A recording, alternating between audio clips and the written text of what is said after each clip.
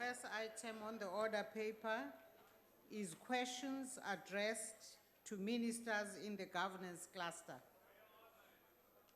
Members may press the talk button on their desks if they wish to ask a supplementary question.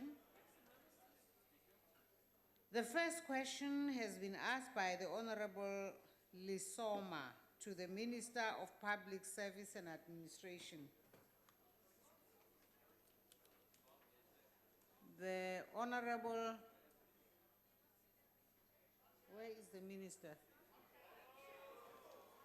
Huh? Oh, the deputy is here, okay. Because the Minister is a deputy. All right. I've been informed that the Deputy Minister will be answering the questions on behalf of the Minister, who actually has a bereavement. The Honorable, the Deputy Minister.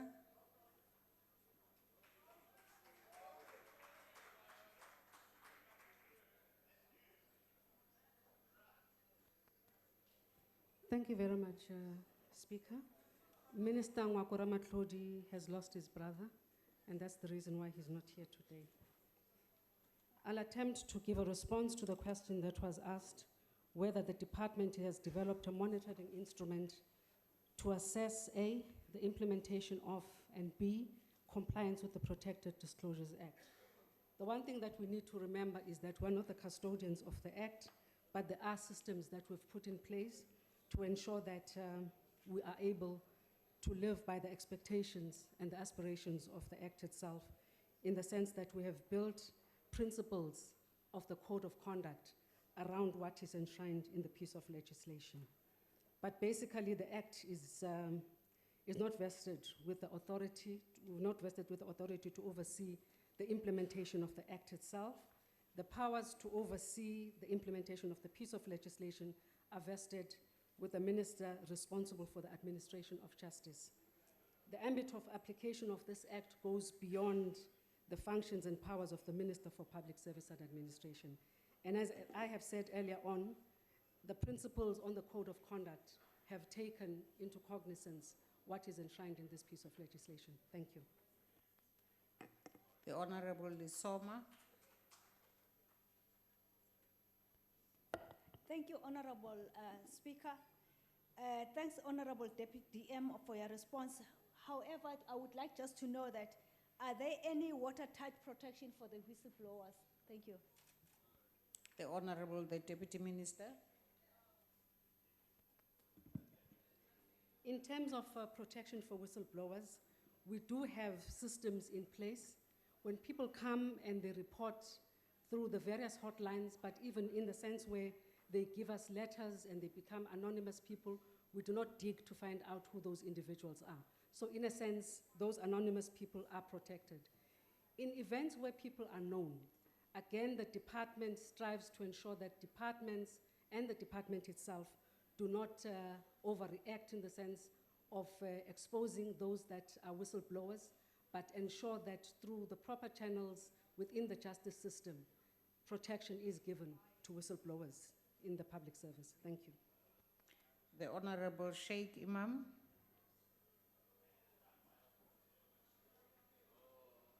Thank you, Honorable Speaker. Allow me to start on behalf of the National Freedom Party to extend our condolences to the Minister on the loss of his brother. Honorable Deputy Minister, given the fact that there are various loopholes in the system and quite often the whistleblowers become victims as a result of leakages, could you please tell us how and would you protect these whistleblowers to ensure that, including the witness program that we have, sometimes it is very limited to a certain period of time and thereafter they are put at great risk? What measures can be put in to try and protect these whistleblowers? Thank you. Honorable Deputy Minister. Thank you very much, Honorable Member, for your question. You must understand that being in the Witness Protection Program is one of the most difficult things that you might find yourself in as a person. It's an uncomfortable position that you would find yourself in, and sometimes people get out of that system because it is just so much more difficult that you get wind from your support system, you get wind from your family, you get wind from friends, and sometimes you're put out of work for a long time. So it is a difficult system. But the management of that system and the management of the Act itself does not reside within the Public Service and Administration Department, neither is it catered for in the Public Service Act. But as I said to you, when we developed the Code of Conduct, we did take into account what is enshrined in that piece of legislation. But when there are whistleblowers within departments, we always encourage and give support to those whistleblowers through various means, including the Employee Assistance Program. Thank you. The Honorable Van der Walt. Thank you, Speaker. In 2013, 2 employees, one in the Northern Cape's Department of Roads and Public Works, was suspended after he blew the whistle on corrupt tender practices. The other, an employee of the KZN MEC of Finance, was dismissed after she blew the whistle on maladministration, corruption and conflicts of interest. These are merely 2 well-publicized examples of countless failures by public entities to uphold the spirit of the Protected Disclosures Act. Notwithstanding the current amendment bill in respect of the Act, and in light of the apparent vulnerability of whistleblowers, my question is this: when do you intend to bring further amendments to the Act that will guarantee anonymity for whistleblowers? And when will politicians and employees who fire whistleblowers face the full might of the law? Honorable Deputy Minister. Thank you very much, Honourable Member. I think those questions should be asked of the Department of Justice. Where we can work with the Department of Justice as a department in assisting to ensure that whistleblowers are protected, that we will do. As I said earlier on, the Act lies within the Department of Justice, its implementation lies there, but as a department, we have put measures in place to ensure that through the Code of Conduct, but also through the Employee Assistance Program, we do have mechanisms to ensure that people are catered for. The Honorable Hlengwa. Ngiyathokoza, Somlomo. Honorable Deputy Minister, whilst appreciating, of course, the things you've said about where it resides and so on, but in the main, we rely on public service to be the one who carries a bulk of this work which the Act provides for. The question I have for you is that in your assessment, how can we best improve the workings of this Act and whether the interventions that are in place are actually effective and efficient? And do you believe that there are necessary amendments that need to be made in order to give better space to public service administration to be an active participant of the implementation of this Act? Thanks. The Honorable Deputy Minister. Thank you, Honourable Member. I think for every piece of legislation, including its regulations, at some point or the other, you do find that improvements could be made. But I think from our side as a department, as I have said, our concentration has largely been around the development of the Code of Conduct, which also speaks to what is enshrined in the Act itself. Much more than that could still be done, and I really do not have ample information to share with you, even including on the cases that you've just mentioned, Honourable, is it Van der Walt? I'm sorry, yes. Even in terms of those particular cases, that's the type of information that I do not have. But as I say, there are improvements that can be made or many things that could be added to ensure that people actually are given that protection.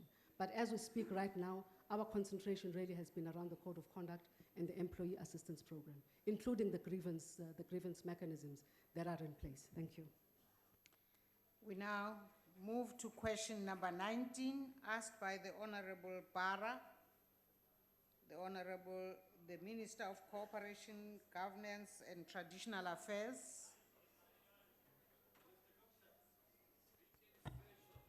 Thank you very much, Honorable Speaker. Yes, indeed, Honorable Bara, we do hold municipalities that are owing Eskom accountable, but we are not just holding them accountable, we are also working with them. We are working with them because national and provincial government is obliged by Section 154 of the Constitution to support and strengthen the capacity of the municipalities to manage their own affairs, to exercise their own powers, and to perform their own functions. As part of holding the municipality accountable and supporting the municipalities, COCTA, as part of the interministerial task team on Eskom debt, has been in discussion, of course, with the premiers and MECs of various provinces, as well as executive mayors of affected municipalities regarding this problem. The department had engagements with various stakeholders towards resolving some of the structural challenges that are impeding the resolution of the outstanding debt challenge. I must indicate, Honorable Speaker, that inter alia we have picked up some of the following structural challenges. Eskom is currently charging prime plus 5% interest on area debt, which results in an increase in capital debt. After various ministerial engagement, Honorable Speaker, with Eskom, they have made a proposal to reduce the current interest rate to prime plus. There are other structural challenges that have been picked up, ranging from the Eskom credit control cycle vis-a-vis the municipal provision of managing their credit by the Municipal Finance Management Act, and many others. But I must indicate, Honorable Speaker, that we are working together with the provinces under the leadership of the interministerial task team led by COCTA. We will, of course, continue to monitor the situation and assist municipalities where we can. Thank you very much. The Honorable Barra. Thank you, Madam Speaker. Firstly, it's Baja, not Barra. Ah, Baja. Yes. Okay. Thank you, Speaker. Sorry for the mispronunciation. Apology accepted.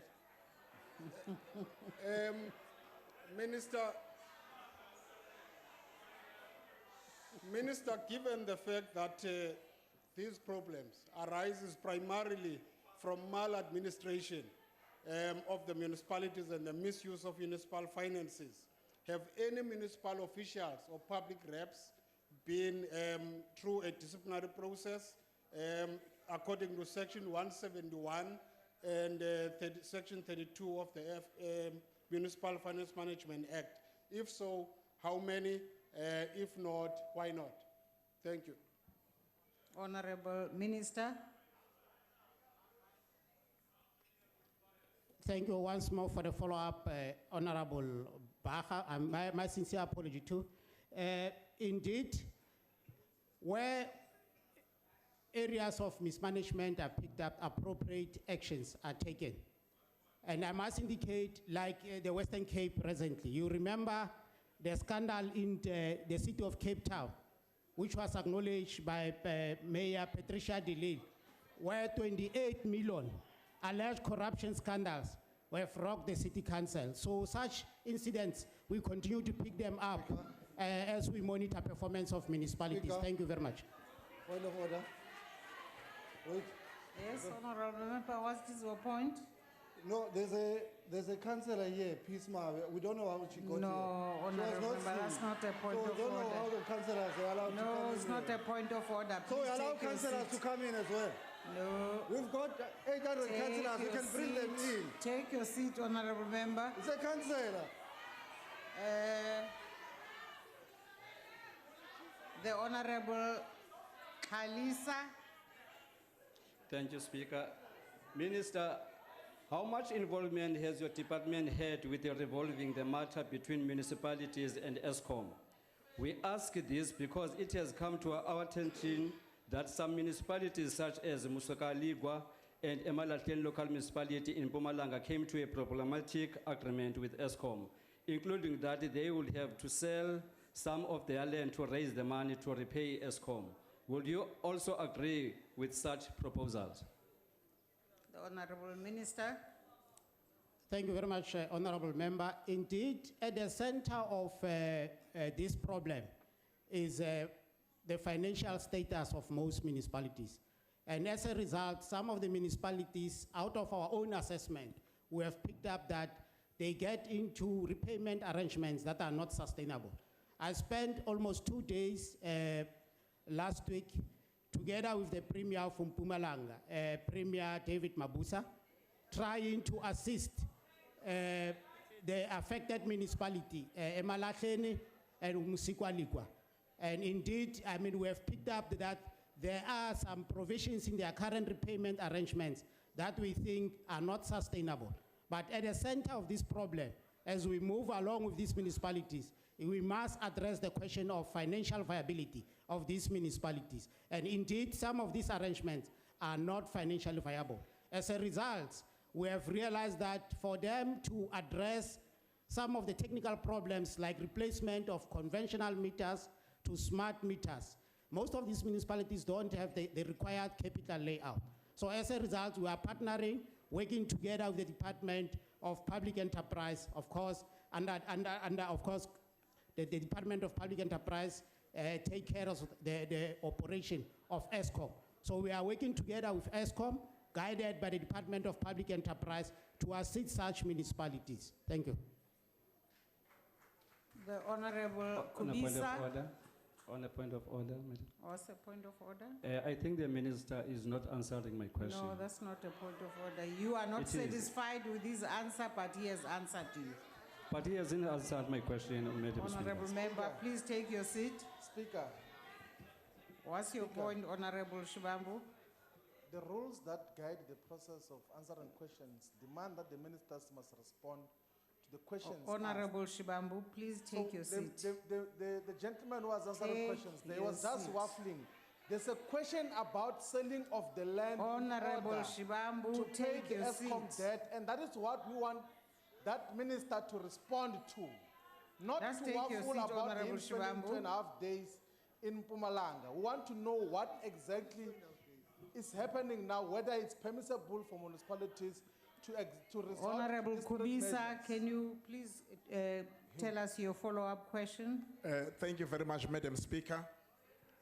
Honorable Minister, it's quite true that within the narrative of the municipalities failing to pay without exonerating these officers and also office bearers, there is this issue of them needing to be empowered with regard to revenue collection.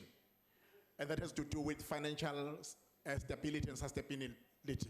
Now, my question is, Honorable Minister, what programs do you have with regard to other forms of energy, renewable energy, and also biofuel, which might aid municipalities to deal with this problem? Thank you.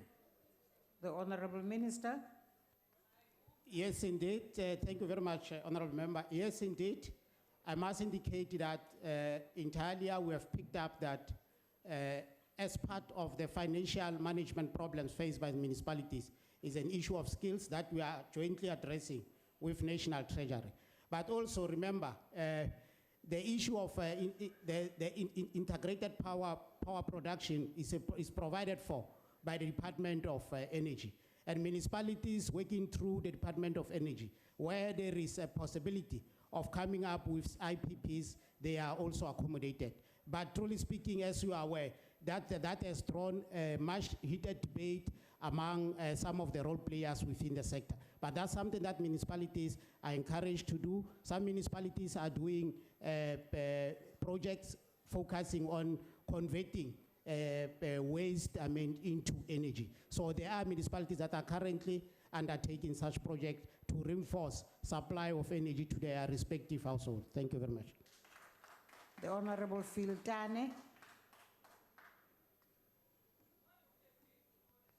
Thank you for the opportunity, Honorable Chair. Honorable Minister, I put it to you that you are caught up between a hard place and a rock. And the reason I say so is because whilst municipalities are expected to service their debt with Eskom, provincial and national governments owe municipalities over 6 billion rands.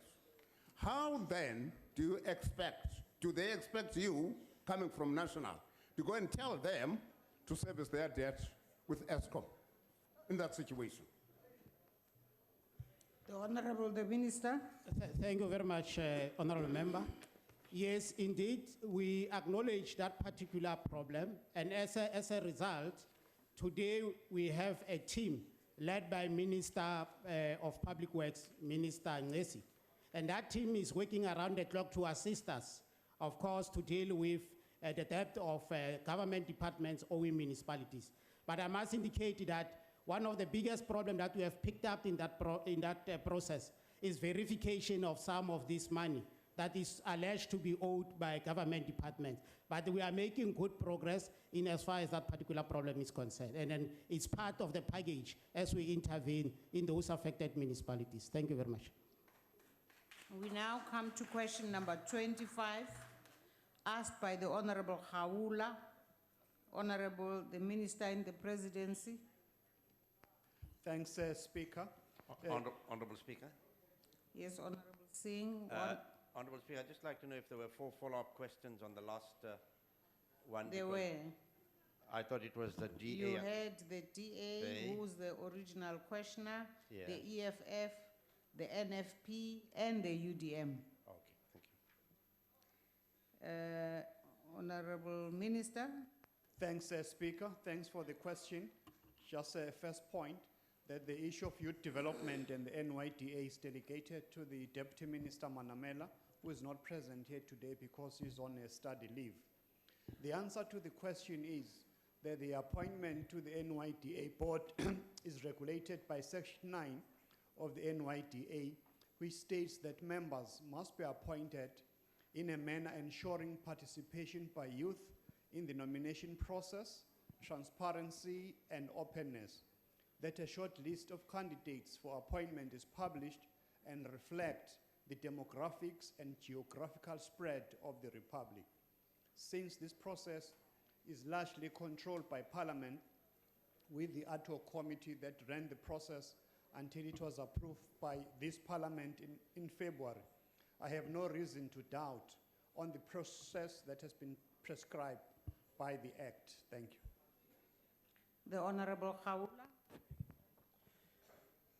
Minister, the main problem here is that youth development agents is meant to service all young people of this country. It has been reduced into a political football for narrow political interest of the ANC and its leagues. Is it okay for the majority of the proposed members of the board to be coming from the youth league only? If not, what are you doing to ensure that the NYDA belongs to all South African youth and therefore represent all sectors of our youth in this country? Thank you very much. The Honorable the Minister. It is inaccurate to say that all members represent the Youth League. I have a list here of members. There's also a member from the IFP, Youth, who's a member of this board. And if you look at the geographic spread, almost all the provinces are represented with the exception of Northern Cape, of Eastern Cape. But the majority of the people there are spread over 8 provinces. So the allegation that is only Youth League is not borne by the evidence that is here. And this Parliament in February overwhelmingly approved the appointment of these, to recommend these 7 to the President. The Honorable Mutau. Thank you very much, Speaker. Speaker, order. Honorable Speaker, whose one is that? Was not to that. Don't do that. Speaker, on a point of order, we checked the list there, and the Deputy President is the one supposed to speak now. There, we check with that comrade, that one sitting down there. The EFF had the original question, asked the follow-up question, and I now move to the next party. We don't take two members from the same party. No, Honorable Mutau, please proceed. No, we don't do it from the chair. There's no such a rule that says that. We have a rule. Just say it now. We presiding officers don't take two MPs from the same party. Please, Honorable Shibambu, take your seat and let Honorable Mutau ask his supplementary question.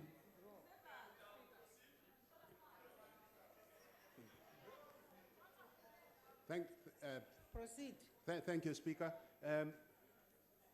Honourable Minister, as you probably are aware, the DA did not support the list of the people put forward for the board because we believe that the whole process was not as it should have been. We actually slammed it as a complete farce because the way it was done was that essentially each of the members of the ad hoc committee had to pick out one person that they would want to be shortlisted without interrogating these people. And we believe that it was absolutely not a fair process and not as transparent as you say it should be in terms of the law. And we believe that the 421 people who were not called up were prejudiced. Would you agree that this process was not fair? Thank you. The Honorable the Minister. Yes, according to the report that Parliament adopted here in this House, I have no reason to believe that the process was not fair because on the 2nd of November, this House re-established the ad hoc committee to continue with the mandate that it had been given. And secondly, on the 13th of November last year, Parliament re-advertised in local, regional and national newspapers, including the parliamentary website. And thirdly, that the issue of the capabilities of candidates was raised at the ad hoc committee, indicating the criteria that is stipulated there, and all these shortlisted candidates, their CVs were published also on the parliamentary website for transparency purposes. So, and also I've just indicated that overwhelmingly this parliament recommended these 7 names, reflecting the views of this parliament. Thank you. The Honorable Nivo Drugan.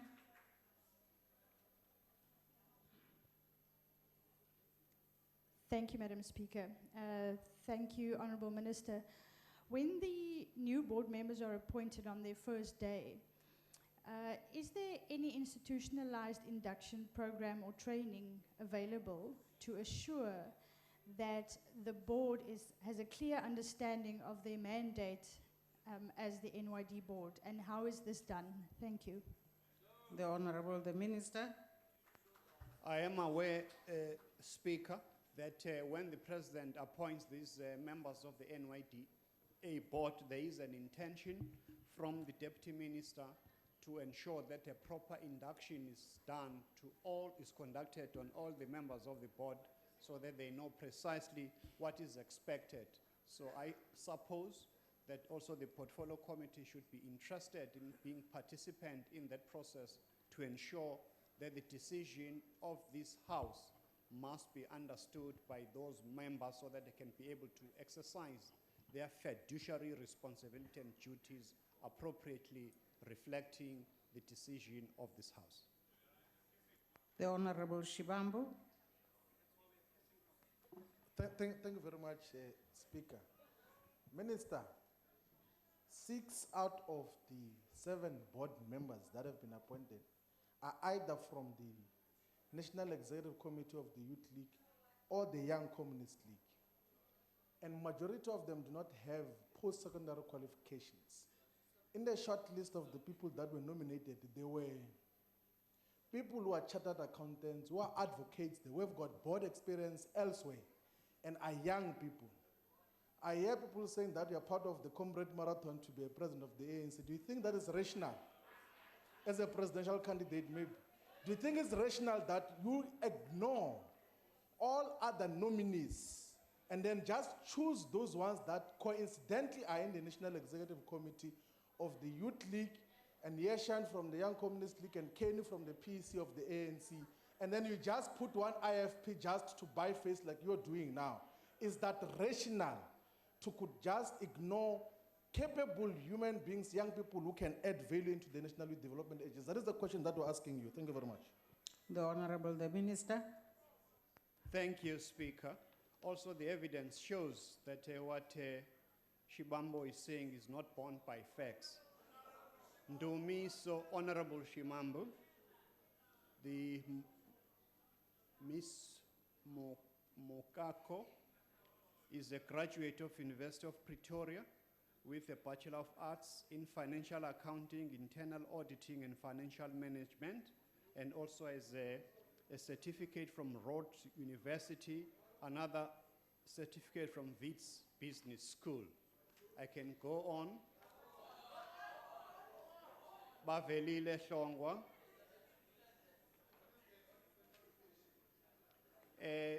BSc Science Foundation program in the first year.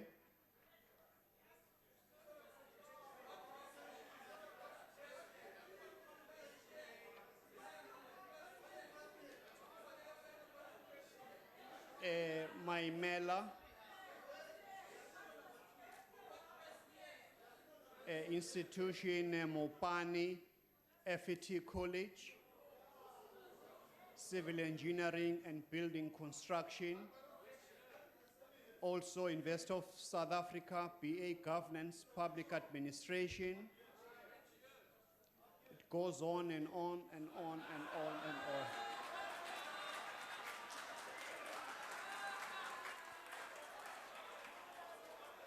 Honorable members. Honorable Speaker, I think we must record that they don't have qualifications. No, They are Honorable still trying Shibambu, to please have take your seat. qualifications. And the ANC. So you're part of Honorable the same Shibambu, problem, you so don't have we'll the see. floor. We now come to question number 8, asked by the Honorable Ntombela to the Minister in the Presidency. Honorable Minister. Thank you, Speaker. The answer is the piloting of citizen-based monitoring into Gela Ferry in KZN and Puta di Chaba in Free State was the first wave of an action learning process that covered all 9 provinces between 2014 and 2015. The work highlighted a number of challenges, particularly relevant to service delivery in rural areas, and these included long waiting times, inadequate resourcing of frontline facilities, maintenance of buildings and vehicles, insufficient inclusion of community and traditional leadership, amongst others. But the feedback from citizens and staff was very positive and encouraging and was used as the basis for dialogues between community members, councillors, and sector department officials to understand the root causes of service delivery challenges. All these dialogues were used to develop a local commitment charter to address all those problem areas. Overall, this pilot has been considered as a success, and learning from the pilots and is being applied on the ongoing work with departments as officials reported to the Portfolio Committee this morning. Thank you. The Honorable Ntombela. Thank you, Madam Speaker. Ngale,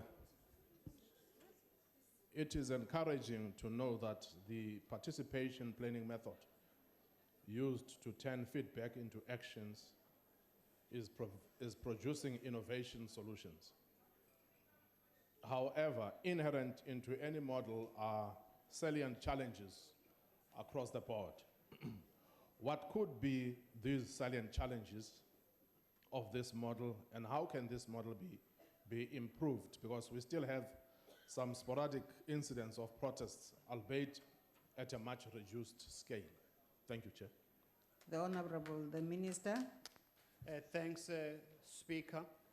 Part of the challenges included infrastructural issues such as roads, telecommunications, and water pampering, amongst others, and also including the upgrading of computer systems and so on.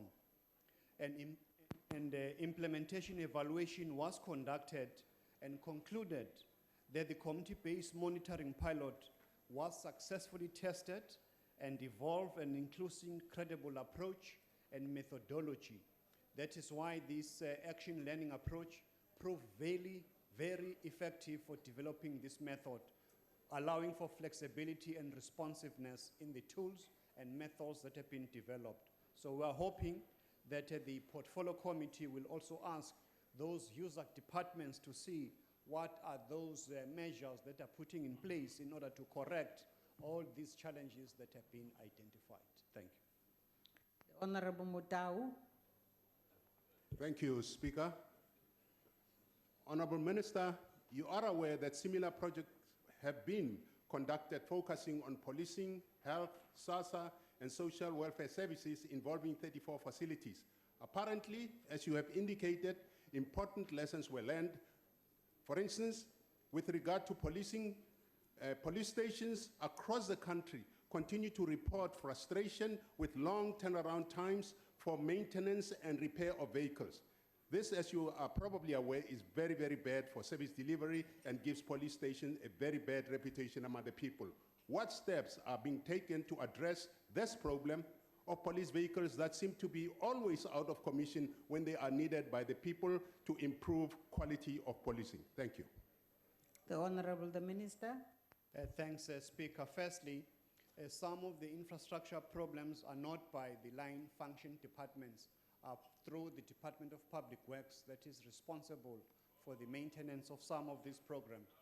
That is why part of the recommendations that were made in the Portfolio Committee is to call those line function departments, such as the Public Works, to indicate what are those improvement measures that are putting in place in order to correct that. On the issue of police, I think the Portfolio Committee of Police need to call the police department so that they can be able to highlight what is it that they're going to be doing in order to improve that kind of situation. So this tool of this community-based monitoring is very useful in order to highlight to this parliament of what needs to be done in order to ensure that the service delivery happens in reality. Thank you. The Honorable Singh. Thank you, Honorable Speaker. Honorable Minister, thank you for your response. I have not had the benefit of being in the Portfolio Committee to find out what happened this morning, but a pilot program would suggest that this is something that we want to learn from. Now, this report was completed in December 2015. What I'd like to know is, have all the recommendations that were proposed in that report been acted upon? And have line function departments been contacted by the Minister in the Presidency to inform them of the defects or the concerns that people had in these respective communities? Honorable the Minister. Thanks, Speaker. Yes, after every visit, we write to all the affected line function departments in order to ensure that all these issues, the challenges that are being experienced, are conveyed to them, but also to every quarter. As a government, we do report into Cabinet as to how far we are implementing these improvement measures. And as I've said, it is therefore the responsibility of those line function departments to effect those changes in order to ensure that the problems do not recur. Thank you. The Honorable Mbata. Thank you, Madam Speaker.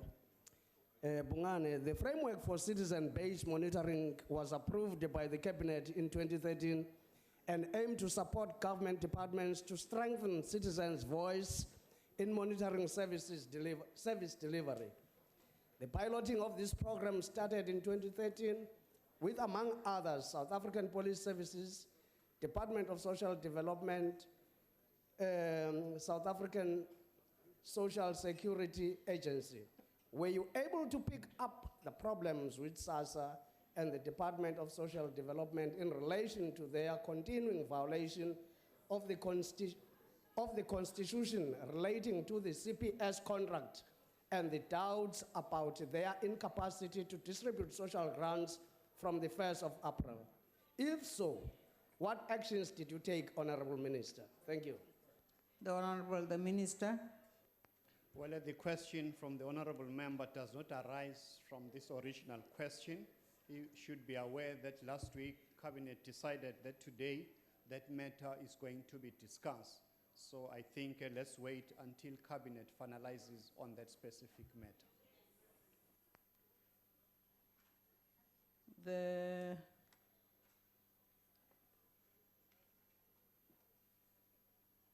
I've lost an NFP member's name.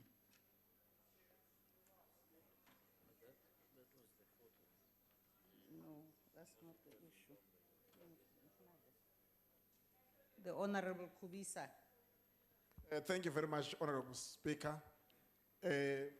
Honorable Minister, we understand that your department plays a transversal role or an overarching role. And of course, this is a pilot. It's a model that still has to be interrogated, then implemented. But the situation is very dire, especially along the environs of Tukela Ferry, Msinga. And for instance, if you, in Ward 16, Emgeni, you find that people use donkeys to carry the containers for water. And also there's issue of the broadband program that the government wanted to pilot there. What is it that your department is doing with regard to ensuring that this is implemented urgently and working with other departments, of course? What are the priorities that you have set forth that you want to ensure that the people get the service delivery? I have just alluded to only one in Ward 16. Thank you, Honorable Minister. Honorable Minister. Thanks, Speaker. As I was saying, it is not expected that we as a department will be doing those things.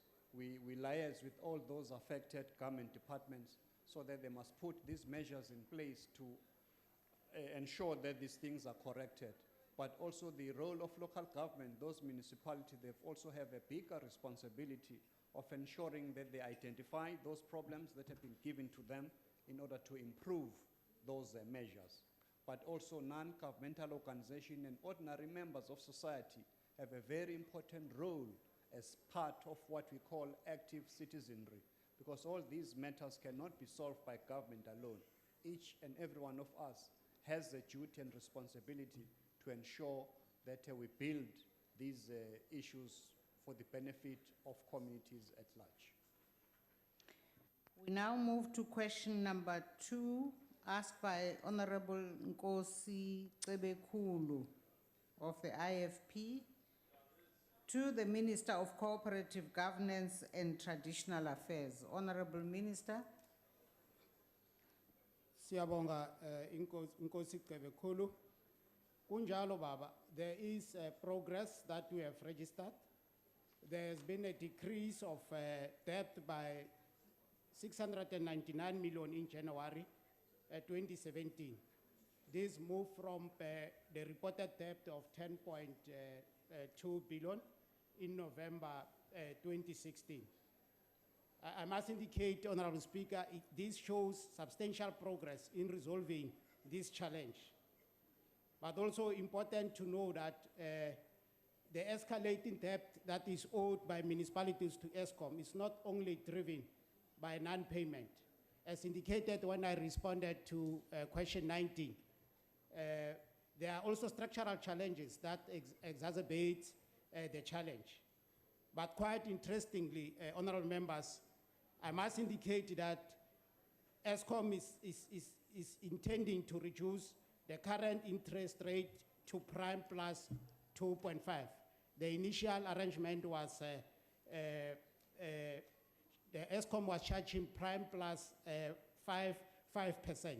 Now they are intending to decrease this as one of the measures to attend to structural challenges to prime plus 2.5.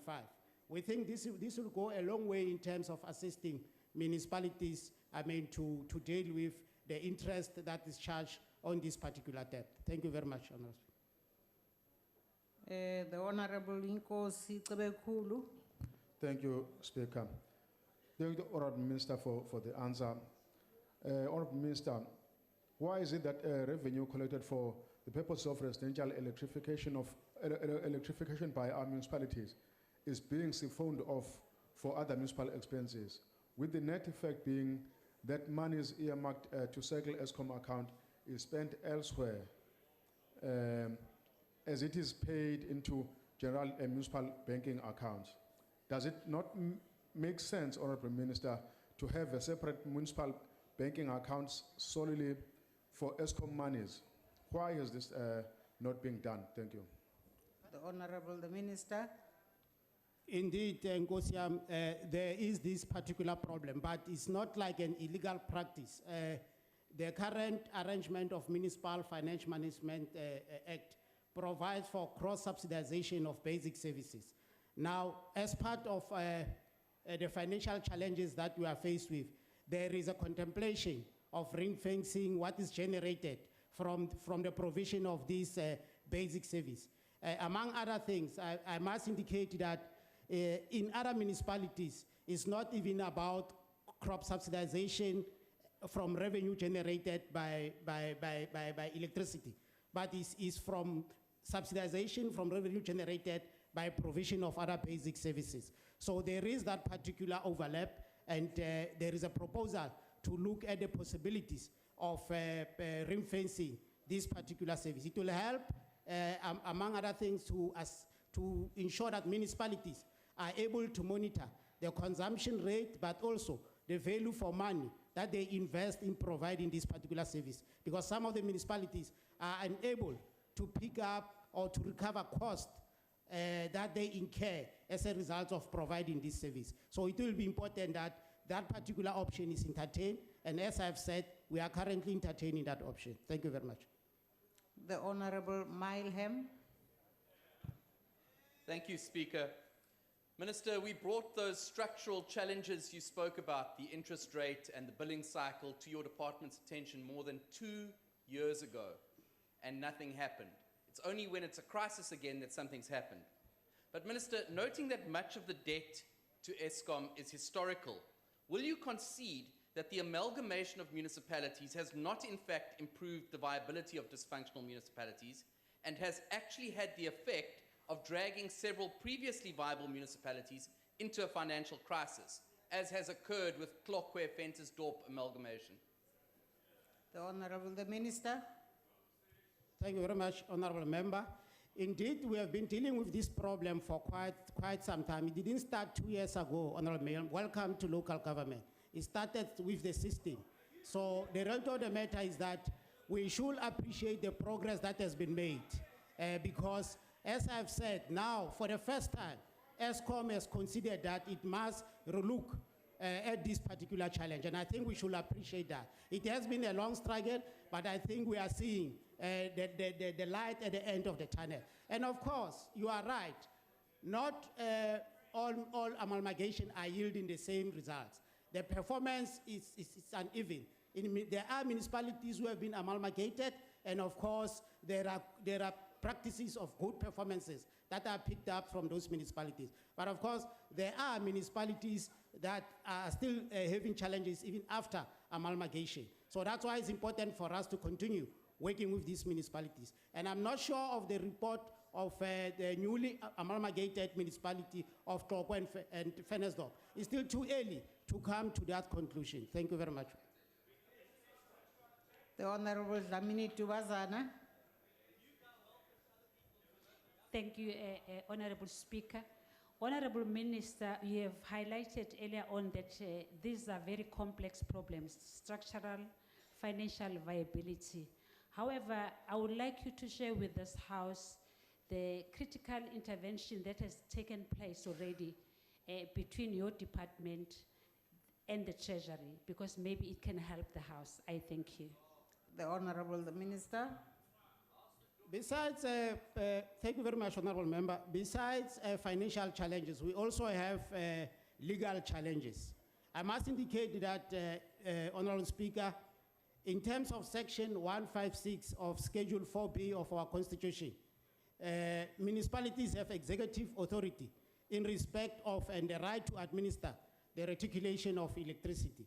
However, this executive authority is not recognized by some of the role players in the energy sector, or the legal status of electricity distribution between Eskom and municipalities is very contentious. And this is one area that we are dealing with as part of our intervention in those affected municipalities. Thank you very much. The Honorable Sheikh Imam. Thank you, Honorable Speaker. Honorable Minister, thank you for your responses. Minister, in terms of your investigation, and I will accept that you say sometimes it is the financial status of municipalities that's a problem. However, in many instances, we might find that it is as a result of inefficiency of officials in the municipality.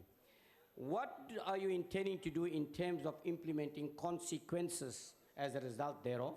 And secondly, what is the impact on Eskom with the failure of municipalities to pay timeously? The Honorable Minister.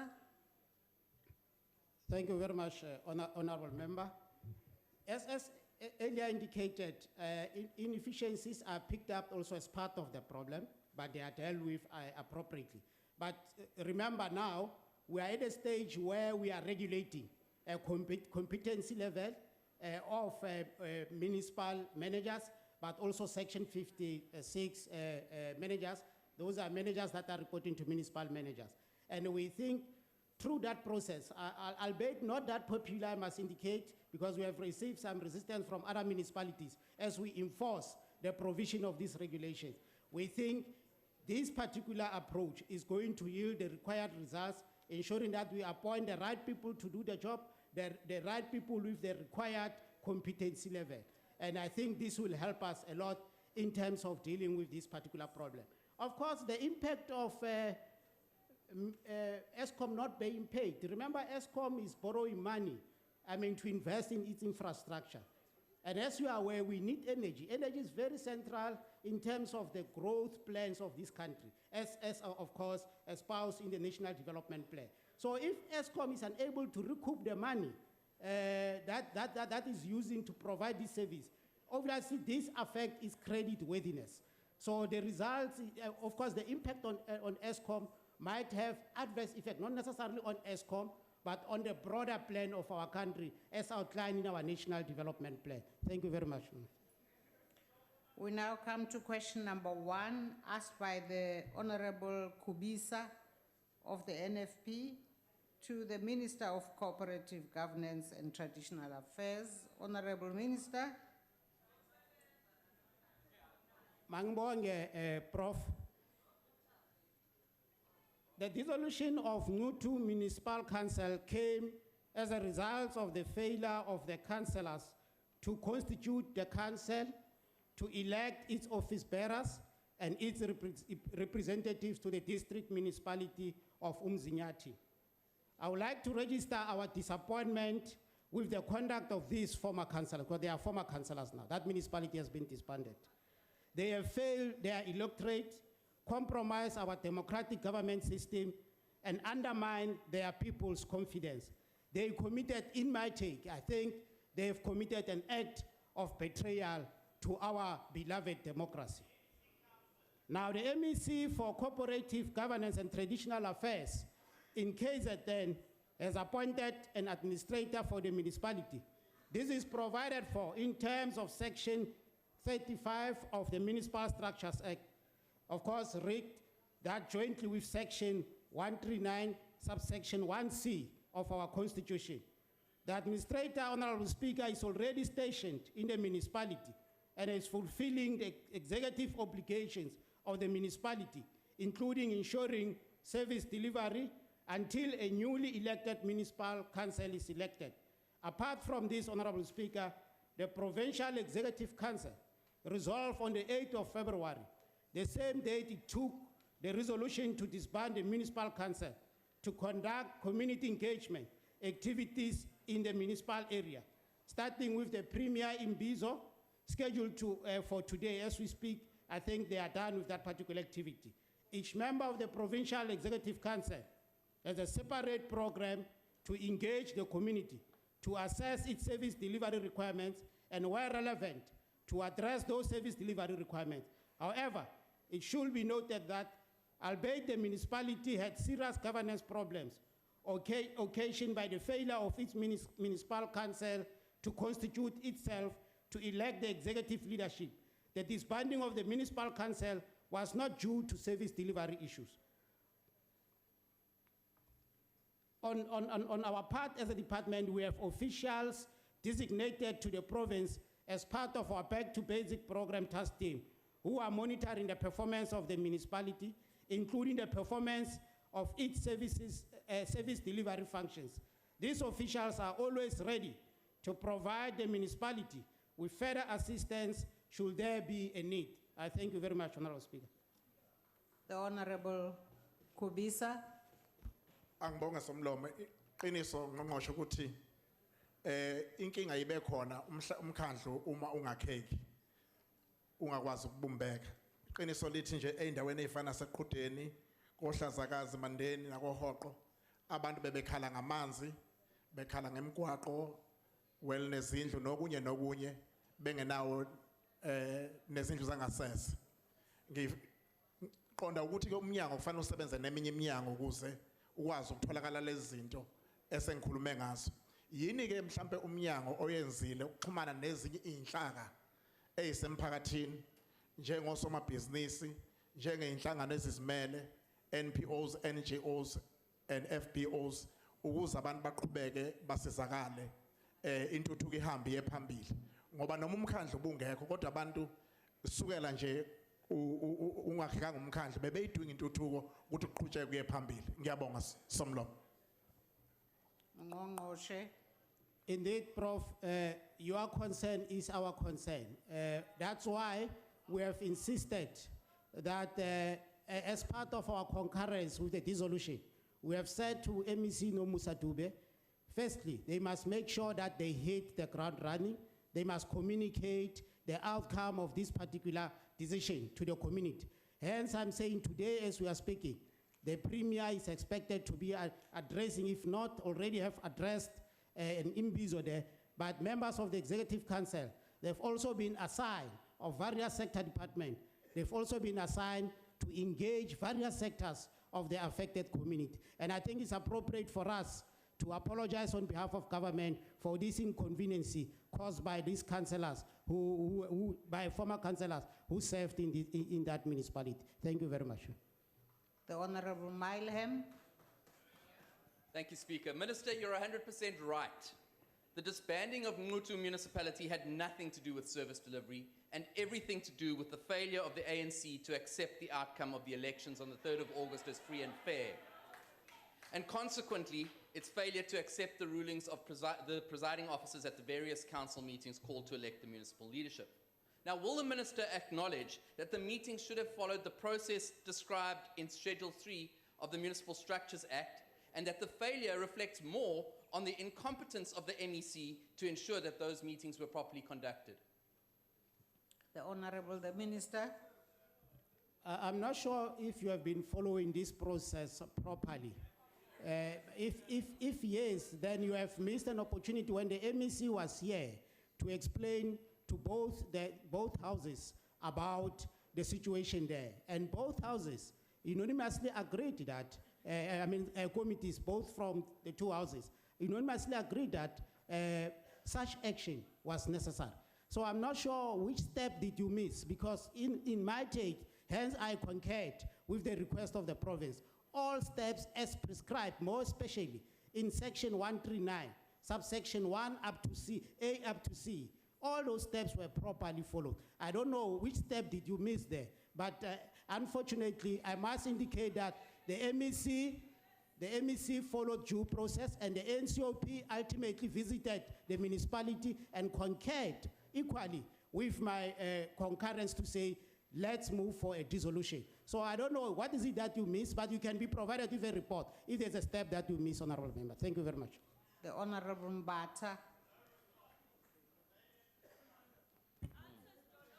Honorable Minister, the truth of the matter is that the same MEC that you saw pronounced she was part of the solution, she is part of the problem there. She has financial interest through the husband. The ANC councillors were coached. They were coached on several times to betray their obligations and make sure that the municipality doesn't sit. What are you prepared to do to make sure that the councillors' code of conduct prohibit this action? The Honorable the Minister. Thank you very much, Honorable Member. I don't want to say you are lying, but I think one thing that we should respond to, Honorable Speaker, why, if such a serious allegation is leveled against the MEC, why don't we have, because I know it's fashionable to you to run to court and police station to open cases. Why haven't you done that? If it's true that, because you are leveling a very, very serious Point allegation. of order, Honorable Speaker. Point of order. There is evidence in Mkanyagunde. The MEC's husband ordered pipes, and those pipes are sitting in the field. Honorable That's Bata, evidence enough for you. That's not a point of order. Please proceed, Minister. But, Honorable Speaker, the Minister is saying why we're not going to the police. We have opened Honorable a case against Gutas Shibambu. in Rosebank. They're still not Honorable arrested. Shibambu, please take your seat Why should and we let the open a case? minister Because finish. okay, we have opened a case against his bosses. Honorable And still Shibambu, nothing please has take your happened. seat. Finish, Honorable Minister. Order, Speaker. Speaker, I don't think it's fair for us to allow a situation where the National House is used, to ridicule and undermine MECs who are working very hard in their provinces. KZN is one of the best performing provinces, so there's no way in which you can allow lie peddlers to come here and tell lies about the performance of our MEC. Thank you very much. Honorable Speaker. Yes, Honorable Member, what's the point you are rising on? Honorable Speaker, I'm rising on Rule 62C read with Rule 9211. Honorable Speaker, Rule 9211 dictates that the presiding officer's ruling on a point of order is final and binding and may not be challenged or questioned in the House. Now, from time to time, about 3 times now, Speaker, the members of the EFF have been challenging your rulings, which amounts to gross disorderly conduct. And I think you must rule on that, Honorable Speaker. Actually, when are they resigning from the Parliament?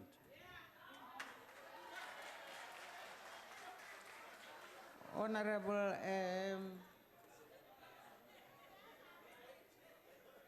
as you say, you are saying from time to time. It's quite a general matter. We now come to the IFP member, Honorable Hlengwa. Sorry, Angane Sihlalo, sawubona. Cha, Mamukhawula. Ikhona lento amapipe ka-138 million kade sikhuluma ngawo. Musani ukugqiba izinto. Abantu abanawo amanzi. Mamukhawula, please, ngicela uhlale phansi. Awuvuyiphatha kahle lapha emakomitini. Angazi ukuthi kwenzekani mawusowula. Honorable Hlengwa. Thank you, Honorable Speaker. Honorable Speaker, let's first correct one thing. It's not all the councillors that caused this. On 7 occasions, and Minister, I'm deployed there, so I know what I'm talking about. On 7 occasions, ANC councillors have disrupted council meetings. The MEC's husband has got business interests in Ingutu, Mzinyathi, Mkanyagude, Echozini. In all these instances, she has used Section 139(1)(c), like she did in Mtuba. The pipes are there, Eslatini, that her husband bought. Minister, why do you allow for Section 139 to be abused for political reasons? A mayor was elected, Engutu, Umayor Gunene, Deputy Mayor Zungu, and Speaker Mguni. So it is a lie of the highest order to say that elections did not take place. But the ANC does not want to accept the results, and they are now abusing the Constitution. But the news is, go to Mutu, we are going to beat you hands down in these by-elections. Honorable Minister. Thank you very much, Honorable Speaker. I hope you'll have time to hit the ground running. We can't use Parliament for doing door-to-door campaign. I think it's crucially important, Honorable Speaker, to repeat the process that was followed. There was a directive issued as provided for by 139.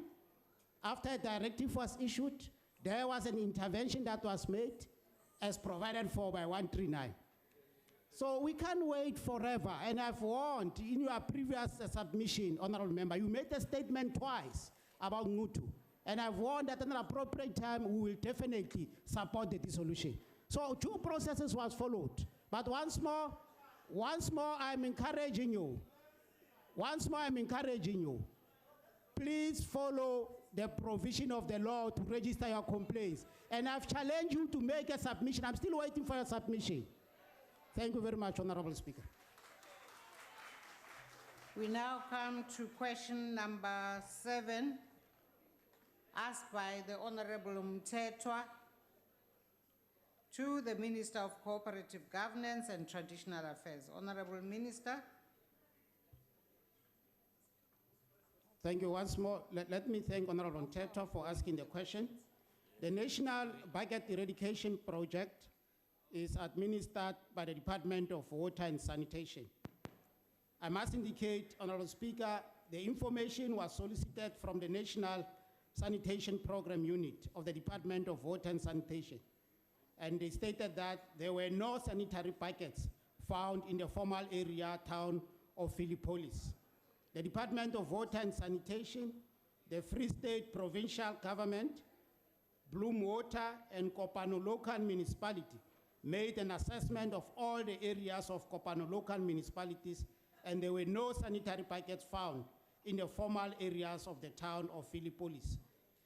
The municipal manager of the Kopano Local Municipality has validated that there are no sanitary buckets in use in the municipalities. But I will urge, honorable member, if there is information that might not be known by the authority there, this information should be brought to our attention. Thank you very much, Honorable Speaker.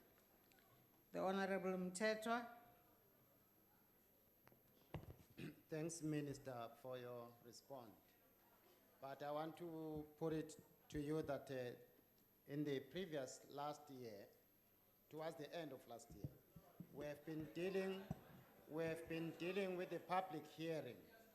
But the issue that was raised, Chair, in the public hearing, this matter was the matter that was raised in the public hearing. However, we appreciate if these issues has been resolved by now. We will await for your response.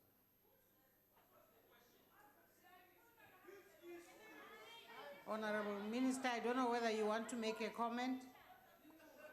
No, in fact, it's not a question, it's just a comment by the member. The comment is noted. The Honorable Mileham. Thank you, Speaker. Speaker, my question takes this issue a little bit more broad. Now, we note that the initial deadline for the eradication of bucket toilets in formal settlements was 2007, and that was set by President Mbeki, and that this deadline was extended to December 2015. Minister, what is the reason that your department has failed to ensure that the municipal infrastructure grant has been properly utilized to ensure the complete eradication of bucket toilets? The Honorable Minister. The answer is very simple and straightforward. Our settlement patterns are not static, they are very dynamic. So here we are chasing a moving target. So as a result, we'll continue to pick up this particular challenge. But I think we should appreciate that there is a lot of progress that has been made. I think we just shared, the outcome 9 report with the high authority. It clearly shows that we are making steady progress in as far as this particular problem is concerned. Thank you. The Honorable Tsebekulu. Mthokozo somlomo. Mhlonishwa, mhlambe iqiniso elingephikwe leli uza kwethu lapha umhlonishwa umele mkaDelberg. Ngesikhathi sikamhlonishwa umongameli uMbeki kwavela kwacaca ukuthi ayikuthembisile akufezekanga ukuthi aphela amabhakethi sima toilet. Namanje nasesezwa ngawo. Umhlonishwa uthini odabeni lwawo futhi ngokufana kuNelson Mandela Bay ngoba nakhona inkinga ibingazixazuluzwe manje na nanxa umhlonishwa ke ngafihla ukushiftela komnyango kodwa nje ngokomnyango wakho umhlonishwa yini oyenzayo ukubona leminyango ethintekalayo isebenzisana nowakho iyawenza umsebenzi ngendlela yokusiza umphakathi ukuphucula impilo zawo. Ngiyathokoza. Umhlonishwa uNgqongqoshe. Thank you very much, Honorable Member. Honorable Member, as indicated in my previous response, we are making progress on dealing with this matter. And in each and every year, as you are aware, there is allocations that are made to entertain this particular problem. I can just cite an example. A total of 874 bucket sanitation systems were eradicated against the 2016-2017 financial year target of 1,635. But I must indicate that the low performance is as a result of most of the current work being on reticulation networks. So there is progress. We are committed to deal with this particular problem. But the only challenge is that we are dealing here with what I term a moving target. It's not a static problem which you can address easily. Our settlement patterns are very, very dynamic. Thank you very much. The Honorable Sheikh Imam.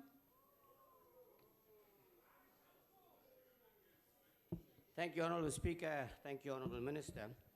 Honourable Minister, like the people of Philippolis, many areas in the country are being marginalized and or neglected, especially the poorest of the poor communities. And I'll give you areas like Philippi in the Western Cape, Hines Park, Lavender Hill, the Cape Flats, who are living under shocking conditions and have been marginalized for far too long. Is it, Minister, within your mandate to intervene as national government, or do you think there is a need for legislative amendments to override provincial governments to ensure that our people get the service delivery that they need and not marginalized either because of their financial status or because of their color? Thank you. The Honourable Minister. Indeed, we are dealing with this particular problem as part of our commitment to ensure that we provide better life to all our people. But I must indicate we still pick up problems where communities are complaining of being marginalized. And what is disturbing, Honourable Speaker, is the fact that some of these complaints are picked up from areas or provinces that are referred to as best provinces of delivering services. So we are really disturbed by some of these findings, and we will continue to follow up on some of these problems. Thank you very much, Honourable Speaker. We now come to question number 5, asked by the Honourable Memela to the Minister of Women in the Presidency. The Honourable Minister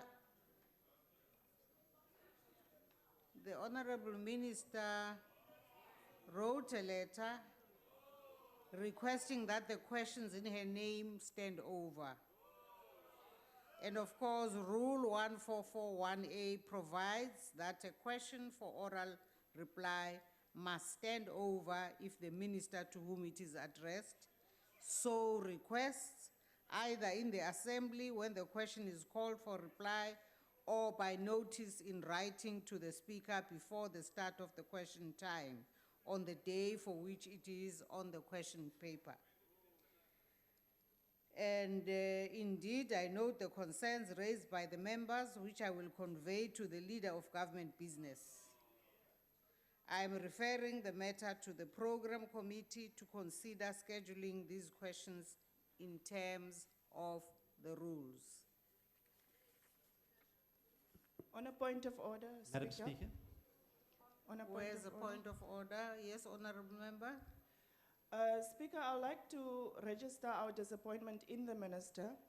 Today is International Women's Day, and it's quite disappointing that the Minister is not here to answer to these issues and that we have asked questions to.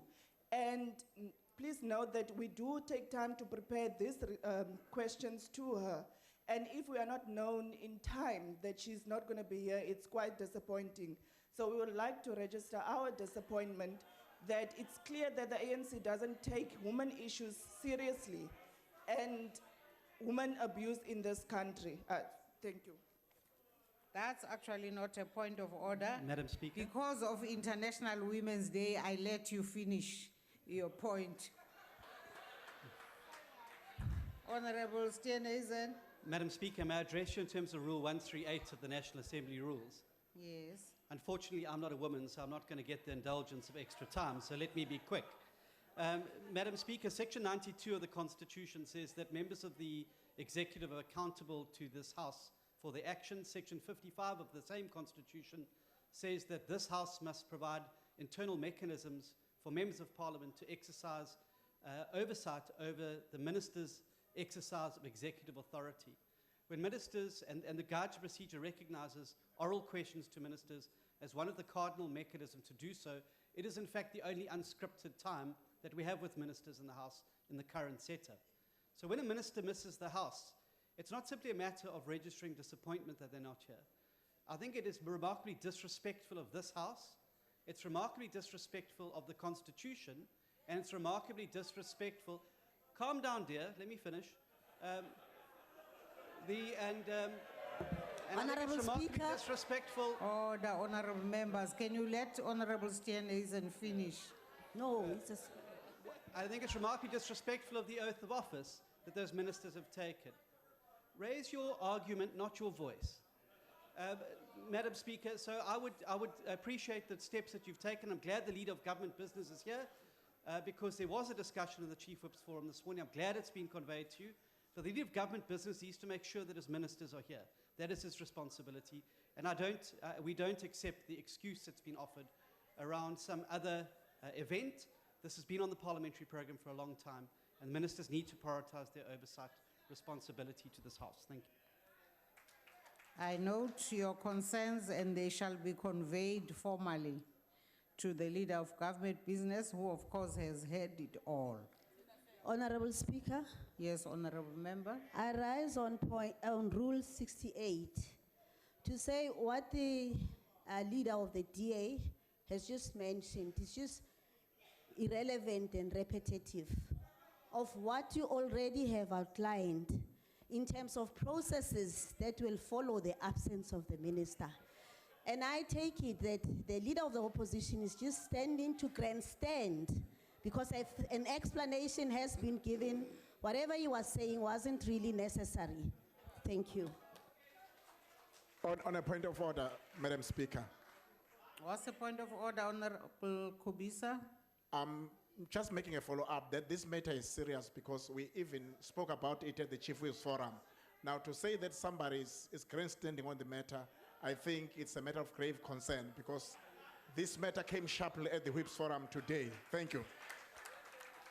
Honorable Shibambu. No, but Speaker, the Chief Whip of the DA raises a point of order, and your ruling is that you have taken note of what he has said, and you're going to convey the message to the minister and to the leader of government business. And she raises on a point of order on an issue that you've made a ruling on already. I think there's a level of irrationality there. You must have to attend to it in terms of how you deal with your issues. I think also the Chief Whip of the majority party must keep his whips that side so that you're able to guide them in terms of the points that they can raise on in terms of these issues. That was really so low, please. Honorable Shibambu and honorable members, please let me make us move to question number 17. A question asked by Honorable Mileham of the DA to the Minister of Cooperative Governance and Traditional Affairs, who is here earning his salary today. Honorable Minister. Thank you, Honorable Malem, for the question. Honorable Speaker, the local government equitable share allocation has increased from 52 billion in the previous financial year to 57 billion to the current financial year. This allocation provides funding for municipalities to deliver free basic services to poor households and subsidizes the cost of administration and other core services for those municipalities that have the least potential to cover these costs from their own revenues. The Municipal Systems Improvement Grant has decreased slightly from 104 million in the previous financial year to 103 million in the current financial year. This allocation is an indirect grant which is arranged to fund a range of projects in municipality in support of the Back to Basic strategy. This includes helping municipalities set up adequate record management systems, drawing up organograms for municipalities, and reviewing their appropriateness relative to their assigned functions and assisting municipalities with revenue collection plans. The other grant is the popular grant, the Municipal Infrastructure Grant, which has increased by 5.7% from the previous financial year period allocation of 49.8 billion to the current year medium-term expenditure framework allocation of 50.4 billion. I must indicate, Honorable Speaker, that 226 municipalities will be receiving this allocation over the MTF period of starting with 2017. The MIG framework has been extended over the years to accommodate funding constraints experienced in municipal infrastructure. The grant now allows for the funding of new, upgraded, and renewed infrastructure to ensure that communities do receive services. Municipalities can also fund roads maintenance challenges, which have been confirmed through the Rural Roads Access Management System. Honorable Speaker, 300 million is being reinvested per annum since 2017 to develop new and also upgrade or refurbish sports infrastructure within municipalities. This is in addition to the 5% that municipalities must spend on their annual MIG allocation towards sports infrastructure. I thank you very much, Honorable Speaker. The Honorable Milham. Madam Speaker, with all due respect to the Minister, he didn't answer the question at all, which relates to the reduction in the baseline grants to municipalities and provincial governments, some 2 billion rand in the immediate financial year ahead of us, and 6 billion rand over the medium-term expenditure framework. And I refer specifically to page 53 of the annual review of the budget. Minister, how do you intend to ensure that these conditional grants that you've just outlined will be utilized for the purposes that they are intended? In other words, that they are utilized according to the law and according to the regulations that are set down by National Treasury, for the purposes for which they are intended, i.e. not for municipal operations and salaries as we have seen in ANC-led municipalities across South Africa. The Honorable the Minister. Thank you very much, Honorable Milham. You are referring to base allocation, but your question is speaking of grant allocation to local government. But still, I can obviously provide some information to you as to how this has been processed. In terms of the division of revenue bill over the MTF period, transfers, of course, were reduced by 2.8 billion in total, including 2.5 billion from direct grants and 189.3 million from indirect grants. To make resources available for that, this is very important for you to listen. To make resources available for other government priorities, small reductions are made to a mix of urban and rural grants, including the public transport network grant, the water services infrastructure grant, the municipal infrastructure grant, and the urban settlements development grant. So, of course, there have been some reduction, but we have realized, of course, some transfer from some of those grants to cushion the impact of such reductions. Thank you very much. The Honorable Lowe.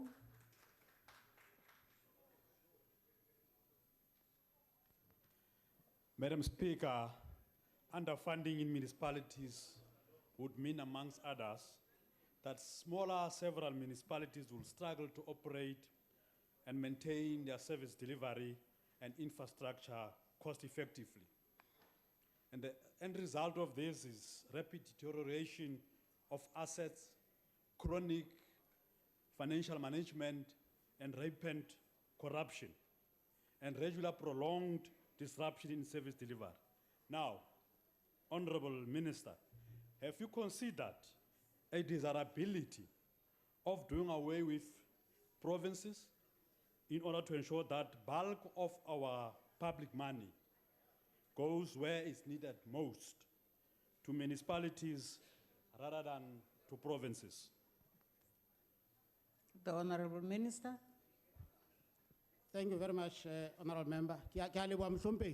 It sounds very, very ideal, but as you know, it's not just a straightforward process. The reality of the matter is that how we reconfigure the arrangement of our governance system is an ongoing discourse. And I think at an appropriate time, we might have an opportunity, to look into some of the suggestions that are being tabled. And I must confess, because I know you started somewhere before, and you know that discussion, you have left it in our family. We are still continuing with that discussion, and at an appropriate time, we will come with a discussion document or a policy paper that will solicit your input. Thank you very much. The Honorable Hlengwa. Madam Speaker, I rise on a point of order. What's the point of order? Honorable Van Rooyen tries to blackmail me. No. In that I'm part of the mess that the ANC is responsible for. Please, that's not So a you should point not of order. do that. Please take a seat. If he could not answer the question, he should have said so. Take a seat, Not to Honorable blackmail me. Honorable Hlengwa. Ngiyathokoza mhlonishwa somlomo cha ngikho kulama blackmail. Honorable Minister, one of the challenges which municipalities face is the stranglehold which provinces hold over them, particularly the abuse of political power from provinces. And then of course this means that municipalities most often not find themselves having to be subject to the whims of the provincial governments in terms of those who occupy office. Let's take the example of Umsinga, where the housing projects, they are being withheld for no reason other than a political punishment to the people of Umsinga.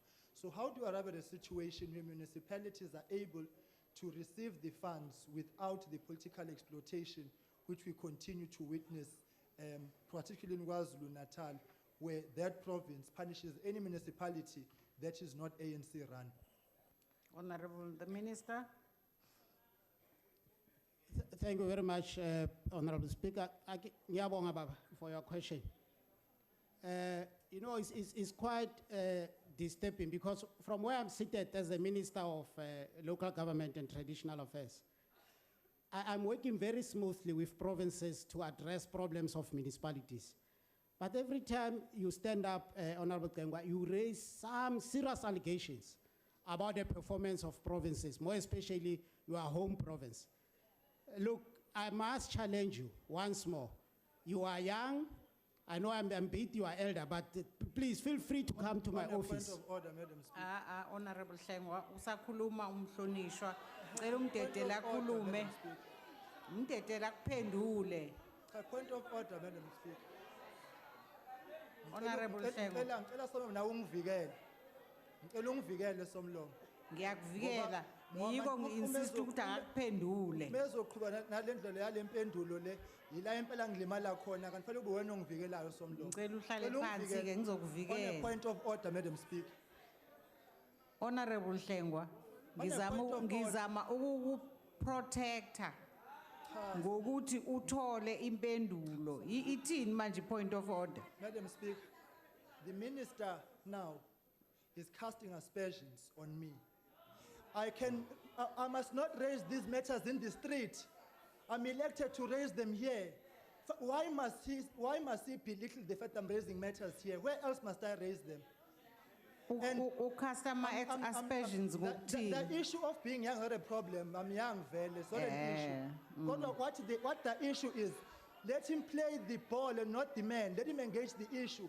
Why melang sole ngokuzoleza ama issues la? Ngoba kwenza manje ngiyona mangizoleza ama issues la. Uyangisola ngokwenza lokho. Awungivikeli, uyangisola. Okay. Uvubelana ngisole ngokwenza umsebenzi wami. Cha kulungile Honorable Hlengwa. Sengikuzwile ukuthi ukhala ngani. Hayi.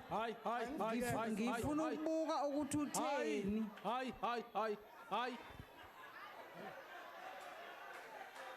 Honorable Minister, I will actually look at what exactly did you say that was casting aspersions on the Honorable Hlengwa.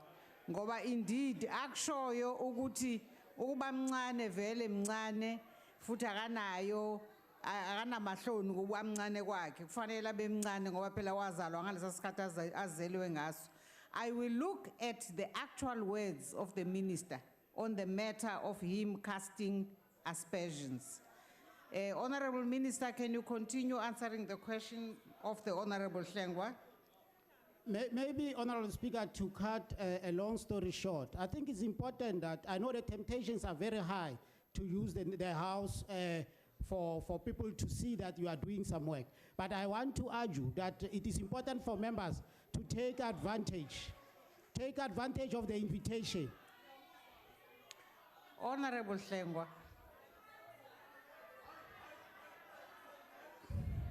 Honorable Hlengwa. Intukuthelo ayisizi.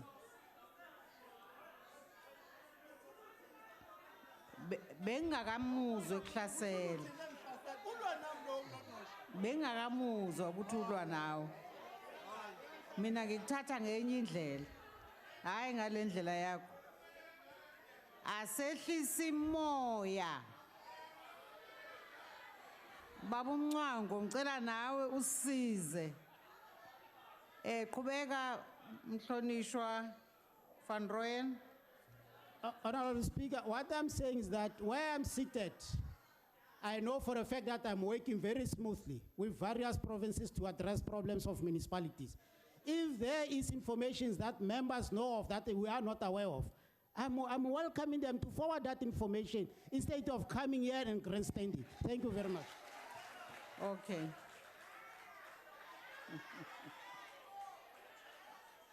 Honorable Mncwango, Honorable Hlengwa, Honorable Singh. I think I must take Honorable Singh because he's the chief whip of the IFP. Thank you, Honorable Speaker. I think the Honorable Minister is totally out of order if he suggests that a member in this House is grandstanding.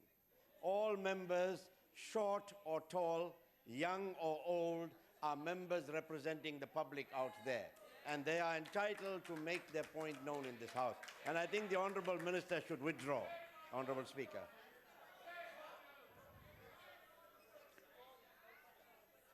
I take your point, Honorable Singh. I now take the Honorable Shelembe. Honorable Shelembe.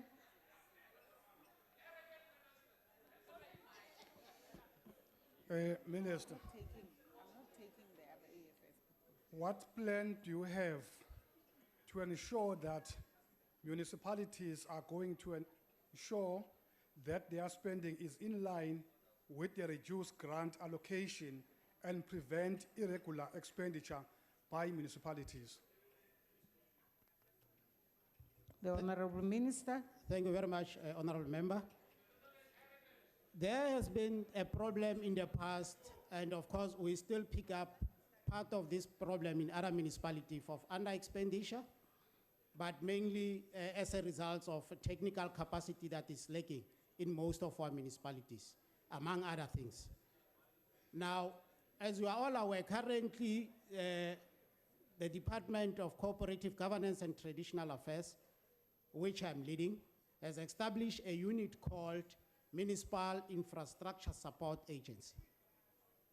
This unit is specifically meant to assist municipalities who are unable to adhere to the provisions of MIC allocations and other grants, but also who are unable to spend this money appropriately, but also who don't have the technical skills to spend the money.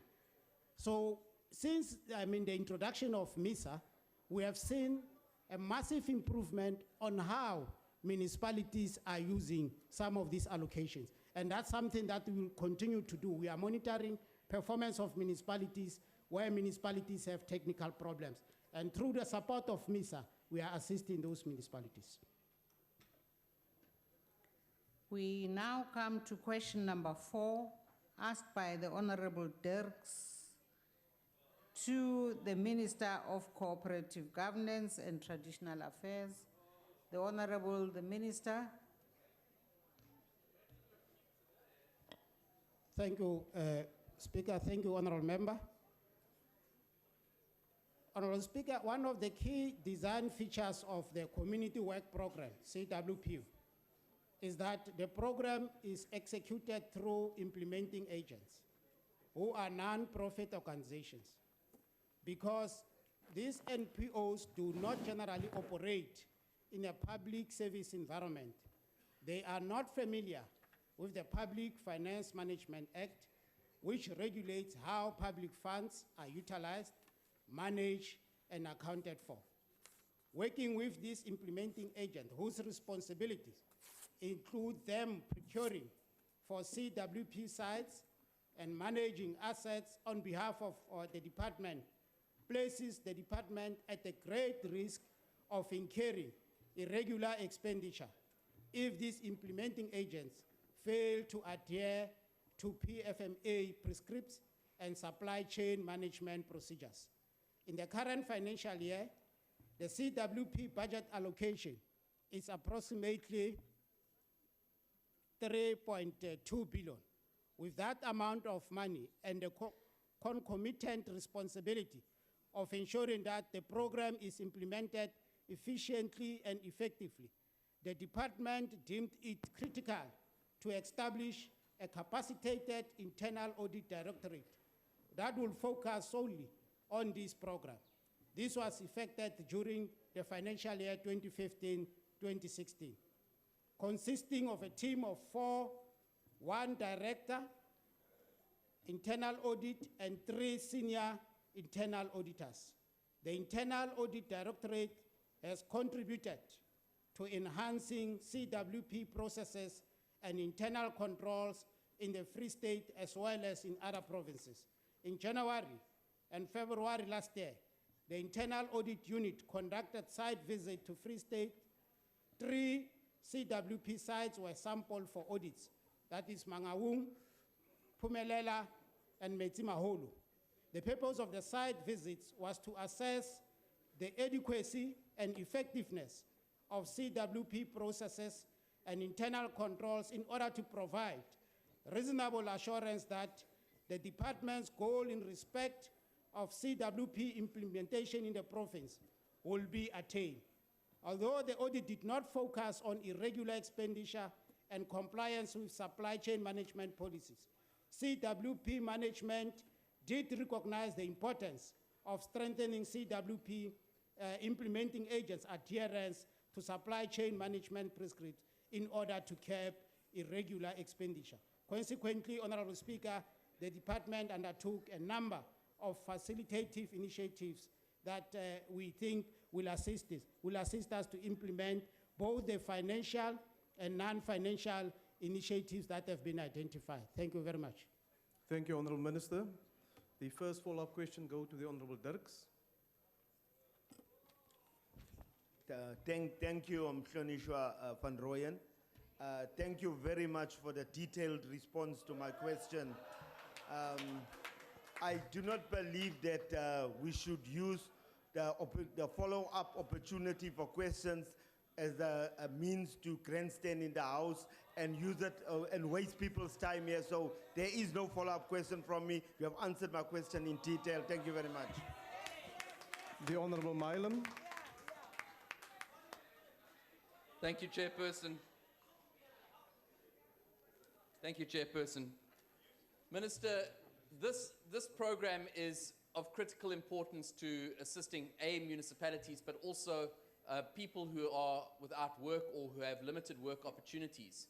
But one of the problems that keeps being brought up again and again is the fact that it is being monopolized by the ruling party in certain municipalities, where councillors and municipal officials are demanding membership cards of a political party in order to get work in the CWP program. Minister, what steps are you taking to ensure that the CWP program is not politically linked and that those officials and councillors requiring party membership cards from applicants will have action taken against them? The Honourable Minister. Thank you, House Chair.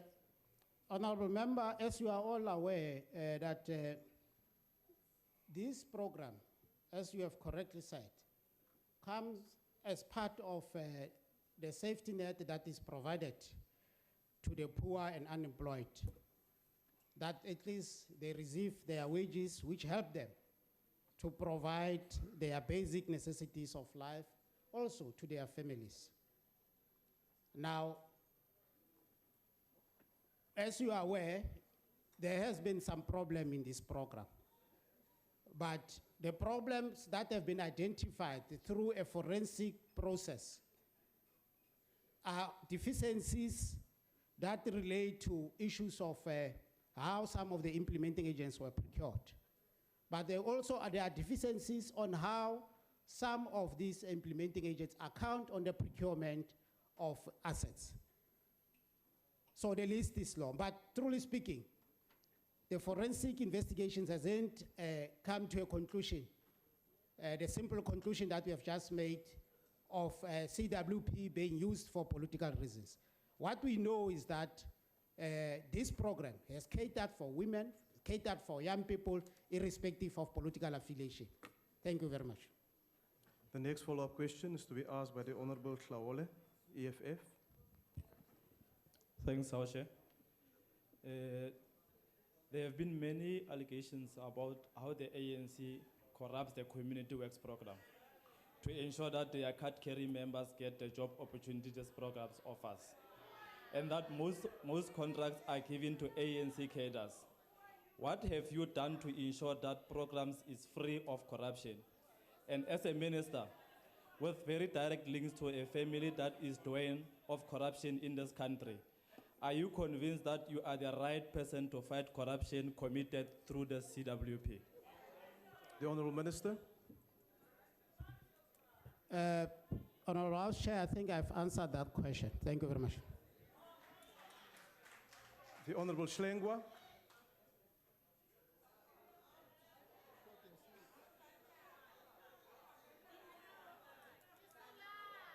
All the honourable members. Thank you very much, Honourable House Chair. Honourable Minister, the issue with the community works programs is that, in the main, as you spoke about chasing moving targets, they go to the extent to which the same job can be counted twice, today and tomorrow, and then it's counted as a work opportunity.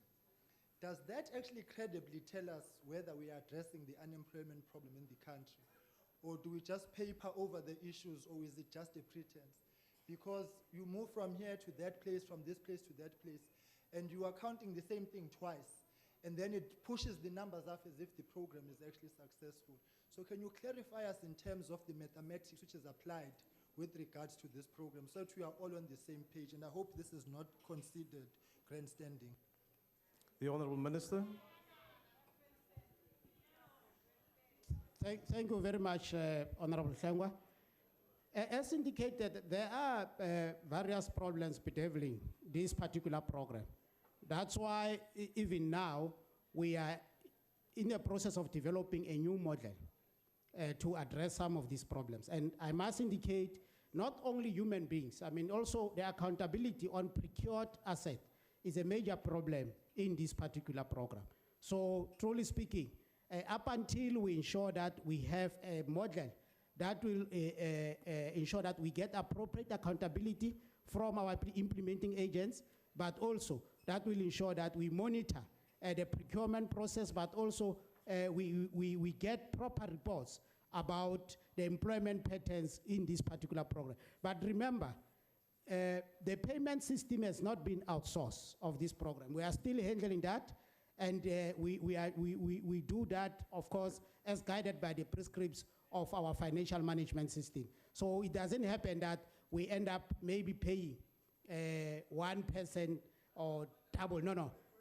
The result of the matter is that through that payment system, we are able to account on headcounts as employed at the local level. Thank you very much. The next question has been asked by the Honourable Mutau to the Minister in the Presidency. The Honourable Minister. Thank you, Chairperson. The reply to the question, in terms of Section 38 of the Public Finance Management Act, an accounting officer of a department must take effective and appropriate disciplinary steps against an employee who contravenes or fails to comply with the provisions of the PFMA, or who undermines the financial management and internal control system of the department. Furthermore, Section 84 states that a charge of financial misconduct must be investigated, heard, and disposed of. As per the relevant section of the PFMA, instituting disciplinary processes related to misconduct, including dereliction of duties by employees, including failure to pay suppliers on time, is the responsibility of accounting officers and executive authorities of relevant departments. The Public Service Commission's 2013-14 report on financial misconduct shows that of the 754 cases reported by national and provincial departments, employees were found guilty of committing financial misconduct, and sanctions were imposed in 638 cases. In 172, which is 27% of the cases, a sanction of final written warning was imposed, and this was the most common sanction imposed. And this was followed by discharge that was imposed in 145 cases, which is 22.7% cases, and a written warning that was imposed in 94 of the cases, which is 14.7% of the cases. Thank you. The Honorable Mutau. Thank you, Chair. Thank you, Minister. It is encouraging to see that some action is being taken, because one of the big issues that we have is that there are no consequences for people who transgress. However, I'd like to draw attention to something that you should already know by now, that the Department of Planning, Monitoring and Evaluation's 30 days payment unit has identified what they describe as fear of victimization by departmental officials as a major reason why prejudiced service providers do not complain to the DPME about being not paid in time. So in fact, the numbers that you quote could probably be much higher if that was not the case. So the question is, what steps have the DPME and the affected departments taken to stop such intimidation? This is absolutely important, since the DPMA has declared, as you have indicated, that failure to pay service providers within 30 days is a very serious misconduct. Thank you. Honorable Minister. Thanks. I think the fear is not from government departments, it's suppliers. That is why we've had from time to time imbizo. The last imbizo that we had, specifically on the 30-day payment, was in Egoruleni with the mayor of Egoruleni, where we invited many small and medium enterprises to encourage them that they should not fear unscrupulous government officials. They must report these things so that we can be able to ensure that we uproot this malaise within the public service. Because there are many grueling stories that we had there, where small companies, they actually close down if they're not being paid on time. Others indicating that they're being offered bribes in order to expedite the payment of 30 days. It is for that reason that the special unit at DPME, which includes National Treasury, the Public Service, and other departments, plays a very critical role in order to ensure that this is in fact not paying on time is actually a counter-revolutionary program that actually destabilizes the mushrooming of small businesses in our country. Thank you. The next follow-up question is to be asked by the Honorable Schlengwa.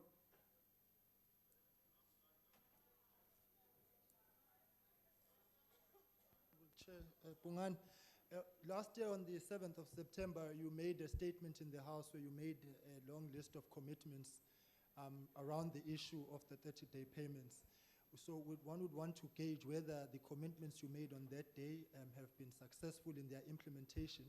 But most importantly, what we want to also gauge, Honourable Minister, is whether the invoices, one of the debates rather has been that some of the invoices do not meet certain requirements and do not comply with regulations. Has an audit been done of those invoices that have been continuously outstanding so that those businesses can be assisted to be able to meet the minimum requirements and the basic requirements so that they're not stuck in limbo because of the bureaucracy and the red tape, so that it's not just Basolut, you have not paid, can't be paid, but let's resolve the problem which is a hindrance to them being paid. Thank you. The Honourable Minister.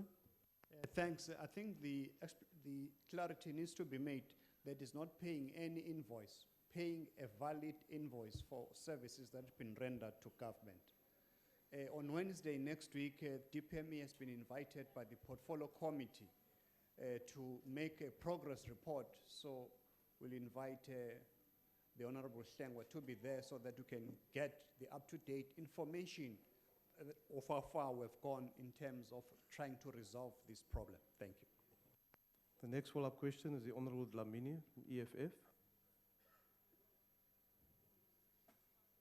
You are not the Honourable Dlamini. No, but please, Honourable members, you must indicate if you want to take the question or not. No. Indicate that you want to take the follow-up question, and because that is what is reflected here. No problem. What is the follow-up question, Honourable member? No, Minister, as per your report last year in November, you said that there were some 13,000 non-payments that have been made to service providers amounting to about 2.2 billion. The question I want to ask is, apart from the disciplinary action, what forensic measures have you taken to monitor and track the impact, the qualitative impact that is having on black economic empowerment? And if that has been done, what is that impact and what is the remedy? Because I think until we understand the impact in numbers, we will not take the issue seriously. Thanks, Chair. The Honourable Minister. Well, let me emphasize on that question from the honourable member that DPME is not the only department that monitors this. Also, there's even a bigger role from the Department of Small Business Development of tracking some of these matters because they are the department that are custodians of SMMEs. So when all this information is collated, we'll be able to understand the real impact that is based on research of the affected people. So that's why the earlier questions about the fear of the suppliers themselves also stands in the way of getting accurate information because people are sometimes they are fearful of this reprisal if they report this. So that's why as honorable members, we need to encourage as political parties people to come forward, not to fear victimization because our aim is to ensure that we uproot this problem because it stands in the way for the advancement of small business in our country. The next follow-up question is to be asked by the Honourable Majeke.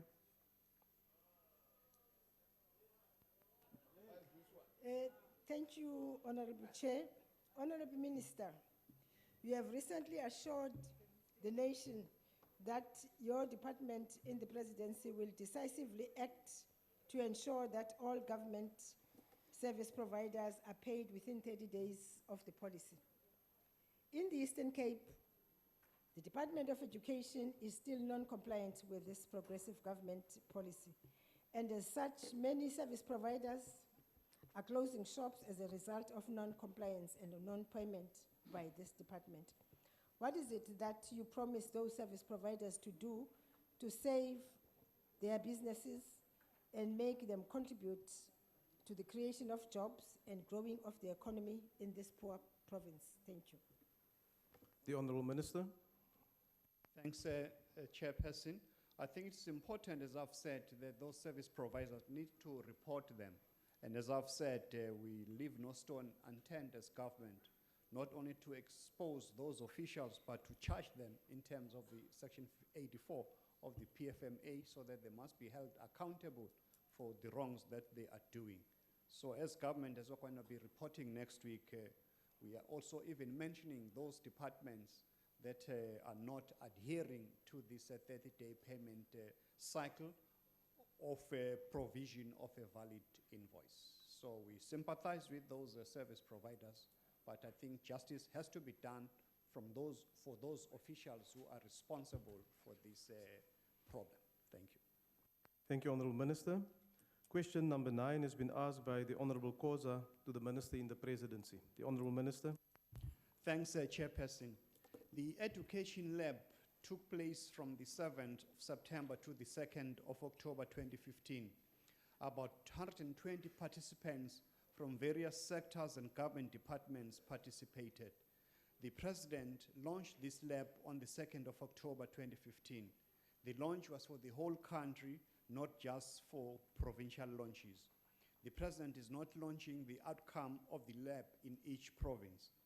The approach that is being taken by the Department of Basic Education is that all ICT-related work that has been done in this education sector is part of PAKISA in order to ensure that there are no parallel plans or competing plans.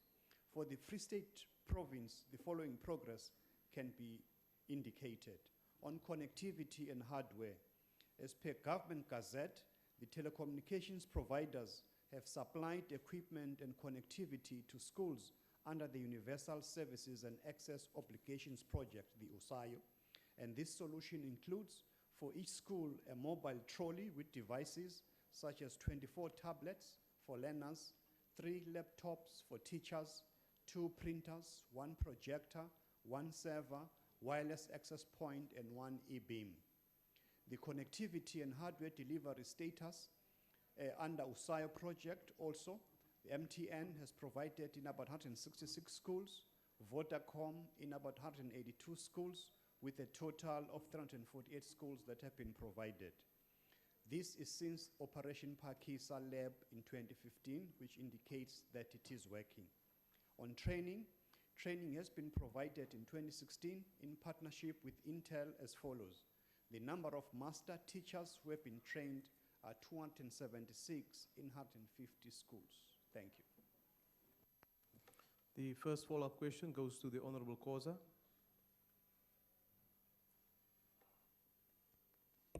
Thank you very much, Minister. Is there any plan to replicate what has happened in the Free State? Because clearly it is a best practice and to other provinces. Because if we are going to be having these kinds of partnerships between the university and the Department of Education in other provinces, it will surely contribute positively towards improving the quality of education in South Africa. Thank you, Minister. The Honorable Minister. Most definitely, because this Operation Pakisa is actually a pilot project to test this methodology that we have inherited from Malaysia, the big fast result. From all indications, all the Operation Pakisa has shown that this methodology helps for government to work in an integrated manner, not to work in silos. So the example of Free States will be indicated in all other countries, all other provinces. I think it's one of the reasons why Free State achieved the highest matric result last year, indicating that this project is actually having a very direct impact in the quality of our students and also the results thereof. The next follow-up question is taken by the Honorable Mutau. Thank you, Chair. Minister, a few years back, computers were installed at a very great cost at various schools in Gauteng to enhance the quality of learning. Regrettably, the network soon became known as, and I quote, Gauteng offline, as it was plagued by frequent downtimes and at a very, very high cost. This cost the Gauteng millions of rands, and there was quite a huge hue and cry about fruitless and wasteful expenditure. The frustration, disappointment, and anger among both learners and teachers cannot be quantified. What steps are being taken to ensure that the Free State ICT Education Lab project does not suffer a similar fate? The Honourable Minister. Well, I'm not familiar with all the details you are indicating about some of the negative aspect of theft and some of the subjective factors of down of the lines. But I can assure you that the Department of Education is working day and night to ensure that this program succeeds as it is succeeding in the Free State. Thank you. The Honourable Dlamini. Thank you, Chairperson. You know, Minister, it's all well and good to try to put these ICT labs and all these issues. But for the young people of the secondary school there in Alice in the Eastern Cape, this is a far-fetched dream. Those kids, they had to resolve to go and risk their lives, to go on the road and block the road, to strike to, so that they can call on to the minister that we are lacking basic services, just a building. So what is this government doing rather than to try to bring these things that the suspicion that there's some fraudulent activities that are happening within this project? What are you doing just to deal with the basics that there is no child in this country that still studies under the tree? What are we doing with relating to those issues? And leave these ones that you don't understand. The Honourable Minister. Thanks. We never said that one swallow makes summer, but I think as reflected in the budget of the government, education has the biggest slice of our budget. That's the reflection of our deep commitment to deal with all the problems, including those issues that we are raising from the Eastern Cape. Thank you. The Honourable Schlengwa. Honourable Chair, Honourable Minister, the success of any ICT program, on top of the issue of accesses, the issue of costs. So, Honourable Minister, how far has the government gone in dealing with the high costs of data and the high costs of communication, which all these innovative ideas which we have about ICT and so on become white elephants if our people are unable to access them? So we really need some report back in terms of the steps being taken in terms of the fight against high communication costs. South Africa ranks amongst the highest cost to communicate in the world, and yet we expect our people to embrace the technological advances that are available when they become a burden because they cannot access them because of costs and the high levels of inequality. Honourable Minister. I think, Honourable Shango, I think we need to invite Minister Kwele to indicate the rollout plan of South African telecoms in South Africa to deal with those problems. And as highlighted by the budget of the Minister of Finance, there are billions of rands that have been added to the Department of Telecommunications to deal with this issue so that we can be able to ensure that we bring down the cost of telephony in our country. Thank you. We now go to question number 10, asked by the Honourable Lesoma to the Minister of Public Service and Administration. The Honourable Deputy Minister.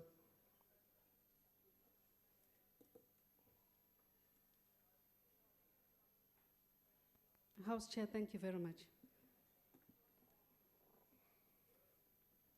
In reply to the question asked by Honourable Lesoma, the DPSA currently utilizes systems, technological facilities from various departments.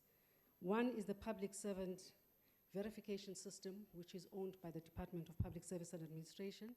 We also use the e-disclosure system, owned by the department, but also jointly operated with the Public Service Commission. We also use information coming out of the Companies and Intellectual Properties Commission system, which is owned by the DTI, the deed system owned by the Department of Land Affairs, and also the electronic the NATIS system owned by the National Department of Transport, and the central supplier database provided for by the Department of Finance, the Treasury. We use the information that comes out of e-disclosures and juxtapose and cross-reference that with all of the information, with information that exists in these other systems.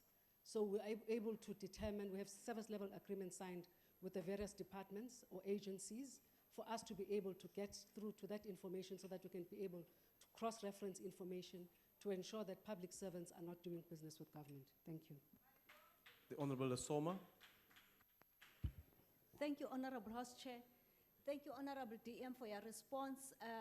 My follow-up question will be, with appreciation what you have just said, is there any intention or recourse for those ones who find wanting in terms of doing business with government, because they should change the intended radical economic transformation, as it were? Thank you.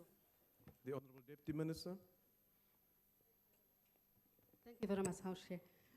We use this information for purposes of assisting law enforcement agencies to investigate on some of these matters.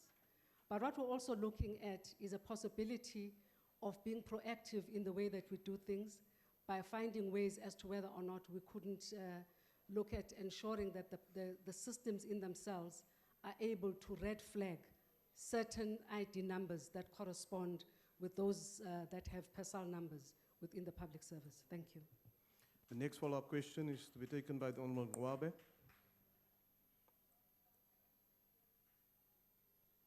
Thank you, House Chair. Honourable Deputy Minister, in addition to the department's existing strategy and efforts to ensure compliance with the prohibition of civil servants doing business with the state, would your department consider making lifestyle audit mandatory for all senior civil servants tasked with procurement at all 3 levels of government? Thank you. The Honourable Deputy Minister. Thank you, House Chair. The President had made it very clear that that is a process that we need to be looking into. The lifestyle audits for all civil servants is going to be done, but it's just a matter of ensuring that we put that in place. Thank you. The Honourable van der Walt will take the next follow-up question. Honourable House Chair, through you, Deputy Minister, after years of public servants being prohibited from doing business with the state, how many servants were indeed blacklisted? If none, why not? The Honourable Deputy Minister. Honourable van der Walt, I don't have that information offhand, But I do know that at municipal level, together with the Treasury, they do that. And I can also say that in departments, both at a provincial level and at a national level, that does happen. In terms of figures and numbers, that's what I do not have right now. Thank you. The next follow-up question is to be asked by the Honorable Kubisa. No, thank you very much, House Chairperson. Deputy Minister, I wanted also to ask whether working with the other departments like police, there are any cases that have been dealt with. Now I've heard that you don't have some statistics readily available, but if you knew that there are cases that have been dealt with as a way of mitigating the problem. The Honorable Deputy Minister. Thank you, House Chair. I know that there are proclamations that have been signed by the President for the SIU to investigate. I know that the police are investigating certain cases, but as you say, rightfully, Honorable MP, I do not have the figures. I will provide those figures to our to our portfolio, to the portfolio committee, and you'll be able to get that information from there. But there are investigations underway. Thank you.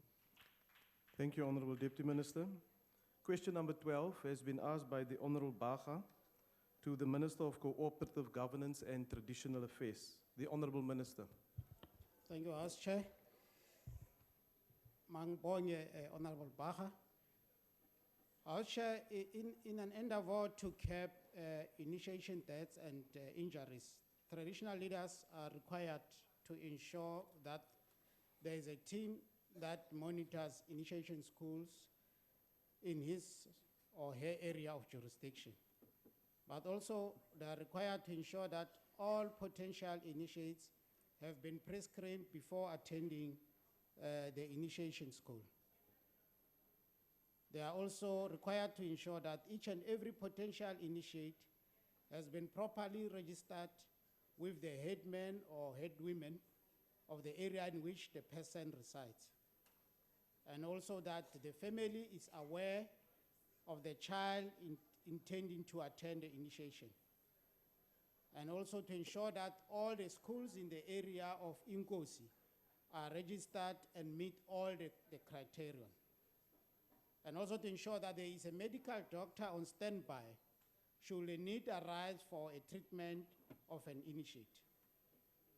They are also required that they must ensure that there is water for drinking and bathing for hygiene purposes. They are further required to ensure that the initiates with chronic illnesses take their medication as prescribed and that there is a shelter that is habitable for the initiates. The initiation, Honorable House Chair, monitoring task team in each province report to the headmen or headwomen and Inkosi on a daily basis, and interventions are made to save lives should it be so required. This provision is applicable on all our initiation schools that are legally recognized. Thank you very much.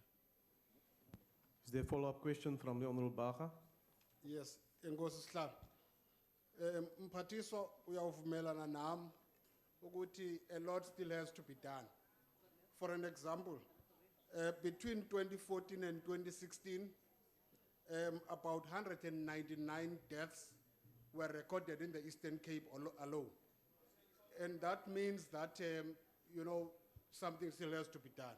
Will the minister then, therefore, consider to fast-track the introduction of the customary initiation bill to ensure that we curb the unnecessary deaths of our young men? Thank you, sir. The Honorable Minister. Yes, indeed, Honorable Baga, I fully concur with yourself. The problem is quite severe in the Eastern Cape province. But as you are aware, we as a department, we have working together with provinces. We have mechanisms in place to monitor the traditional leaders discharge their responsibility, more especially those that are conducting the practice officially. So, as the policy on initiation has been introduced, it went through the cabinet, and I must promise that before the end of this term of parliament, definitely we will have dealt with the introduction of the customary bill. Definitely this is something that is going to happen as provided for in the policy that has been approved by cabinet. Thank you. The next follow-up question is to be asked by the Honorable Kulu. Thank you, House Chair. Honorable Minister, would you not agree with me, Honorable Minister, that the time for cultural traditions, which may result in a loss of life or the physical, emotional, and mental trauma to initiate caused by unsafe and unsupervised practices, is over? Why can't this department, together with Department of Health, have male nurses which conduct initiatic circumcisions? Thank you. The Honourable Minister.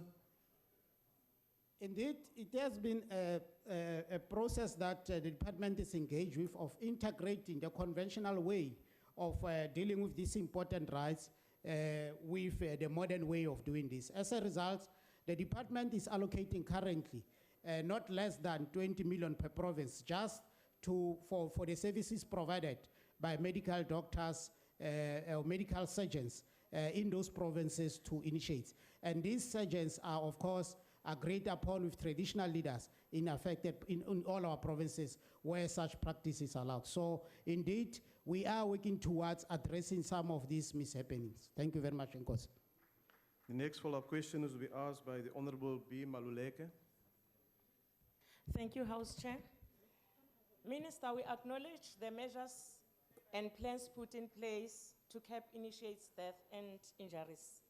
However, illegal schools are continuing to be opened, and we would like to know, how do you plan to work with traditional leaders to stop this, and what punishment is to be meted to those people who are opening these illegal initiation schools? Thank you, Chair.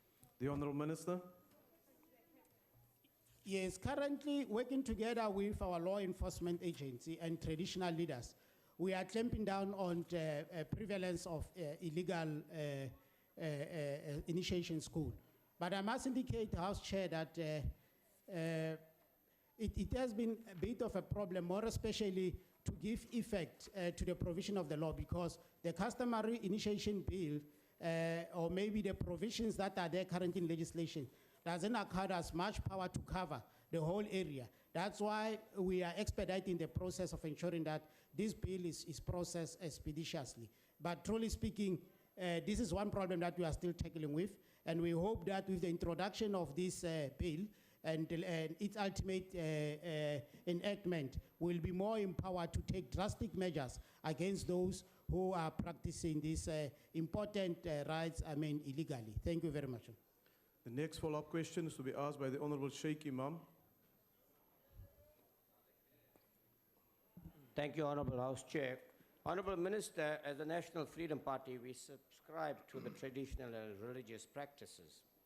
Honourable Minister, some of our people have been the victims of unhealthy, unsafe, and reckless initiation processes with catastrophic consequences. Would you consider stringent action, including criminal prosecution, if necessary, to prevent this unlawful practice? Thank you. The Honourable Minister.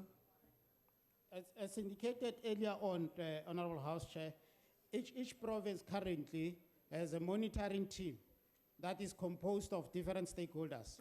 And these stakeholders range from the Department of Health and South African police services and others. And these monitoring teams are led by provincial houses of traditional leaders. And each traditional leader, where there is an initiation school, has a village monitoring team led by village headmen. And where a village is led by a headwoman, a member of the traditional council is appointed to lead the monitoring team. So it's easy, to monitor what is happening in those schools through this structural arrangement. Thank you, House Chair. Thank you, Honourable Minister. Question number 18 has been asked by the Honourable Milam to the Minister of Cooperative Governance and Traditional Affairs. The Honourable Minister. Thank you once more, Honourable House Chair. Yes, I must indicate, Honourable Member, that the National Prosecuting Authority is the competent authority that deals with the prosecutions in terms of prevention and combating of corrupt activities. And this is provided for by Act 12 of 2004 as amended. According to information received from NPA, a total of 18 municipal officials, 2 elected public representatives, that's your councillors, have been prosecuted in terms of the prevention and combating of corrupt activities as amended. Central to the back to basic approach is a zero tolerance approach to fraud and corruption in municipalities. The department will continue to collaborate with law enforcement agencies and key stakeholders to ensure that the cases of corruption and related offenses in municipalities are finalized as speedily as possible. I thank you. The Honourable Milam. Thank you, House Chair. I think the key word in the Minister's response there was collaborate, because it seems to me that you collaborate more with those who are perpetrators of corruption than the justice and law and order people who are there to prevent it. So, Minister, is it fair to say to you then that you have no real commitment? You've only prosecuted 18 officials and 2 councillors. We know of many, many more cases of corruption. Is it fair to say that you have no real commitment as government to eradicating corruption at a municipal level? The Honourable Minister. Honourable House Chair, our commitment to fighting corruption is there for everyone to see. And I must indicate through the development of our corruption combating systems, we have unearthed a lot of corrupt activities. And of course, as I've said, as a sphere or maybe as a department, we work in collaboration with other law enforcement agencies. And I think it's important for Honourable William to understand that corruption is a problem that we must all deal with collaboratively, because it's not a party-aligned aspect. As you are aware that, I mean, even in the Western Cape here, there are corrupt cases that have been unearthed and they are being investigated as we are speaking. The recent case being, I mean, the scandal of 28 million, which has been exposed, which was used by a DA-led municipality to sponsor a soccer tournament. So the system is exposing corruption, and really it will be unfortunate for you to stick a political tag to corruption, because the problem that is facing all of us across the political line. So we need to fight it collaboratively. Thank you very much.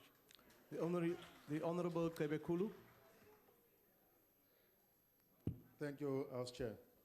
Honourable Minister, the general trend in respect of officials found guilty of corrupt activities seems to one of redeployment rather than prosecution and termination of government employment. Is this kind of protection and redeployment offered because such officials loot state monies on behalf of the ruling party?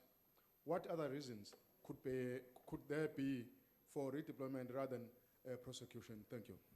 The Honourable Minister. Yes, we had such a problem in the past, but there is a system that has been introduced, managed, I think, by the Department of DPSA. That system allows us to blackmail some of these corrupt officials just to avoid that trend, because it was very prevalent in the past. But I think by blackmailing such people, it accords us an opportunity to know, I mean, who are these people, and it obviously makes us aware that they should not be assigned to other serious or strategic responsibilities in the future. So I think that system is very helpful of blackmailing such people. And I think let's all, I mean, adhere to the provision of that system. Thank you very much. The Honourable Sheikh Imam. Thank you, Honourable Chairperson. Honourable Minister, I must agree with you. Corruption is rife and it appears in all parts of the country. Honourable Minister, corruption, when I say is rife, I want to specify, particularly the Knysna municipality, where people are shouting and screaming all the time and yet nothing is happening.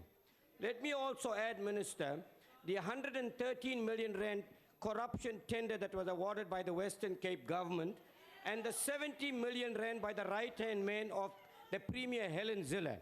Can you please tell us if you are investigating this? If not, when you will investigate, and when can we hear about this corruption that is taking place? The Honourable Minister. Point of order. Honourable Minister, will you just take your seat? Yes, Honourable Member, why are you rising? House Chairperson, in terms of Rule 92(3)(a), Chairperson, is it correct for a party that has no representation whatsoever at local government level to ask questions about local government? No, that is not a point of order, as you yourself know, Honourable Steenhuisen. The Honourable Minister. Indeed, House Chair, corruption is a problem that we must deal with. And as some of the recent findings has exposed, this is not only something that is confined to the public sector. Even in the private sector, we have seen collusion that was conducted by construction companies. Just recently, we have seen how Bancorp, has robbed us an opportunity of heavy money that was supposed to be meant for development. Corruption is in the banking system. We have seen the exposure of the banks, manipulating, the exchange rates. So it needs all of us to work together. Corruption is everywhere. Corruption is in the EFF. We have seen how they are money laundering. They are money laundering, or what is this, a quick fix scheme of quick money making scheme called On Point. On a point of order. What is the point of order, Honourable Member?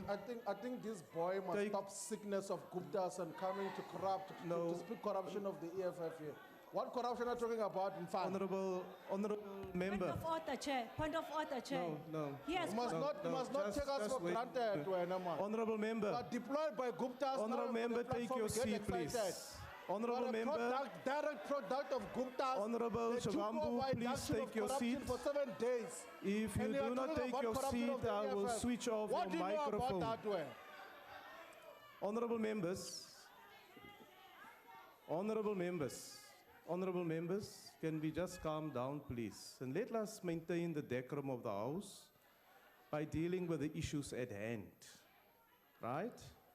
And let us also not fall foul of the very same rules that all of us have adopted and subscribed to, and from time to time also quote in this House. So let's maintain the decorum. Honourable Minister, you have answered the question. Is there anything new you want to add to that? On the point of order, No, I was still on the platform. On the point of order, Chair. No, On the point of order. honourable member, no. On the point of order, No, Chair. I have not recognized you, honourable member. On the point of order. I will first recognize the whip of the ANC on my right. Honourable member. House Chair, Honourable Shivambo, he called Honourable Minister a boy, and he must withdraw immediately. Thank you. Honourable Shavambu, did you call the Honourable Minister a boy? I did, House Chair, call Van Rooyen a boy because it's a small Honourable boy member, will you please withdraw that statement? We withdraw, we'll raise it. I withdraw, I'll say it outside again. Please, That is a small Honourable boy of the member, Guptas. Honourable member, just withdraw the remark unconditionally. I withdraw, but Thank you, I'll say Honourable it member. again. Just for this. Honourable member, take your seat now. Take your seat, Honourable member. The Honourable Minister. Yes, thank you, House Chair. House Chair. Honourable Minister, let me just take the other point of order. Why are you rising, Honourable member? No, Chair, the Honourable Minister cast aspersions on the EFF, saying that they are corrupting. Can he, with money laundering, can he prove that? No, bring a substantive motion here, Honourable member, or withdraw that statement. Honourable member, can you ask him to withdraw, please? No, Honourable member, if you read the rules refer to a specific member and not to a political party. We've heard, even through the course of this afternoon, in the follow-up questions, there's reference made to different political parties, and that is not out of order. However, if reference is made to a specific member of the House, then we will request it to be substantiated in a substantive... Yeah, if he's involved in money laundering Honourable with member, the Bank take of your seat Baroda now. there, Take your seat. then he must... Honourable member, take your seat. I've ruled on the matter. Honourable Minister, will you just take your seat? There's another ANC member at the back who wants to raise a point of order. Chairperson, you must be fair to the way you... Honourable member, what is the point of order, and in terms of which rule? When I stood up for a point of order, you said you did not recognize me, but you allowed the EFF No, Honourable to stand member. up and allow him to speak. Honourable No, member, treat us fair, take your Chair. seat. Treat us fair. Take your seat, Honourable member. Take your seat. Take your seat. Your whip from the ANC asked for a point of order even before you got up and demanded a point of order. And I recognize the whip of the ANC, and the point of order was effectively dealt with. The Honourable Minister. Our Chair, let me confirm that our corruption busting system as a country are regarded as one of the best systems in the world. And it's through this system that we are able to expose a lot of corrupt activities. And that's why I'm urging members, let's work together to support these systems, because these are the very same systems that exposed the so-called commander-in-chief when he was involved in tax evasion practices. Honorable member. Point of order. Why are you rising, honorable member? I'm rising on the point that he was raising on the Commander-in-Chief chairperson. Can you make them quiet? Continue, honorable member. Thank you, Chair. If we have anything, the courts have proven that the Commander-in-Chief did not have any, didn't avoid his tax. He pays his taxes, and the Commander-in-Chief is a member of this House, and he enjoys the same protections.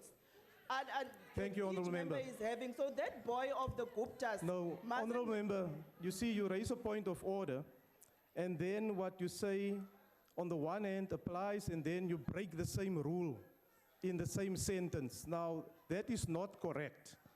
I will ask you to withdraw the statement. However, Minister, before the statement is withdrawn, the same applies. If we have allegations that we make against any member of this House, it must be done in the form of a substantive motion, and that motion must be tabled with the NA staff without further delay. However, honorable member, you must withdraw the statement that you make. No, I'm asking the honorable member to withdraw the statement that she has made, and the honorable member knows what she said. The Honourable Minister must as well withdraw. No, honorable member, I'm asking you to withdraw what you're saying. That is a boy of the Guptas. I will draw that is a boy of the Guptas. The statement is now, take now your seat, honorable member. Yes, honorable member. No, Chair. The Honorable Zupta there, the Honorable Zupta there, if he's referring honorable to his... members, if order. Can I be protected? Yes, order, honorable members. Continue. If he is referring to his commander-in-chief, with whom honorable he's member, in that's not a collusion point and of order. corruption, Take your seat, please. then he must be clear I'm now about switching that. off your mic. That's not a point of order. That's not a point of order. I've ruled on the matter that whoever wants to make allegations against another member of this House must do so by means of a substantive motion. And being consistent with rulings in this regard, I immediately stop that, honorable minister, like I stop other members, and tell them that they should do that, right? And that's why I did not allow the minister to continue along the line that he was pursuing. And that is the ruling. Honorable Shavambu? Chairperson, can you please tell this minister who spent 7 nights and 7 days Honorable on the member. indictment of corruption in the Gupta House Honorable to withdraw what he member. said about the commander-in-chief of No, DSS? honorable member. Please instruct him to withdraw that. Take your seat, Or honorable else member. we're going to attend to him. Take your seat, honorable member. It's a I've small ruled, boy will I've attend to ruled. him. Can you withdraw the statement? You see, honorable member, you withdraw the statement, then you repeat it again. We are We'll really, attend to him. and what we are doing now is to delay, honorable members, the right that members of this House have to ask questions. There's still a number of questions that we must deal with. But can you please withdraw? No. Why are our members withdrawing, not him not Honorable withdrawing? Shavambu, you see, you cannot ask another member to withdraw, and in the same vein, you break the rule yourself. I withdraw, then tell him to withdraw as You have withdrawn, now take your seat, honorable and member. then tell him to withdraw. Take then. your seat. I've made a ruling in this regard. I've made a ruling in this regard, and I'm now going to the next follow-up question, which will be asked. Yes, the ruling has been made, whether you like it or not. Chairperson, Yes, honorable member. yes, can you ask that gentleman to withdraw? We're asking nicely. Because might get rough and we'll attend to that thing. We're not scared of him. Honorable member, take We your will seat. attend to him. We're not scared Honorable of him. member, We're still asking take nicely. your seat. We're not scared of that I've boy. ruled That on the one. matter. Take your seat now, please. You must be careful. Take now. Take your seat. Thank you, honorable member. Take your seat. Order, Chair. I've dealt with this point of No, order, Chair, honourable order. members. I have a right to. I've dealt with this No, point of order. How do you know Why what I'm going to say? are you rising, honourable member? On And in point terms of which order. rule? Rule 92. Rule 92 says what? It's just you rising on a point Chair. of order. What specifically? Chair, this man must withdraw. Honourable member, That commander-in-chief. I've made a ruling Our in this regard. commander-in-chief Please take your is a seat. member I'm of this switching House, off your Chair. microphone But now. you are- Honourable members, I've dealt with this point of order. And I now want to get to the Honourable Maluleke, who will ask the next follow-up question. The Honourable Maluleke. Thank you, House Chair. Minister, does your department have a consequence management mechanism on fraud and corruption and necessary internal capacity to gather information that will enable the NPA to prosecute the culprits? The Honourable Minister. Honourable Order, Chair, honourable members. The reality of the matter is that department is not capacitated, of course, to investigate. That's why we take a collaborative approach to work with other law enforcement agencies. And I must indicate, Chair, besides working with the NPA, we are also contemplating to extend our cooperation in a more formal way with other enforcement agencies like your Public Protector's Office and other law enforcement agencies. Thank you very much. Honourable members, we now get to question number 14, asked by the Honourable Mutau to the Minister in the Presidency. The Honourable Minister. Thanks, Chairperson. The answer to the question, the Department of Planning, Monitoring and Evaluation and States SA report to the same ministry, and they work collaboratively to institutionalize planning across government and in monitoring progress towards the National Development Plan 2030, which is being implemented through the medium-term strategic framework. In its assessment of periodic MTSF progress reports for all the 14 outcomes, the DPME utilizes States SA data for triangulation purposes and also to assess the quality, accuracy, and the comprehensiveness of the information that is being provided by government departments. The range of States SA products utilized by DPME include official statistics, annual surveys such as the General Household Survey, quarterly surveys such as the Quarterly Labor Force Survey, and administrative data such as beds and debts. Thank you. The Honourable Mutau. Thank you, Chair. Thank you, Minister. Indeed, that is the point we want to make, that while we have Stats SA, which is a really highly reputable organization and institution in this country, the frustration that we get when the Statistician General reports is that this wealth of valuable information is hardly ever filtered down to the various line functions. And throughout this afternoon, Minister, you have been referring to line function, and that's where it's supposed to be. The question is this: what are you prepared to do to make sure this valuable information that Stats SA generates from time to time is filtered down and utilized by the line function so that we can get the kind of outputs that we require? I'll give you an example. The Auditor General says, we produce all these good reports, but it's like grappling with a pig in a mud bath, because the line function departments don't do that. And the Statistician General seems to be in a similar position. Can you review their powers to make sure that what they come up with is implemented at the line departments? Thank you. The Honourable Minister. Yes, thanks, Chair. Thanks for that question. I just want to emphasize the point that even though States SA report to the Ministry of DPME, but it operates as an independent entity in terms of the compilation of the data and its dissemination, so that the information that is there can be verified even by experts. But the point I wanted to underscore is that States SA works collaboratively with all government departments in order to ensure that the data that they have can be utilized by all government departments. you will realize that even when they report to the portfolio committee, that's the point that they always emphasize. And we as government, we are working in that direction with one purpose of having the evidence-based assessment of all the programs that we are doing as a department. Thank you. The next follow-up question is to be asked by the Honorable Nivo Drugen. Thank you, Chairperson. Honourable Minister, what is your assessment of the quality, accuracy and comprehensiveness of information provided by departments for measuring progress against the 14 outcomes of the medium-term strategic framework? Thank you. Honourable Minister.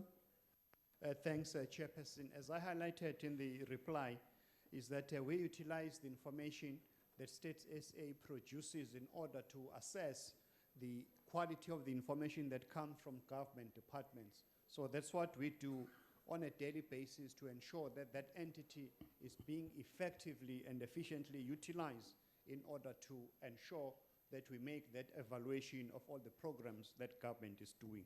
So to answer the question directly, yes, we utilize the information and the data from State SA to perform as a government. The next follow-up question is to be asked by the Honorable Tembekwayo. I will take the question, Chair. Go ahead. One of the major stumbling blocks in apprehending criminals quicker in the lack of coordination is the lack of coordination and information sharing between the Department of Home Affairs and the criminal justice system. Minister, have you engaged your colleagues at Home Affairs and in the police to ensure that they coordinate themselves better for the interest of justice in this country? The Honourable Minister. The two departments, they work collaboratively under the Justice, Crime Prevention and Security Cluster that is chaired by the Minister of Defense and Military Veterans. Even over the past weekends, they had a press conference indicating the progress that is being made or lack of it in terms of fighting crime and corruption. So to answer directly, all government departments, including Home Affairs, they work together, not in a silo, but in a coordinated manner under the JCPS cluster that is chaired by the Minister of Defense and Military Veterans. The next follow-up question is to be asked by the Honourable Chaisa. Thank you, Honourable Chairperson. Makulokol, Pungane, is it not possible for the state South Africa to reconcile the information they have with the information that is being kept by the traditional leaders? Because I believe those people are the ones that know exactly what is happening in their place villages. So is that not possible, Pungane? Thank you very much. The Honourable Minister. So I'm sure State SA being a government entity, they can be able to work with every sector of South African society, including the institution of traditional leadership. Thanks. The next question, question 22, has been asked by the Honourable Kalisa to the Minister of Cooperative Governance and Traditional Affairs. The Honourable Minister. Thank you, House Chair. Thank you very much, Honourable Member, for the question. I must indicate, House Chair, that when we try to collate information on this matter, we established that no contractor was appointed, and in Tsika Yetu, local municipality has an internal construction team responsible for the continuous maintenance of roads. We also established that the municipality has taken it upon themselves to prioritize internal road access and crossings. The project in question, House Chair, was initiated in 2006, not 2012. And the scope of work was as follows. On the project dealing with the refurbishment of the existing bridge, the budget allocated to that was 175,000. And I must indicate this particular project was completed as planned. The second project that was earmarked was the regraveling of a road with a gravel road, of course, of 1.5 kilometers. And the total project budget here was 275,000. And I must indicate the report confirms that this particular project was completed as planned. So all in all, if you combine the two projects, that brings us to the total project value of 450,000. And I must indicate, Chair, all this was conducted through own funding and done through in-house maintenance team. The remaining 4.5 kilometers of the road was not part of the project plan. The municipality prioritized the above critical refurbishment in line with the availability of the budget. The other wards had to be prioritized with regards to other basic services within the same limited budget. However, I must indicate, House Chair, that the municipality has the remaining part of the road as part of its IDP project list, awaiting for funding in the next medium-term expenditure framework. It shall be noted that this municipality, House Chair, is predominantly rural, and the revenue base is almost non-existent. Despite this, I must indicate and commend the municipality for trying by all means to ensure a fair distribution of the available budget to all the wards. I thank you. Is there a follow-up question? This Gupta minister is talking nonsense here. He's just waffling. The following question is the contractor appointed in 2012. Honorable member, will you just take your seat, please? Can you just take your seat, please? Why are you rising, honorable member? Chairperson, I request the honorable member to withdraw. There's no honorable minister of Ekukta here in this house. Thank you. Honorable member, will you just withdraw the statement you made, He please? is a minister of Gupta. Honorable member, who was will you, appointed by Gupta. will you withdraw the statement, please? I withdraw, but it's the truth. Honorable member, you withdraw the statement and I ask your withdraw, follow-up but question. he's speaking nonsense. Honorable member, let us not. House Chairperson. Honorable member, will you On take a your point of seat? order. No, will you take your seat? I'm addressing the House Yeah, but now. on a point of I'm not recognizing your point of Please order. I will recognize me on come. a point of I order. will I'm allowed come to back. raise a I point will of come order in back this when I House. deal with this matter. Take your seat now, please. But you must recognize me. Take your seat. Honorable member, let us observe the rules of the House, which is quite clear, right? That we should not use offensive language against one another. And when you withdraw a remark that you have made, don't continue and say but this and but that, because then it means you have not withdrawn the remark unconditionally, which is demanded by the rules. So please, honorable member, ask your follow-up question to the honorable minister so that we can get a reply from the honorable member. And let's respect one another, please. Point of order, Chair. What is your point of order now? I'm rising on the second aspect of the utterance of the member. He said the minister speaks nonsense. And in the previous rulings, it was ruled that nonsense is unparliamentary. You see, honorable members, I recognize you now, honorable member. When it comes to the use of unparliamentary language, there's previous rulings that you correctly refer to that subsequently has been allowed in this House. So there's no consistency with the ruling of specific words. And that's why I make the request that we maintain the decorum of the House and refer to each other in a respectful manner. Can we continue to do that, please? The Honorable Shavambu. House Chair, it's a matter of fact that the word nonsense can be utilized in this House. So there's nothing wrong with Commissar. Honorable member. That Mr. Van Rooyen Honorable is member, speaking please nonsense take your because seat. he's talking absolute nonsense. Honorable member, please take your seat. I've dealt with the matter, I've made the ruling, and I gave the context under which I give this ruling. I gave the context. Ask your question, honorable member. The contractor appointed in 2012 never finished the road construction. The road is still incomplete as we speak. What are the reasons for this? And why is there no one held accountable for this? Why was there no corruption case opened against the contractor and those who awarded the contractor? The Honorable Minister. Our Chair, as indicated, the report that we have received from our Back to Basic team on the ground indicates that unlike other incomplete projects that we are dealing with in other provinces, this one, it has been, not unless the member is referring to a different project. You know, this particular question reminds me of the backlog that we are dealing with in the province called Limpopo. as a result of one money-making scheme called On Point. We are still dealing with that problem of incomplete roads in Limpopo because a quick money-making scheme was given contract to improve the roads of our people there. Thank you, Honourable Minister. Yes, Honourable Yes, Member. the minister, point of order? the Gupta minister doesn't answer my Honourable question. Member, take your seat. He's just waffling now. Take your seat, please. Take your seat. The Honourable Mtetwa.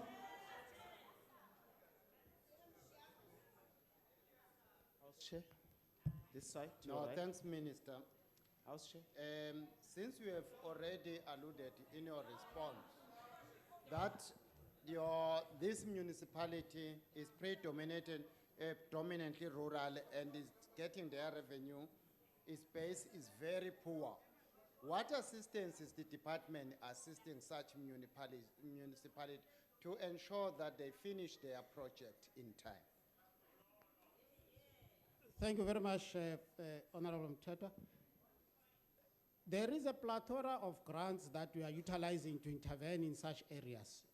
Your MIG grants and other grants that I've already cited in some of my responses. Now, the fortunate part of this municipality is that the 4.5 stretch of the gravel road that is not yet re-gravelled has been included in their IDP. So that simply suggests that as we allocate through our grants, this is one area that might be considered for further funding. So we do assist municipalities through this grant provision. Thank you very much. The Honourable Milam. Chairperson, projects like this typically fall under project management units in the municipalities. And one of the things that we've seen in municipalities across the country is that project management units become dumping grounds for cadres and former councillors, which then results in delays and cost overruns. So my question to the Minister is, what is he doing to ensure that qualified people are appointed to project management units, that they are capacitated, and that they see major capital projects are completed timeously, on budget, and in compliance with the law? The Honourable Minister. Through the cooperation that we have with the National Treasury, we have agreed on what we call a transversal contract provision, where we have your regional management contracts teams. These teams are meant, among others, to assist with management of projects, because we have realized that project management is a serious problem to most of these municipalities without capacity. So these RMCs will be helping us to beef up units, or maybe your project management unit in those specific municipalities. But what I can tell you, Honorable Malian, is that most of these small municipalities, they don't even have the capacity of establishing those PMUs. So that's why these RMCs must come in and assist those municipalities. And I think we will be registering serious progress in that regard. Thank you very much. The Honourable Sheikh Imam.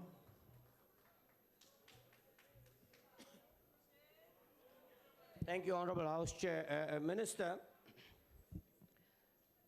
could you perhaps tell us in this particular instance, what is the cost implication as a result of the delay? And secondly, what mechanisms do you have in place or will put in place to ensure that those who fail to deliver timeously do not do business with the state either directly or indirectly in the future? And furthermore, what would you do to prevent the use of outside consultants who are making a lot of money at the expense of our people? The Honourable Minister.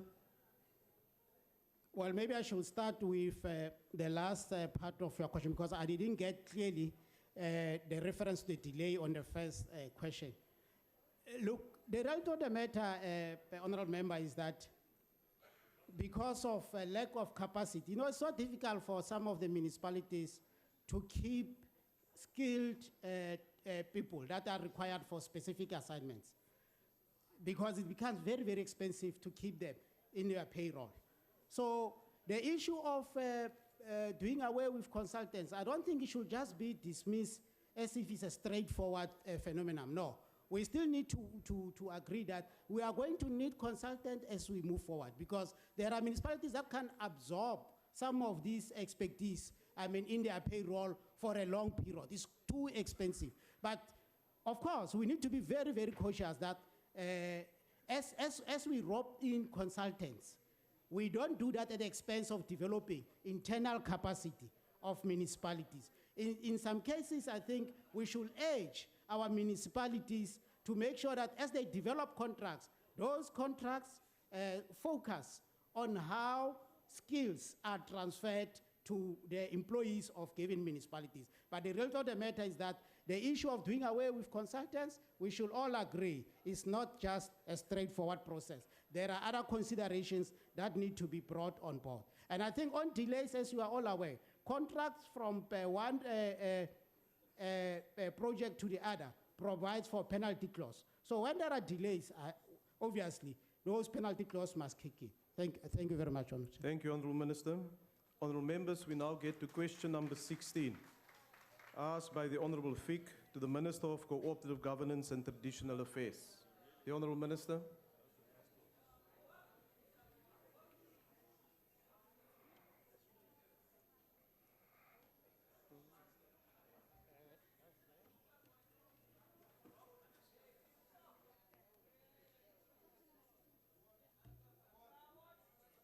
Thank you very much, House Chair.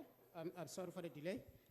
By way of background, House Chair, let me indicate that payments of the once-off gratuity to eligible non-returning councillors after the 3rd of August 2016 local government elections could only be made after the Independent Commission for the Remuneration of Public Office Bearers published their recommendations in this regard.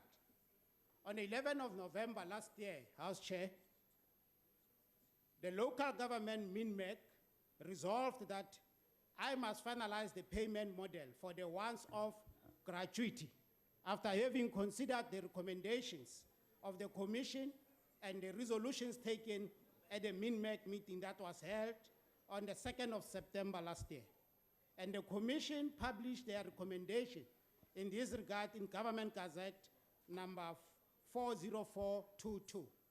The payment model, House Chair, was finalized by myself on Tuesday, the 16th of November 2016. And it was only after this that payments could be made to eligible recipients of the once-off gratuity. Various media statements, circulars, and emails, communiques were issued by the department as well as by the ministry prior to and after the finalization of the payment model to provinces, municipalities, and of course, the South African Local Government Association.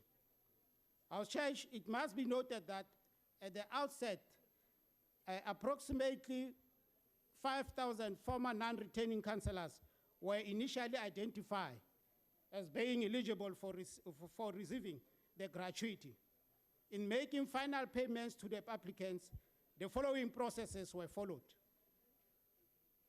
Receipt of applications from provinces, verification of the application form from the former councillor against the database of non-returning councillors received from the IEC, verification of banking details of the applicant, in some instances, requesting further supporting documentation from the applicants, calculation of the gross gratuity that may be payable to the applicant, requesting of a directive from SARS, calculation of net gratuity to the applicant, and in instances where the payments were rejected by financial institutions, further engagement had to take place with the applicant. As is evidence above, House Chair, this was an intensive process requiring compliance at various levels. As at the 2nd of March this year, less than 4 months after the finalization of the payment model, an estimated 4,500 former councillors were paid their gratuity. The payments to the former councillors total to 234, almost 237,000 million rands. No, sorry.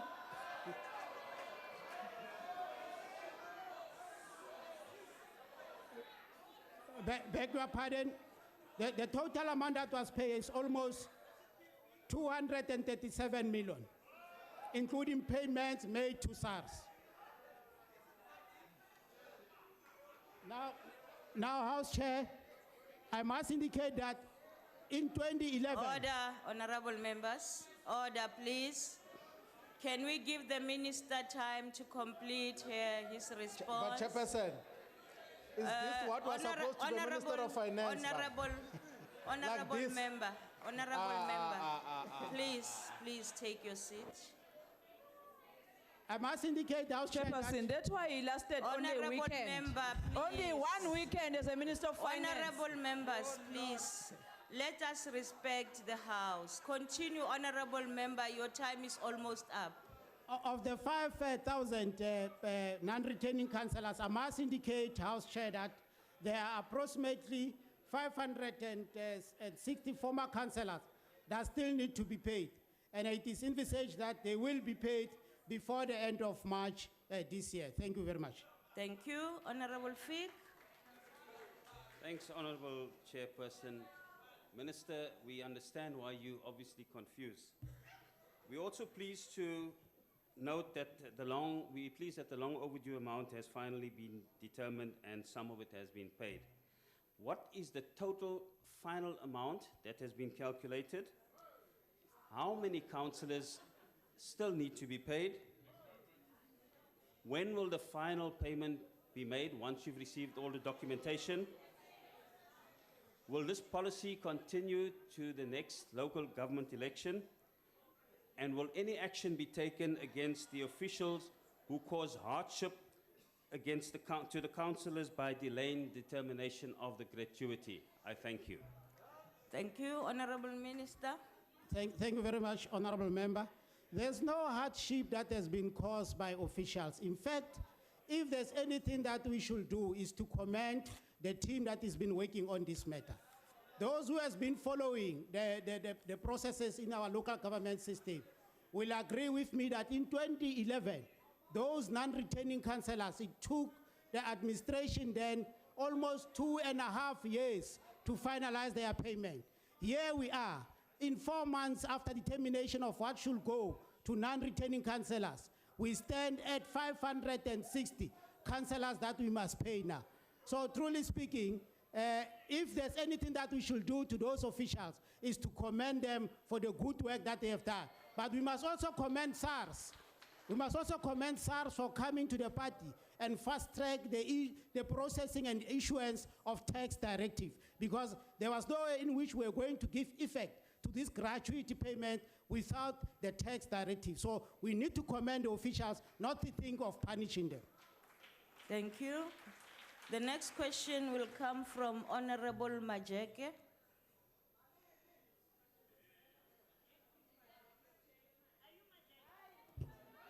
Thank you, Chair. I'm taking the question on her behalf. Honorable Filton, your name is the next.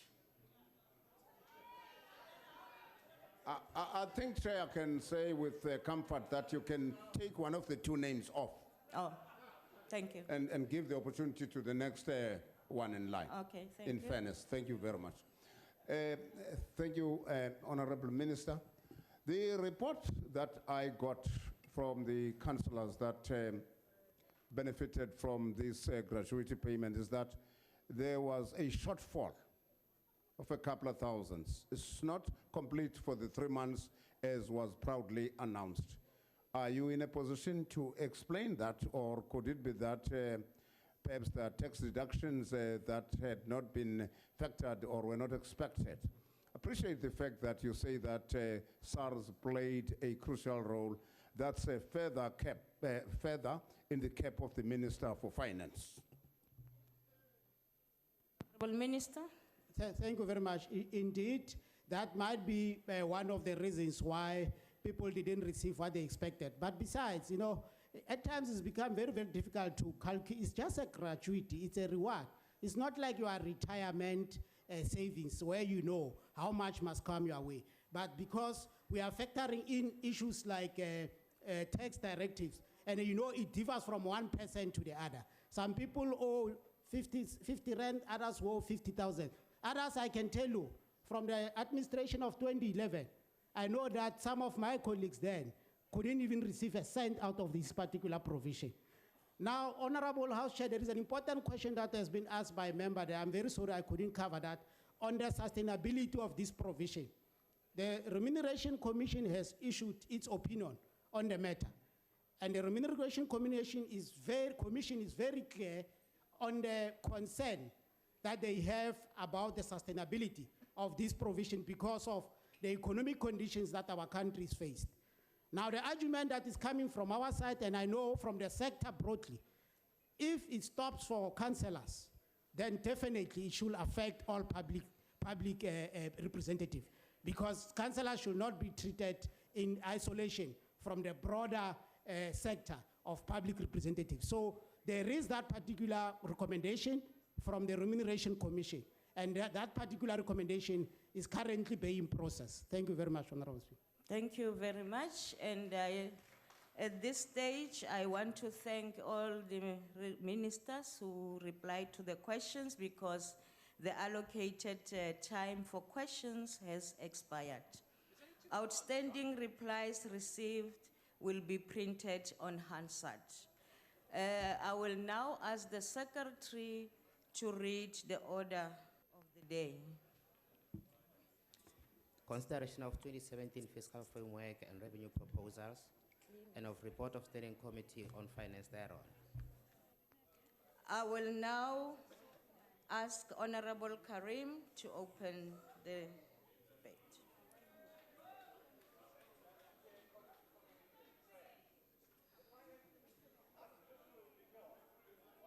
Something is wrong? Is it on now? Yes. The Finance Committee's it's done together with the NCOP Committee. Fiscal Framework Report is in our ATC this morning, and so I'll just deal with a quick overview. Largely what I'm saying is covered in that report. I just deal with some of the observations and the recommendations. I want to start with section 5.1 of the report, which I'd like to read verbatim. It says, as noted in the committee's previous reports, the timelines to finalize the financial framework and fulfill other aspects of the Money Bills Act are far too onerous and undermine the committee's effective processing of the budget and need to be urgently reviewed. The committees have begun with this process and will seek to effect appropriate amendments to the Act by the third quarter of this year. It is intended that this will be the last year in which the Fiscal Framework Report is finalized in such haste. Close quotes. I hope the minister is listening. In fact, this year, apart from the tax bills, Minister, the amendments to the Money Bills Act will be the main priority for the committee. I hope the Chief Whip is going to support us in that regard. The majority in the committees welcome government's commitment to radical economic transformation, which it understands to be as defined by the President, guided by the ANC's definition. Let me quote. He says that he said it in Sona, it's a fundamental change, note, fundamental change in the structure, systems, institutions, and patterns of ownership, management, and control of the economy in favor of all South Africans, especially the poor, the majority of whom are African and female. So there it is. It's inclusive, but it recognizes that certain classes and certain strata will inevitably disproportionately benefit, and so it should be, given the inequalities in our society. The committee sees the key theme in the budget the minister presented, to use his words, as transformation for inclusive growth. In his budget speech, the minister said, and I quote, our growth challenge is intertwined with our transformation imperative. We need to transform, he said, in order to grow. We need to grow in order to transform. Without transformation, growth will reinforce inequality.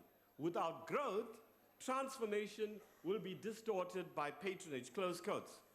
The committee broadly agrees with NT's approach, that's National Treasury's approach, to the interrelationship between growth and transformation as part of radical economic transformation, as set out in the minister's statement, budget statement, and the budget documents.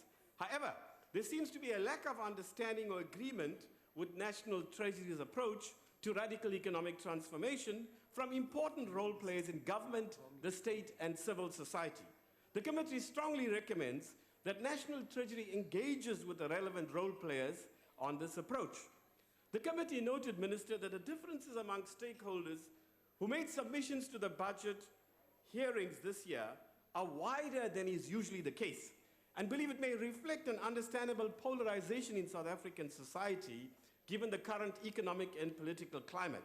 While some of the differences are inevitable around class and other strata in society, our divided society, the committees, Parliament in general, and other relevant structures should seek to do more to engage more effectively with a cross-section of stakeholders to secure at least a minimum degree of national consensus on the country's goals on economic growth, job creation, and development. The committee believes that in view of the slightly better global and domestic circumstances identified by National Treasury and others, the 2% growth rate set for 2018-2019 can be achieved.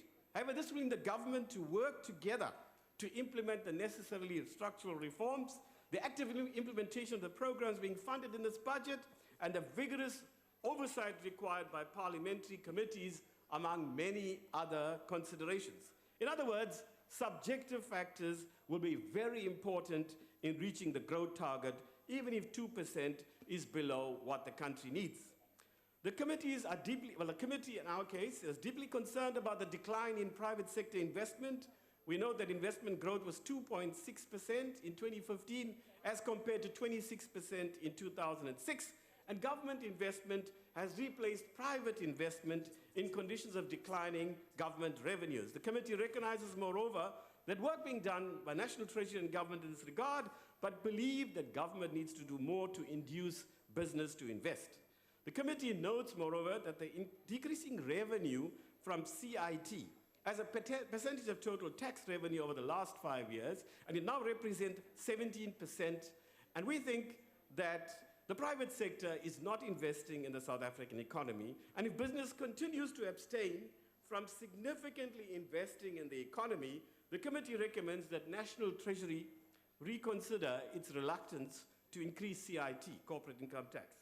The committee is concerned, obviously, like we all are presumably, about the largest revenue underperformance in 18 years, projected at about 30.4 billion for 2016-2017.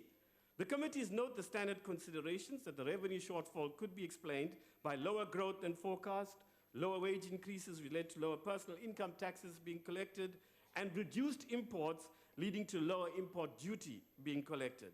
There has been a significant change in the tax buoyancy ratio from 1.4% to 0.86%. Minister, as a former tax commissioner, you'll be able to explain this much better than I, so I left that to you, if I may ask you on behalf of Parliament to explain the technicalities. But I must say, one of your department officials, probably in his mid-30s, gave us such a nice explanation. Such a nice explanation. Maybe you can just quote him. And we note the suggestions by some stakeholders that the revenue shortfall and the uncharacteristic tax buoyancy may have been partly due to calculated delays in processing VAT refunds in 2015-16 in order to claim success. There are also claims that diesel refunds have been withheld.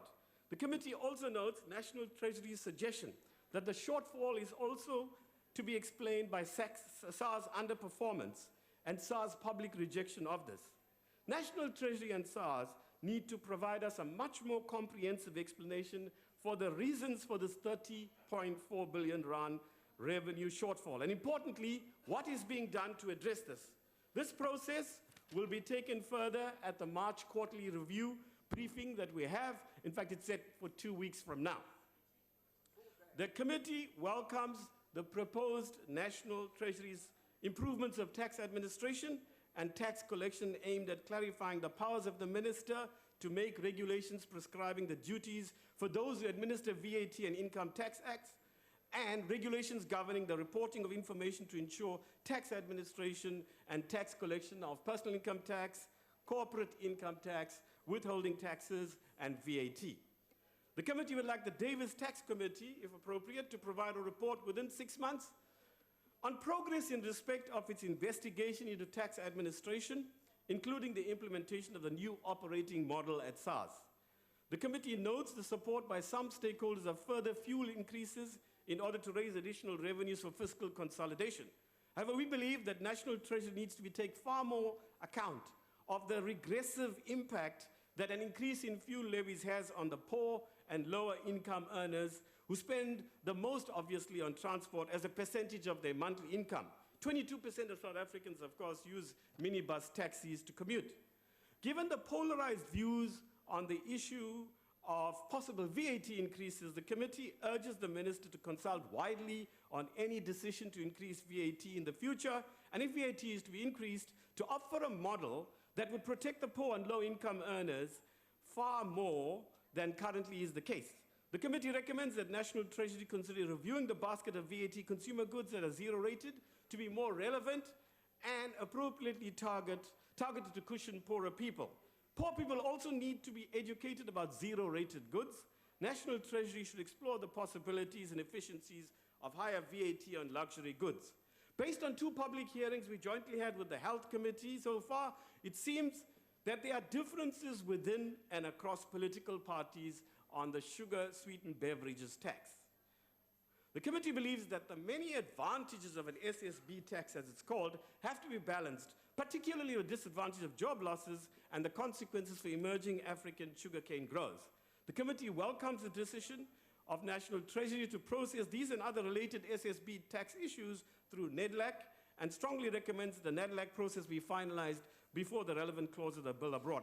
The committee recommends that National Treasury and SARS do far more to reduce illicit financial flows through aggressive tax avoidance and tax recession. Just one figure, the Global Financial Integrity Report states South Africa suffered illicit financial flows of over 122 billion rands between 2003 and 2012. It noted that South Africa is amongst the top 10 countries in the world. We want far more comprehensive report in our quarterly briefing from both SARS and National Treasury, as well as the next joint sitting being held by the Minerals Committee, our committee, and so on next week. Thank you very much. On the whole thing, the budget is very expired. balanced and progressive. Thank you, and provides Honorable cause for Karim. Your time has expired. Honorable Menir.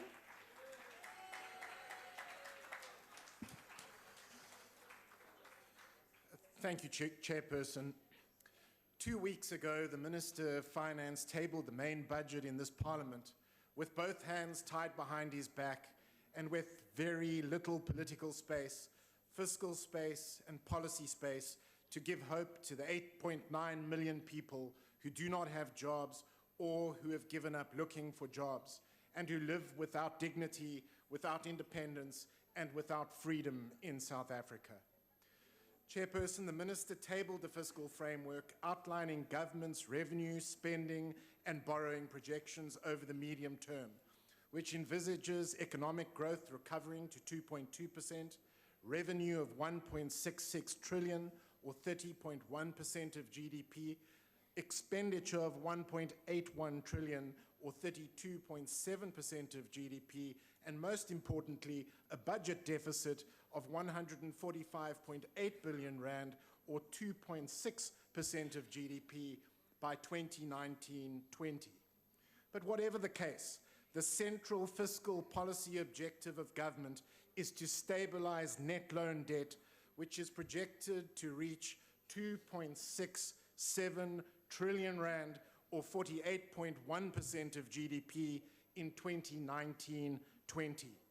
To illustrate the magnitude of the debt, consider the fact that net loan debt of 2.67 trillion rand is the equivalent of a debt, wait for it, of 47,000 rand per person in South Africa, or a debt of, and wait for it, 6.68 billion rand per member of Parliament. It is staggering. Because of the debt mountain, debt service costs are now the fastest growing expenditure item on the budget and are projected to reach 197.3 billion rand in 2019-20. To illustrate the magnitude of debt service costs, consider that in 3 years' time, we will spend more on debt service costs than we will spend this year on defense, 170 billion, on police and justice, 190 billion, on higher education, 68.95 billion, and most importantly, on social protection, 164 billion. It is staggering. However, The fact is, government has a slow bleed and simply cannot stabilize net loan debt. We were told in main budget 2016 that net loan debt was going to stabilize at 2.19 trillion in 2017-18, or at 46.2% of GDP. But then we were told in medium-term budget policy statement 2016 that net loan debt was going to stabilize now at 2.63 trillion in 2019-20, or at 47.9% of GDP. And now we are told in main budget 2017 that net loan debt is going to stabilize at 48.2% of GDP, but only in 2020-21. That is why we believe that it is time that government considers implementing a debt ceiling in South Africa, and we will be making proposals in that regard this year. Now, Chairperson, I beg your pardon. The root cause of the slow bleed is stagnant economic growth, which is projected to average at 1.83% between 2017 and 2019, and which is simply not enough to stabilize our public finances. The economic growth projection is 1.3% for 2017, up from 0.3% in 2016, due to a moderate recovery, though it is insufficient to reduce unemployment. But Speaker, the moderate economic recovery is not only insufficient to reduce unemployment, it is also insufficient to generate the required revenue, because, to borrow a phrase from the former Minister of Finance Nhlanhla, without economic growth, revenue will not increase, and without revenue growth, expenditure cannot increase. Chairperson, the Minister penciled in revenue of 1.41 trillion, or 29.8% of GDP for 2017-18. However, because of lower than expected revenue collection due to stagnant economic growth and poor tax administration, the Minister was forced to announce tax proposals to raise an additional 28 billion rand in 2017-18. Of course, what the Minister chose to emphasize was the formation of a new super tax bracket for personal income taxpayers with a taxable income of more than 1.5 million rand, to be taxed at a new marginal income tax rate of 45%, to raise an additional 4.4 billion rand in 2017-18. However, what the Minister chose not to emphasize was that an additional 12.1 billion rand would be raised from personal income taxpayers as a result of limited relief for fiscal drag, and that an additional 3.2 billion rand would be raised from the general fuel levy in 2017-18. What this means is that whether you are rich and taxed directly, or whether you are poor and taxed indirectly, the Minister will reach into your pockets and help himself to 28 billion rand to plug the fiscal hole in 2017-18. That is why it is such a pity that government seems to have abandoned the sale of non-strategic assets to raise revenue. The former minister began the process of selling non-strategic assets and made a good start by selling government stake in Vodacom, which raised 25.4 billion rand in 2015-16. The fact is that substantial revenue could be raised by disposing of non-strategic assets, including the sale, for example, of government stake in Telkom, which could raise about 14.7 billion rand. And that is why we propose that government reconsiders its position and starts selling non-strategic assets to raise revenue that could be used, for example, to fund infrastructure in South Africa. Chairperson, the Minister penciled in expenditure of 1.56 trillion rand, or 33% of GDP for 2017-18. However, because of lower than expected revenue, the Minister announced that the expenditure ceiling would be lowered by 10.2 billion rand and that expenditure of 16.9 billion rand would be reprioritized in 2017-18. We welcome, of course, the 151 billion that will be spent on social grants and the 77.5 billion rand that will be spent on higher education. However, new spending pressures in the form of the public sector wage bill, which will consume a staggering 550.3 billion rand in 2017-18 is looming, and irregular expenditure has skyrocketed, reaching an all-time high of 46 billion rand in 2015-16. The Minister of Mineral Resources, Mosowabenzi Zwane, became a powerful symbol of the let-them-eat-cake style of wasteful expenditure when days before the budget was presented, it was revealed that he had purchased a new Mercedes-Benz E400 at the cost of 1.35 million rand in violation of cost containment measures implemented by National Treasury. We have to get on top of reducing expenditure, but the Minister employs a fragmented arsenal of fiscal tools to contain spending, including an expenditure ceiling, cost containment measures, procurement reform, and performance and expenditure reviews. A bit of this and a bit of that. We need to do things differently. Honorable Menir, please take your seat. Yes, Honorable Member, on what rule are you standing? Rule 85, and the Honorable Member casts clear aspersions on the Minister. The Minister has clearly said was in violation, and therefore he should do so by a substantive motion because violation cannot be condoned, and therefore he must do so through a substantive motion, Honorable House Chair. Thank you.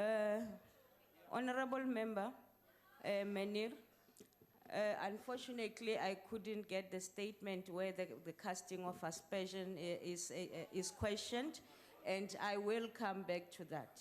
Thank you very much. Continue, Honorable Menir. Thank you, Chairperson. We need to do things differently and implement a comprehensive spending review. And that is why we will propose that government considers implementing a comprehensive spending review, which has proved successful in many other countries, including Australia, Canada, and the United Kingdom.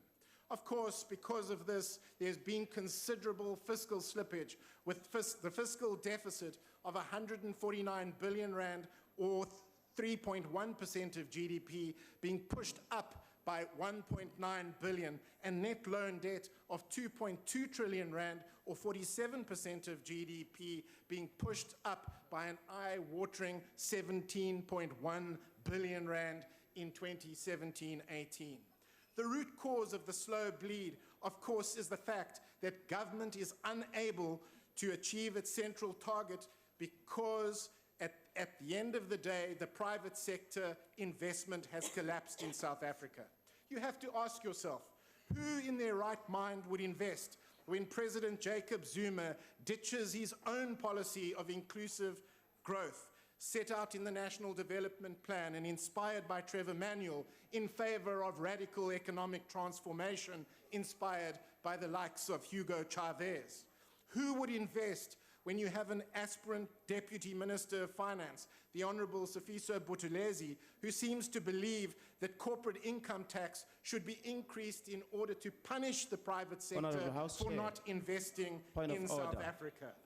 Honorable Member, please take your seat. On what rule In terms of the principle that the members may refer to each other in a dignified manner.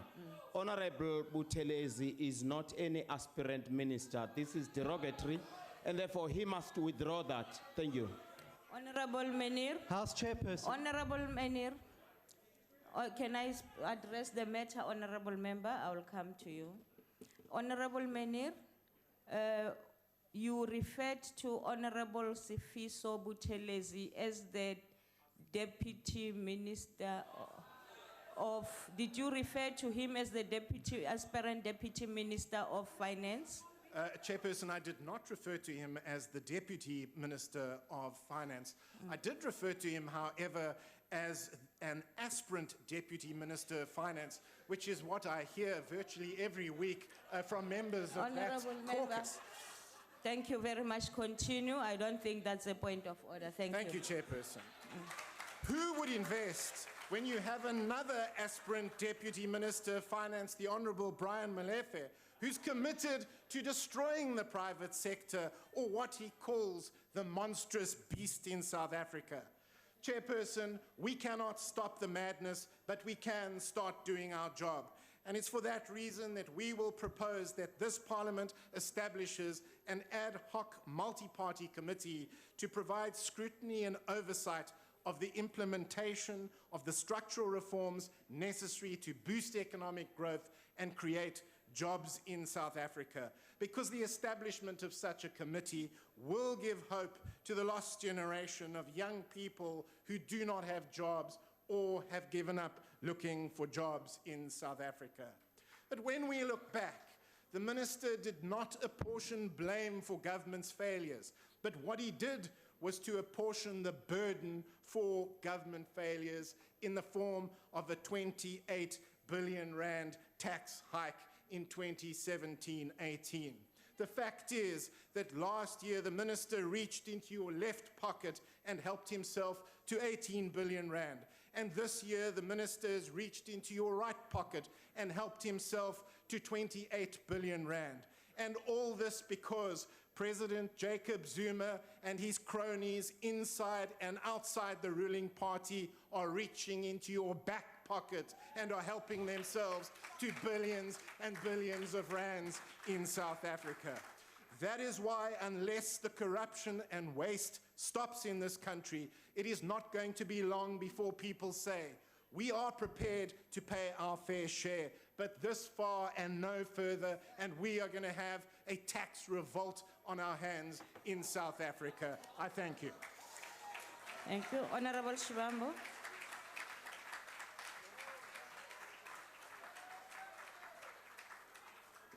Thank you very much, House Chairperson. You know, Minister of Finance, South Africa's revenue structure is inherently incapable to respond to the country's developmental challenges. If the past 10 years, year-on-year's growth of the revenue is anything to go by, we will permanently be incapable to respond to the developmental challenges of homelessness, of landlessness, of so many things, of access to education.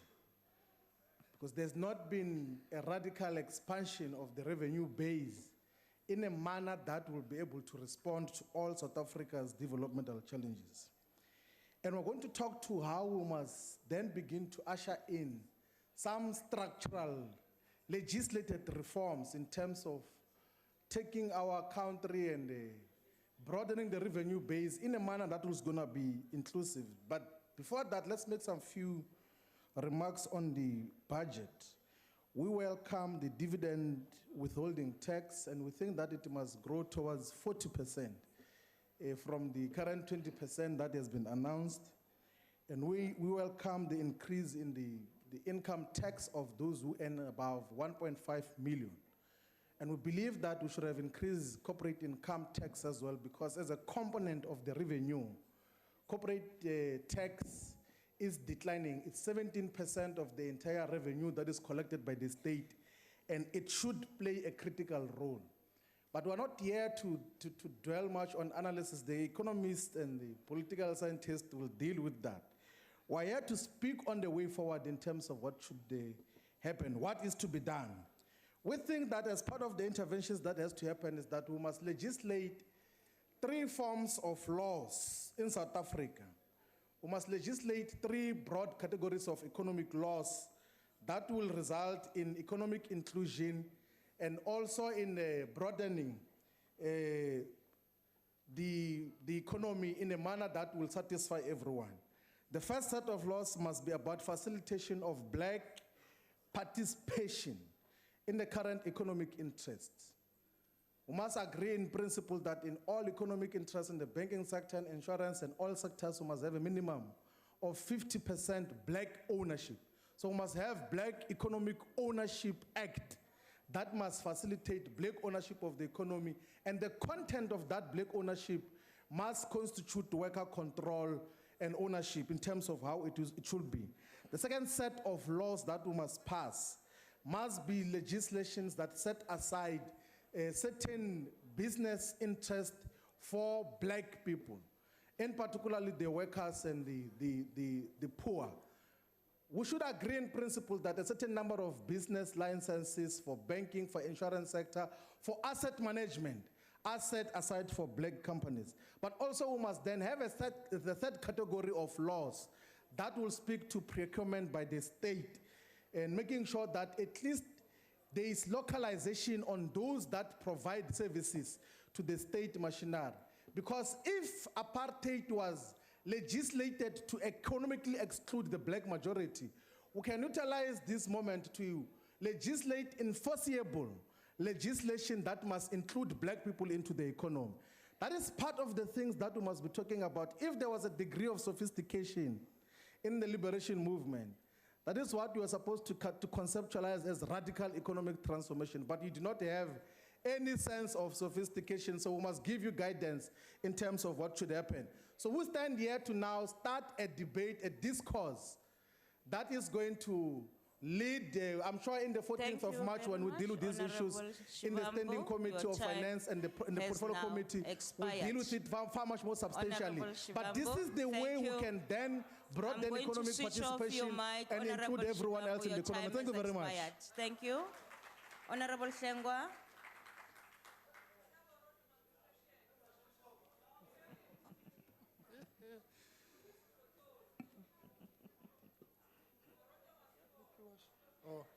Honorable House Chairperson, this year's budget was delivered in the utmost turbulent and uncertain political environment ever experienced since the advent of our young democracy.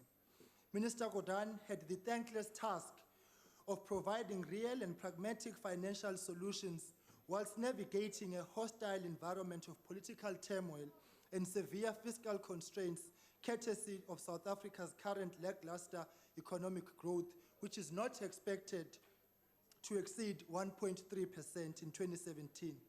Only yesterday it was reported that our investor confidence is at an all-time low because of the current political instability, and this, of course, would in all likelihood compromise our economic recovery and growth projections for 2017.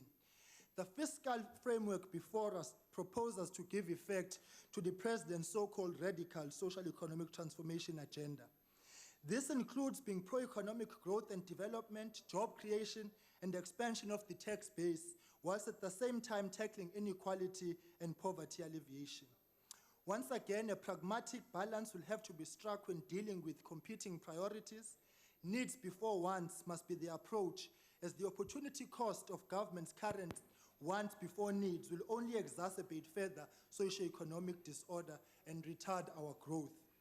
The IFP reiterates the need for the fiscal systems to be in place to be strong enough to withstand the storm that will encompass the ruling party's politics this year.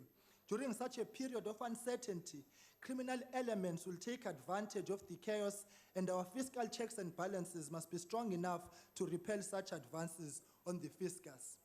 Efforts to combat transfer mispricing and strengthen mechanisms which protect our tax base must be commended. The escalation of our national debt and the ever-present specter of credit rating agencies' downgrades remains a concern, especially in light of yesterday's release by the Statistics Office, which measured growth at just over 0.3% last year. Therefore, it remains trite, but most certainly still the utmost of importance that the fight against corruption, fraud, and maladministration at all levels of governance must be intensified.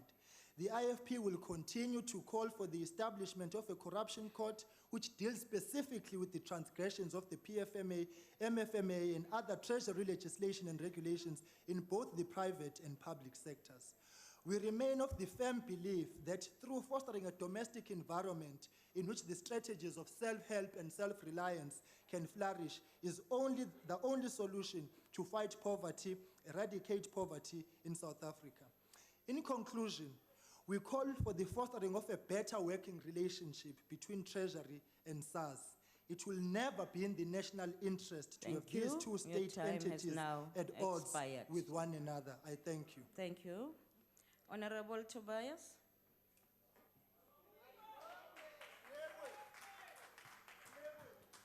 Thank you, Honorable Chairperson.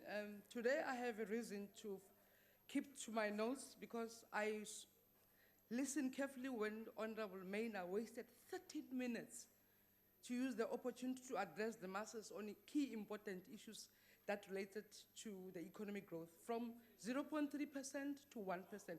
And I'm going to give an illustration before I go to my notes. One, Honorable Maina is worried about the imposition of marginal tax on the top bracket earners. Who are those people? The rich. Who are they protecting? The rich. Honorable David Maina is worried about corporate income tax. Who owns businesses in South Africa? The rich, the white. Thirdly, Honorable Maina wants us to dispose of strategic assets, telecom included, because why?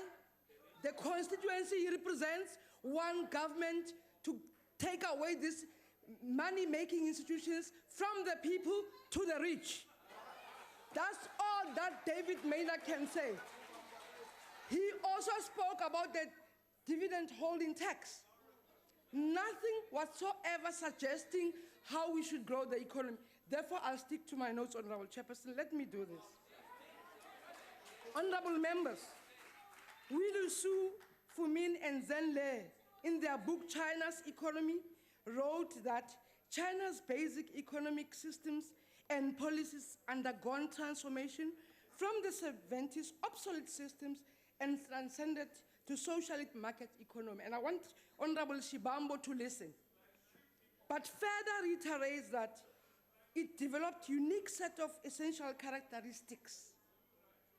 And juxtaposing this statement with the South African economy, I should hasten to say, having inherited a dying economy in 1994, as the ANC-led government, we implemented an economic policy that realized growth and redistribution, and later had to face competing needs of growth vis-a-vis distribution. Those are the hard facts. I decided to refresh my mind by reading Philip Moore's book on understanding the economy and specifically looking at economic policy. Philip Moore explains that even countries' government tries to improve the performance of the economy by indicating the necessary implementation of transformation charters.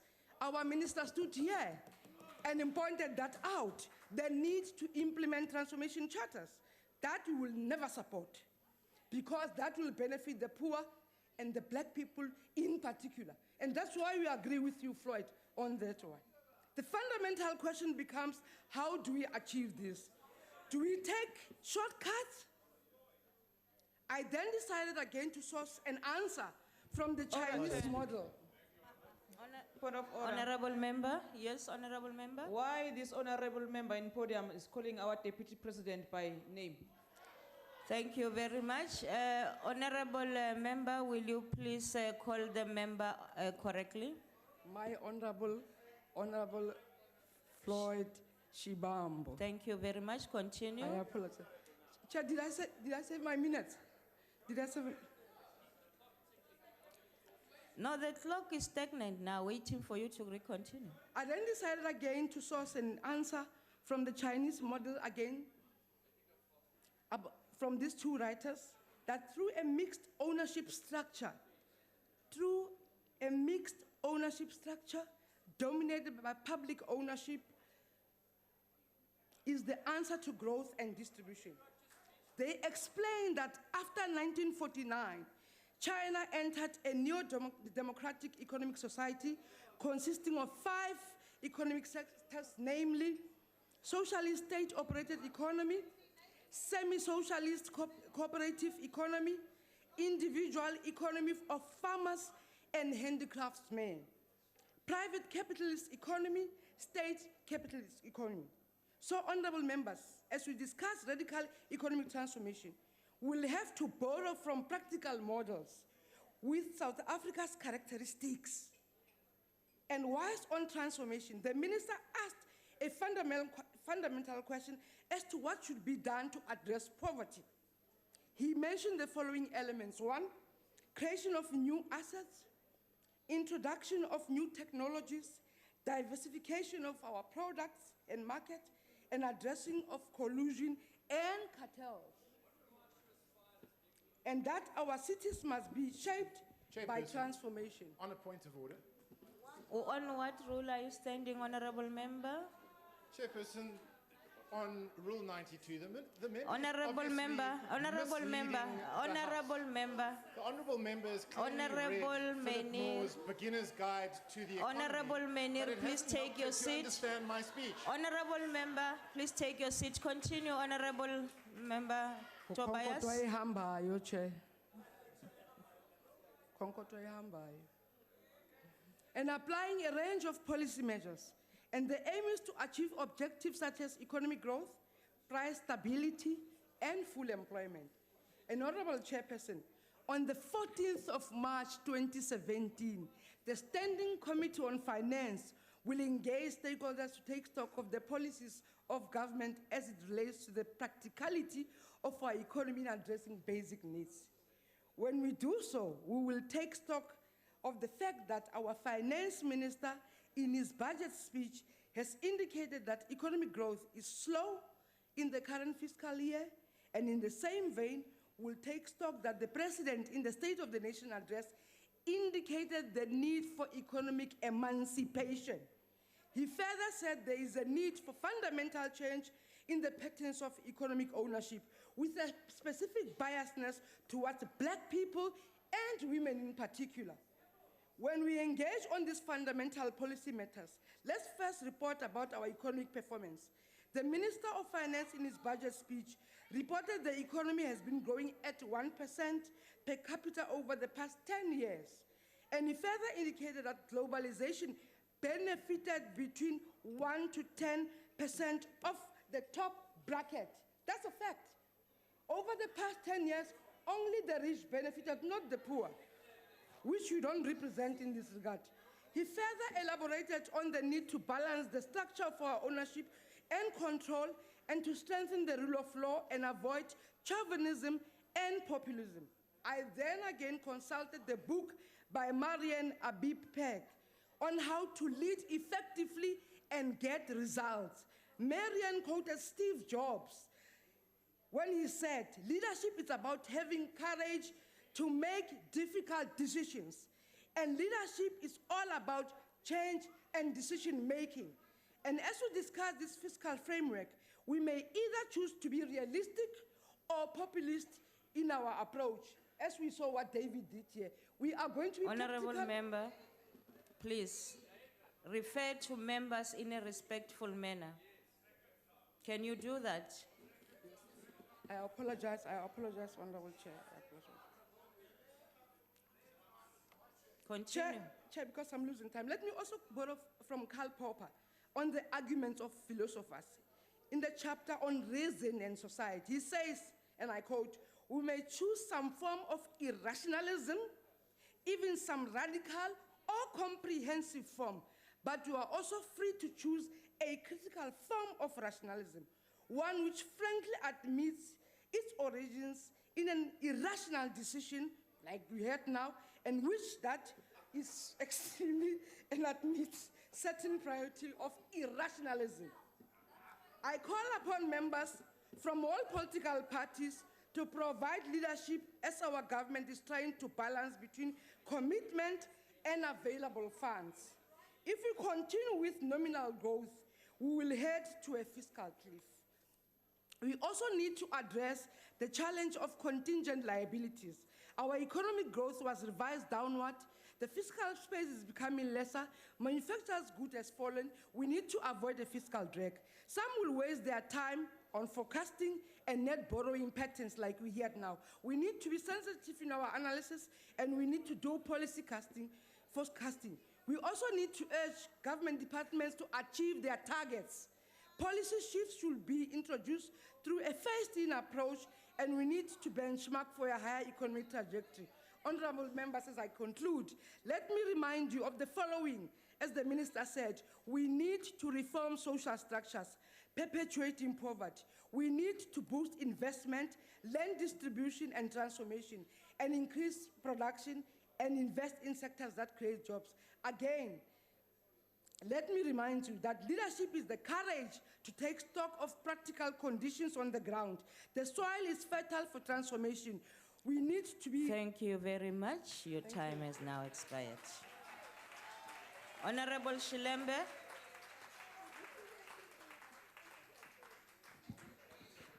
Thank you, Chairperson. We acknowledge that the Honorable Minister of Finance had to produce a pro-poor budget under tight fiscal constraint and commend him for it. The NFP believes that the full impact of this budget will be felt for many years to come because it heralds a deviation from the fiscal path of recent years, with a significant shift towards accommodating the social-driven radical economic transformation initiative announced during the President's State of the Nation address. When taking a holistic view of the budget, the NFP appreciates that almost 2/3 of the budget is allocated to functions which are dedicated to giving effect to constitutional mandated social rights such as education, health, social security, and housing. Our society is still crippled by historical inequality, and we believe that prioritizing social spending will contribute to addressing this inequality. Unfortunately, with this emphasis on transformation, there is a leak in the budget to stimulate growth and boost economic confidence in the future of our country. In particular, we are concerned that the budget is silent on how GDP is going to be lifted as South Africa. The NFP agrees with the committee that government will have to work closer with businesses, labor, and civil society to ensure economic growth.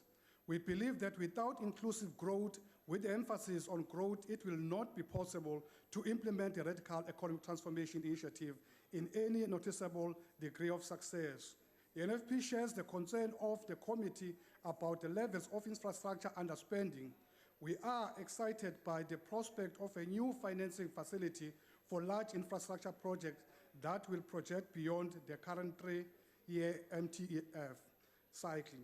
Such large-scale infrastructure projects could meaningfully be incorporated in government as part of the public works framework and generate much-needed employment opportunities, particularly in our impoverished rural areas. Chairperson, the NFP also remains concerned about the cost to the state in remunerating our bloated public service. The salaries of South Africa's nearly is 1.3 public servant, nearly doubled between 2008 and 2016, with an average of 1.8-point increase above CPI inflation. The cold hard reality is that more than 44% of government expenditure goes towards the salaries of civil servants, and this expenditure, combined with a significant portion of expenditure allocated to service government debt, is diverting much-needed resources away from the social upliftment of our people. The NFP supports the recommendation as contained in the report. I thank you. Thank you very much. Honorable Kekana.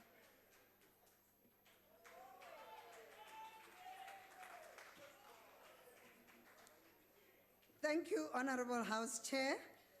Today we celebrate the International Women's Day, and let me join the global community and wish all women happy International Women's Day.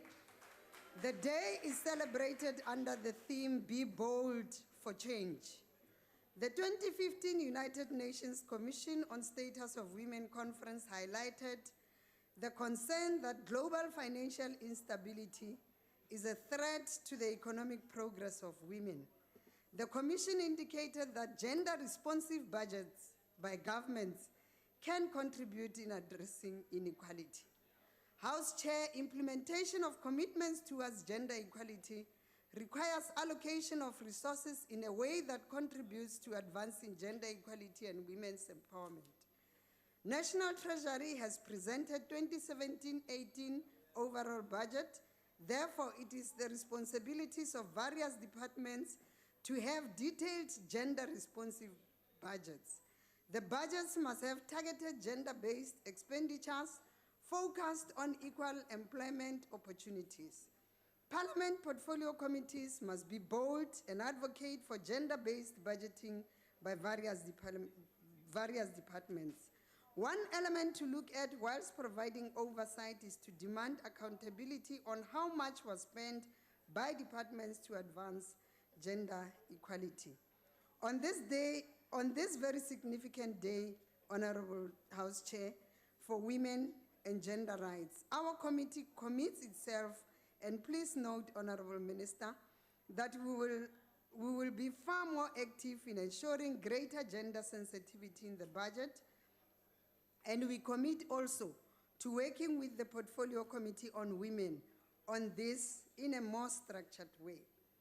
Honorable House Chair, the ANC-led government is bold in its decision to eradicate any form of gender oppression in South Africa. Through the National Development Plan, government is planning to eradicate inequality by 2030. It is our duty as lawmakers to work towards this goal. International Women's Day is celebrated in recognition of women and their achievement, and a rallying point to build support for women's rights and participation in a political and economic arena. In dealing with the fiscal framework and revenue proposals for the 2017 budget, the principles which underpinned the drafting of the women's budget in the 1990s is as relevant today as it was then. How we budget for the massification and education of society, how the budget interfaces with the dedicated legislation, and how it finances the tools to economically empower women are critical indicators of whether we are making progress as a nation and society or not. Whether we are creating through the budget the conducive working environment for working women to have the space and time to cultivate and develop themselves has everything to do with the regulatory environment and what support is given to this through the budget. Institutional mechanisms for the advancement of women in society have everything to do with a budget that is redistributive and a budget that is inclusive for the growth of women in the economy as workers and as managers. This year's theme of our fiscal framework is transformation for inclusive growth. Honorable House Chair, it is important to clarify what this means in the context of women and the most vulnerable in our society.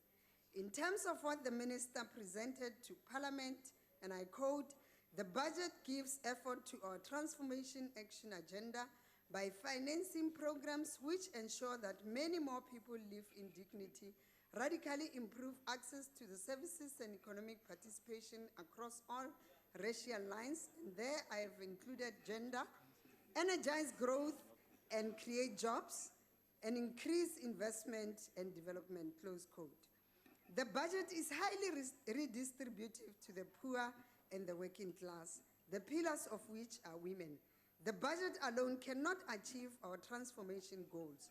Although South Africa's expenditure continues to be redistributive, it is important to continue to communicate how this benefits women so that we do not lose sight of what we want to achieve as we construct the national democratic society.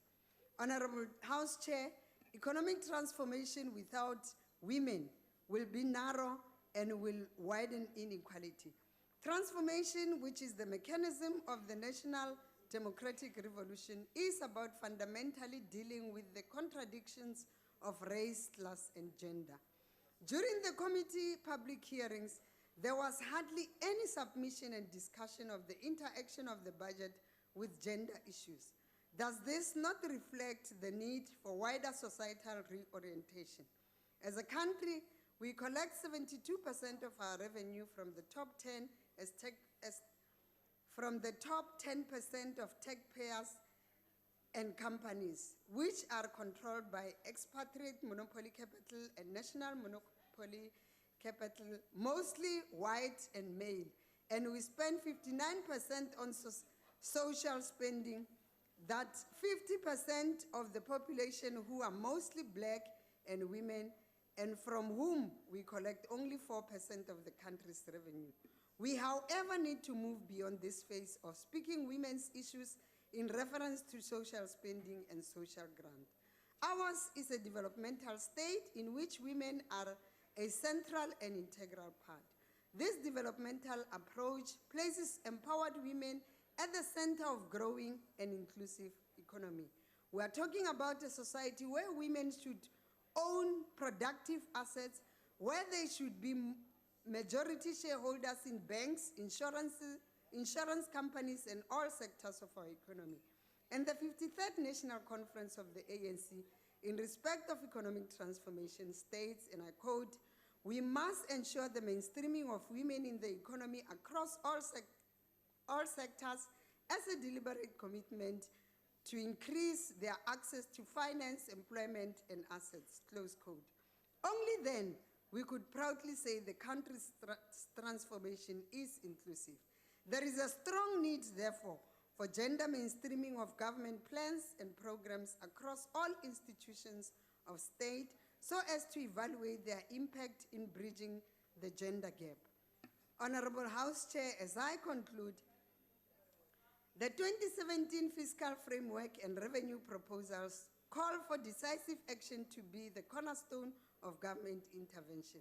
This must go together with further improvements in existing monitoring and evaluation systems, the strategic levers at the disposal of developmental state, which include legislation, regulation, licenses, charters, and codes, SOEs, and DFIs must be optimally utilized.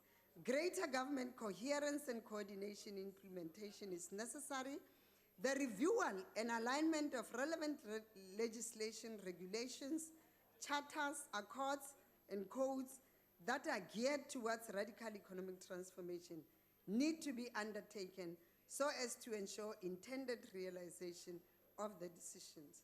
Focus must be directed towards identifying the potential of the job drivers of our economy. And as the ANC has determined, radical economic transformation denotes a fundamental change in the structure, systems, and patterns of ownership and control of the economy. Amandla Ness. Thank you very much. Honorable Filtane.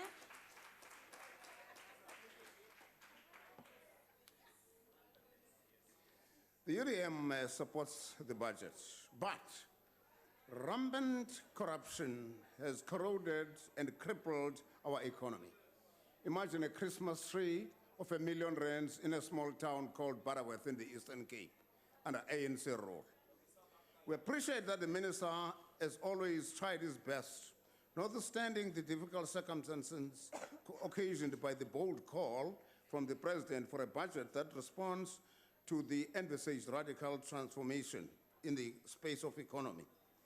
This was a very difficult expectation given the hard fact of a government which is wrestling with an unprecedented national debt challenge post the dawn of democracy. Consequently, and with respect to the land question, the budget failed to create hope for a speedy transfer of land to its rightful owners. This was further exacerbated by the fact that the ANC subsequently refused, when the FF proposed the expropriation of land without compensation, and even with the added qualification from the UDM that compensation should only be considered for improvements. There was no budget for extension of land expropriation beyond the constitutional limit of 19th June 1913. Had we agreed to amend the constitution, we'd be talking a different story. Fact is, land lies at the heart of the economy of the blacks of South Africa. Although the minister had difficulty to maneuver for a radical budget, he has, however, confirmed that our monies as South Africans are in good hands. We appreciate that. This is what all good citizens of this country at least want, in particular during such a difficult time when the economy is struggling to grow. People are jobless, poverty is on the rise, and individual debt is the order of the day. This, therefore, brings an urgent challenge to the minister, his colleagues in the executive, the industry, civil society, and citizens in general, to ensure that our economy grows and reduce the ratio between the revenue base and debt. Taking advantage of, amongst others, corporate income tax, government working with industry should consider financial awareness campaigns at schools and communities in general.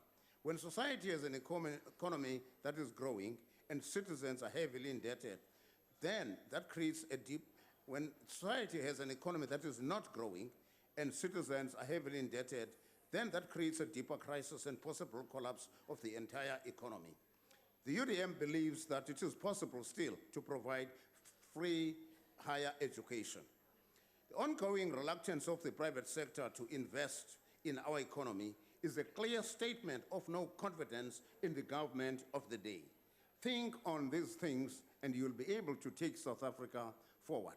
Lastly, the austerity measures that were announced are welcome. However, government must implement these without compromising on the delivery of basic services to the poorest of the poor. Thank you. Thank you very much. Honorable Mavi.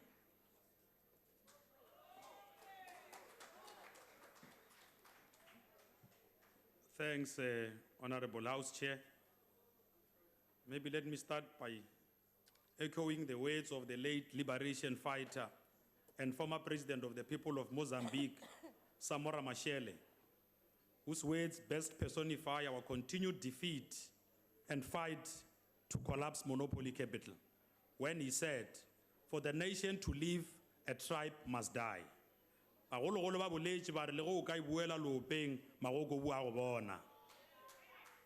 When the DA spoke here, they were fully representing the interest of white monopoly capital.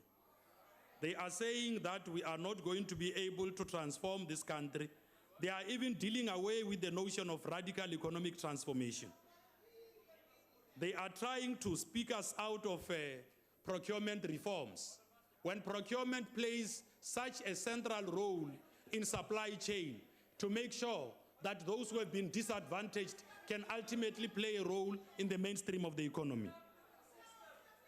You are saying that our own cost containment measures, which were necessary to try and propel forward better planning and predictability on the side of the state, should be done away with, so that we could be able to prioritize some of the things that are not going to assist take South Africa forward. And at least we agree with the EFF on this one, that economic inclusion must facilitate greater participation by the black majority in this country. This means that we must work and fight hard to make sure that our people play in the space of the economy where they were previously excluded. So you are saying we must not talk about radical economic transformation. You are saying that we must not even consider corporate taxes because you are spokespersons of capital. You are not here to speak on behalf of the majority of South Africans, people who are found in squalor, people who depend on the many programs that the ANC-led government has introduced. Next week, on the 14th of March, we will have public hearings here. It is important that you come and listen to what our people want to see us doing to try and transform this economy. So maybe it is important that we must remind the DA that it is also corruption to tell lies. It is corruption not to acknowledge. It is corruption not to acknowledge that there's a lot that is happening today in this country. It is corruption not to acknowledge that we have created an economy that is all-inclusive. In the past, we never had an economy that was inclusive. It was only a specific race which could participate in the economy. Today, regardless of the color of your skin, you could still participate. Some of the compromises we've made was to even make sure that those who have even been participating before, as the part of the sunset clauses, could still participate. We didn't take over power and chase people away, something that some of you are wanting to do on this other side. That's why you will never be a government in this country.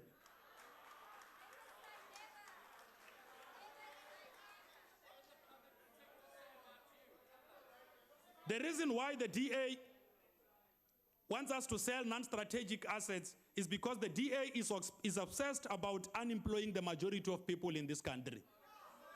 Because some of the assets that they regard as non-strategic in their own imagination are the ones that are creating jobs for a lot of people in this country. Now, if you listened carefully to Minister Pravin's budget presentation, you will have realized that there are areas where we've made progress. We've been able to create jobs in a number of sectors. We are increasing budget, for instance, in the... No, you will say where because you don't know. We are doing it already through the Black Industrialist Program. Monies are being set aside there. We are creating opportunities, for instance, for a majority of our people, even through the EPWP programs. Something that did not exist when you were in power. We are trying to make sure that we create a strong cooperative movement in this country so that our people can participate in the economy. We have said that we are not going to be increasing VAT without broader consultation. Those of you who sit in the Finance Committee will know that before we arrive at a conclusion or conclude on a matter, we shall have consulted broadly with the people that are affected. We are doing it with the sugar tax, we will do it with VAT and all of that. We don't just wake up tomorrow and say, we're going to adjust VAT without consulting the people affected. Where we introduce taxes in sectors, we are doing so because we want to facilitate movement in the economy. We've already done so with the environmental levy. A good progress that has been realized by this 5th Parliament. And we did so to make sure that we could allow our people to also participate yet again in the economy. You see these things as rubbish because where you come from, they eat rubbish. We are doing our best.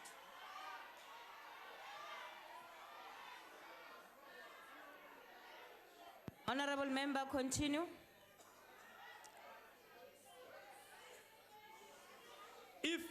If you eat rubbish at home, you will believe that what people say is rubbish. Because our people are being fed lies every day. Order, honorable members. Order, continue. Order, honorable members. Like I have said before, it is also corruption to tell lies. You have been telling a lot of lies to our people. You have projected yourself as an alternative government, and yet you want to denounce the notion of radical economic transformation. You are using black people as your voting voters. You do not represent the interest of our people. Thank you, House Chair. Thank you very much. We now call on the Minister of Finance to conclude the report.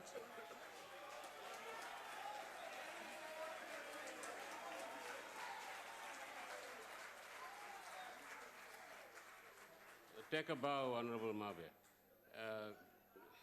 Chairperson and honorable members, this is a debate about the fiscal framework, just in case we forget, and the revenue proposals.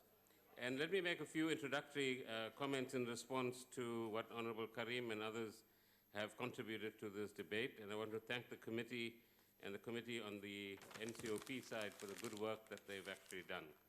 The first point that we need to make is that our fiscal strategy, which is reflected in the budget, is a very careful balancing act, as we've pointed out repeatedly, between revenue raising, expenditure cutting, borrowing carefully, and at the same time ensuring that we don't damage economic growth in a negative way, and continue with the processes of finding savings, but ensure that our budget remains essentially redistributive and is a symbol of social solidarity in South Africa and an expression of the support that the better off in South Africa give to the less well off in South Africa.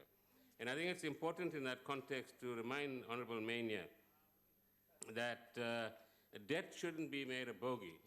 Having debt is a normal thing in a household and for an individual, provided that you do it in a reasonable way and one understands the limits that one has to work with and has, as the rating agencies and our own investors would say, we have the ability to pay and the willingness to pay, something that South Africa has been able to demonstrate over the last 20 years of democracy, and nobody doubts our ability to pay and willingness to pay our debt. So be careful not to make it a bogey. No, very few countries in the world survive without some level of debt or the other. The only question is how do we manage that? The second point we need to make is that without inclusive growth and the accompanying transformation of our economy and the participation of all of our people in our economy, we're not going to grow this economy. Excuse me. And if we don't grow this economy, we're not going to generate the revenue.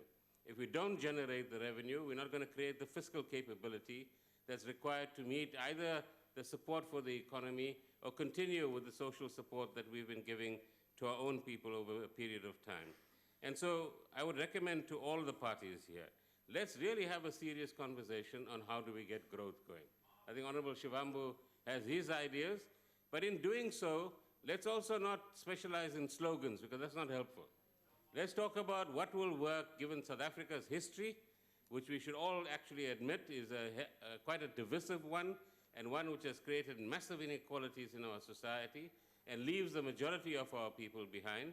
On the one hand, also understand our current context and what are the limits and the opportunities that we have, and how are we going to seize those opportunities through innovation, creativity, but above all, by building consensus amongst ourselves. Because if we don't do that, we won't get the radical economic transformation that we're asking for, nor are we going to actually meet the requirements of our people as well. The third and essential point around transformation is that transformation needs to be directed to the vast majority of our people in the lower classes, the working class, and the poor. They must be the principal beneficiaries. It's nice to have billionaires and millionaires, but the principal beneficiaries over the next 10 years must be our own people who find themselves in despair. And the real genius that we need to generate is how do we address their concerns, how do we increase wealth in their hands, how do we increase assets in their hands so that intergenerational poverty ends with our generation. That's the key challenge that we actually have amongst us. Now, related to growth is the question of private investment. A number of honorable members have addressed this question. But we're not going to get private investment if we keep battering people. You get private investment if firstly there's opportunities, secondly somebody's going to make a profit, and thirdly if we create the right level of confidence in the policy environment. And fourthly, create the national consensus that's required to generate the kind of optimism that our country is very capable of if we put our heads and our hearts together. Now, the choice we have is whether we continue to make negative noises, inverted commas, or we try to work across party lines and notwithstanding political and economic constraints that we have, try to meet some of the demands that we have on our society and create conditions for the private sector and indeed for the state itself to become a key investor in our economy. One of the appeals that I would like to make is that in our debates, Chairperson, we should not sacrifice a key principle or a set of principles, the Honorable Kekana would say, in our Constitution, that of non-sexism and non-racialism.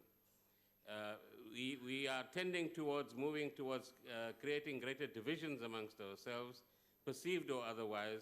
I think let's focus on the issues before us and ask ourselves how do we work with each other in order to get some of these dynamics actually going. Honorable Karim, the Money Bills Act is actually a Parliament's act, and I hope that you and your committee and others in Parliament will bring about the changes that will make it more comfortable for committees to process the fiscal framework. Whilst we accept that we need to engage with the various stakeholders who made presentations to your committee, we must accept also, as you, I think, pointed out, that if you come with different paradigms and different philosophical outlooks, then we're going to have differences. And what I observe from what I've read of your report, we have too many traditionalists coming to the committee as well, putting forward traditional views as opposed to creative views that addresses the kind of concerns that we have in South Africa at this particular point in time. On the question of tax administration, you know, one of the things that we need to discourage is this idea that there's personality issues here. They're not. The very simple and fundamental constitutional issue here is that the head of an entity is accountable to a minister, end of story. And we need to make sure that we get the kind of accountability as the committee recommends in its report, including the manner in which we've generated huge concerns amongst the public about refunds, the way they manage, the way they're being held back, and whether this begins to influence the revenue numbers and the kind of confidence we can place in those numbers as well. But we will continue to work on some of those issues. On the question of a debt ceiling that the Honourable Mania proposes, some countries have them, some countries don't. Some countries have created them and they've got rid of them. Because as economic environments and dynamics change, our fiscal framework needs to be, on the one hand, providing certainty, but on the other hand, has to have an element of flexibility in it as well. And I think that's the balance that we are aiming for and have been aiming for as an ANC government for many years. On the question of not emphasizing fiscal drag, well, it's there. You know, South Africa is amongst the most transparent has amongst the most transparent budgets in the world. So I'm afraid, Honourable Mania, we're not hiding anything. It's a question of whether one wants to read about it or not. On the question of sale of non-core assets, I think it's very clear. If we are not growing the economy, if we're not generating the revenue that we require, we've got to mobilize revenue either from the sale of non-core assets and or get resources from other sectors of society that actually have them, and create the environment in which those resources actually create the dynamism that we require in the economy itself. On the question of whether we need an ad hoc committee, I leave that to Parliament to actually decide. Honourable Shivambu, I think the ideas that you have are interesting ones to debate. I'm not sure whether and how raising dividend tax to 40% or some of the other ideas that you have will begin to make an impact on some of the challenges that we have, but we will avail ourselves for the discourse that you speak of, and we would agree with your objectives that economic inclusion and participation on an urgent basis is something that all of us would actually agree with. Honourable Schlengwer, you make a very valid point that when we're going through periods of global turbulence and perhaps some level of inverted commas noise again in the South African context, it's important to keep the fiscal ship as steady as possible and to ensure that whilst we go through these political breezes and sometimes they might become gale force winds, we don't let the fiscal ship down and sacrifice the future of our own population in the process. On the question of corruption, a number of honourable members addressed that as well. And once again, unless we create a social movement in South Africa which pressures all of us to become more accountable about the way in which we either oversee the spending of public money or actually spend public money and hold both ourselves and our administrations to account, we're not going to make much progress in this particular regard. Honourable Shilembe, the budget speech is full of ideas on growth. The question is, how do we take ideas and make them practical? And how do we get implementation going in South Africa and create the conditions for that? And that's the challenge that I think we need to take up. Finally, Honourable Fultane's point about financial awareness campaigns is a very important one, and I hope that Parliament can agree on some kind of campaign with ourselves and other departments as well to generate far greater financial literacy amongst our population. Once again, thank you for your various thoughts, and you're welcome to come and debate those with us. Thank you very much. Thank you, Minister. That concludes the speakers list. I now recognize the Chief Whip of the Majority Party. Thank you, Honourable House Chair. I move that the House adopt the 2017 Fiscal Framework and Revenue Proposals and the report of the Standing Committee on Finance thereon. I so move. Thank you very much. The motion, honourable members, is that the 2017 Fiscal Framework and Revenue Proposals, as well as the report of the Standing Committee on Finance thereon, be adopted. Are there any objections? In light of the objections, I will put the question. Those in favor will say aye. Those against will say no. I think the ayes have it. Chair, please note the objection of the DA. Thank you. The objection of the DA will be noted, and the motion has thus been agreed to. Order, honorable members. Honorable members, on the 23rd Thursday of February, during declaration on the report of the Joint Ad Hoc Committee on appointment of members to National Youth Development Agency, Honorable T. Khawula of the EFF rose on a point of order requesting Honorable Mkongi of the ANC to withdraw his statement that Honorable Shivambu had chowed money from the NYDA and requested the House Chairperson to rule on the remark. According to the unrevised Hansard, Honorable Mkongi said, and I quote, "Thank you, Chairperson. By the way, personal attacks do not deter me. They do not demoralize me. The previous board cleansed out the mess done by Honorable Shibambu and his friends when he was in the Youth League. They chowed a lot of money of the NYDA, and they think that this NYDA is going to do the very same mess they have done previously. I undertook to study the Hansard and returned to this House with a ruling on the matter. Having studied the Hansard, unrevised Hansard, I would like to rule as follows. Rule 85(1) requires that no member may impute improper motives to any other member or cast personal reflection upon a member's integrity or dignity, or verbally abuse a member in any other way. Further, Rule 85(2) requires that any member who wishes to bring an improper or unethical conduct on the part of another member to the attention of the House may do so only by way of separate substantive motion comprising a clearly formulated and properly substantiated charge for consideration.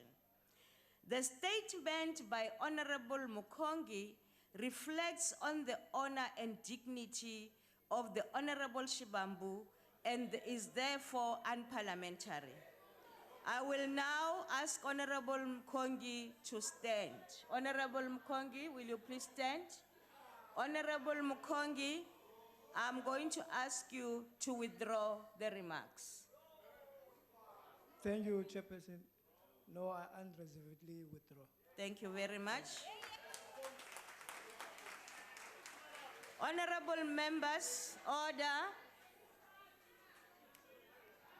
Order, Honorable Shibambu, please, please. Must never do it again. Honorable members, order.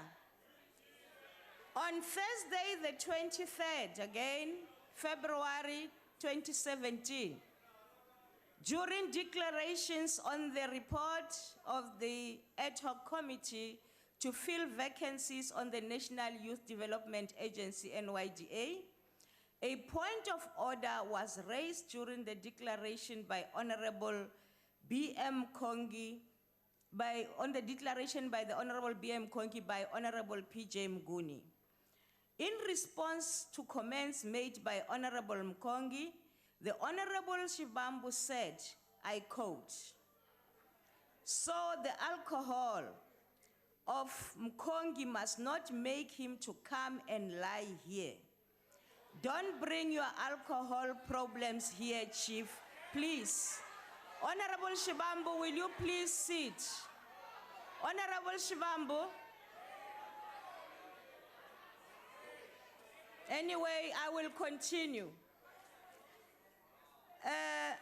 Honorable P.J. Mguni then rose on a point of order to inquire whether such remarks were parliamentary. After having had an opportunity to study the Hansard, I would like to rule as follows.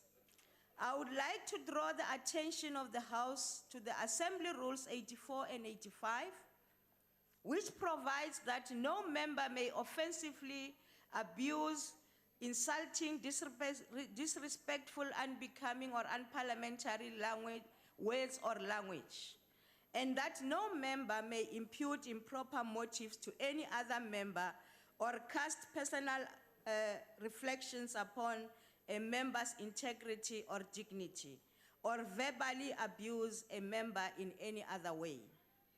The assertion made by Honorable Shibambo that Honorable Mkongi used alcohol and that he was lying was clearly in contravention of the two rules, which are meant to protect the dignity and honor of our members.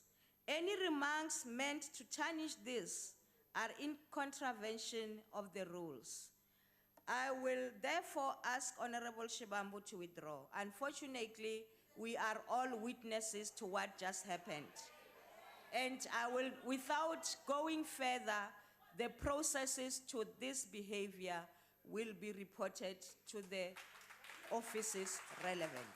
Thank you very much. What is it, Honorable Member? No, Chair, the Honorable... No. What are you rising on? On a point of... Order, members. Members, I'm still here. Please, members, allow me to do my... On what rule are you standing, Honorable Mkwena? I'm standing on a point of privilege, ma'am. I wanted to explain that the Honorable Shibambo... No. Has an important meeting... No. That he's attending. I have ruled on this matter, and the processes will be followed. Honorable members, please take your seat. Honorable members, that brings us to the end of today's proceedings, and the House is adjourned.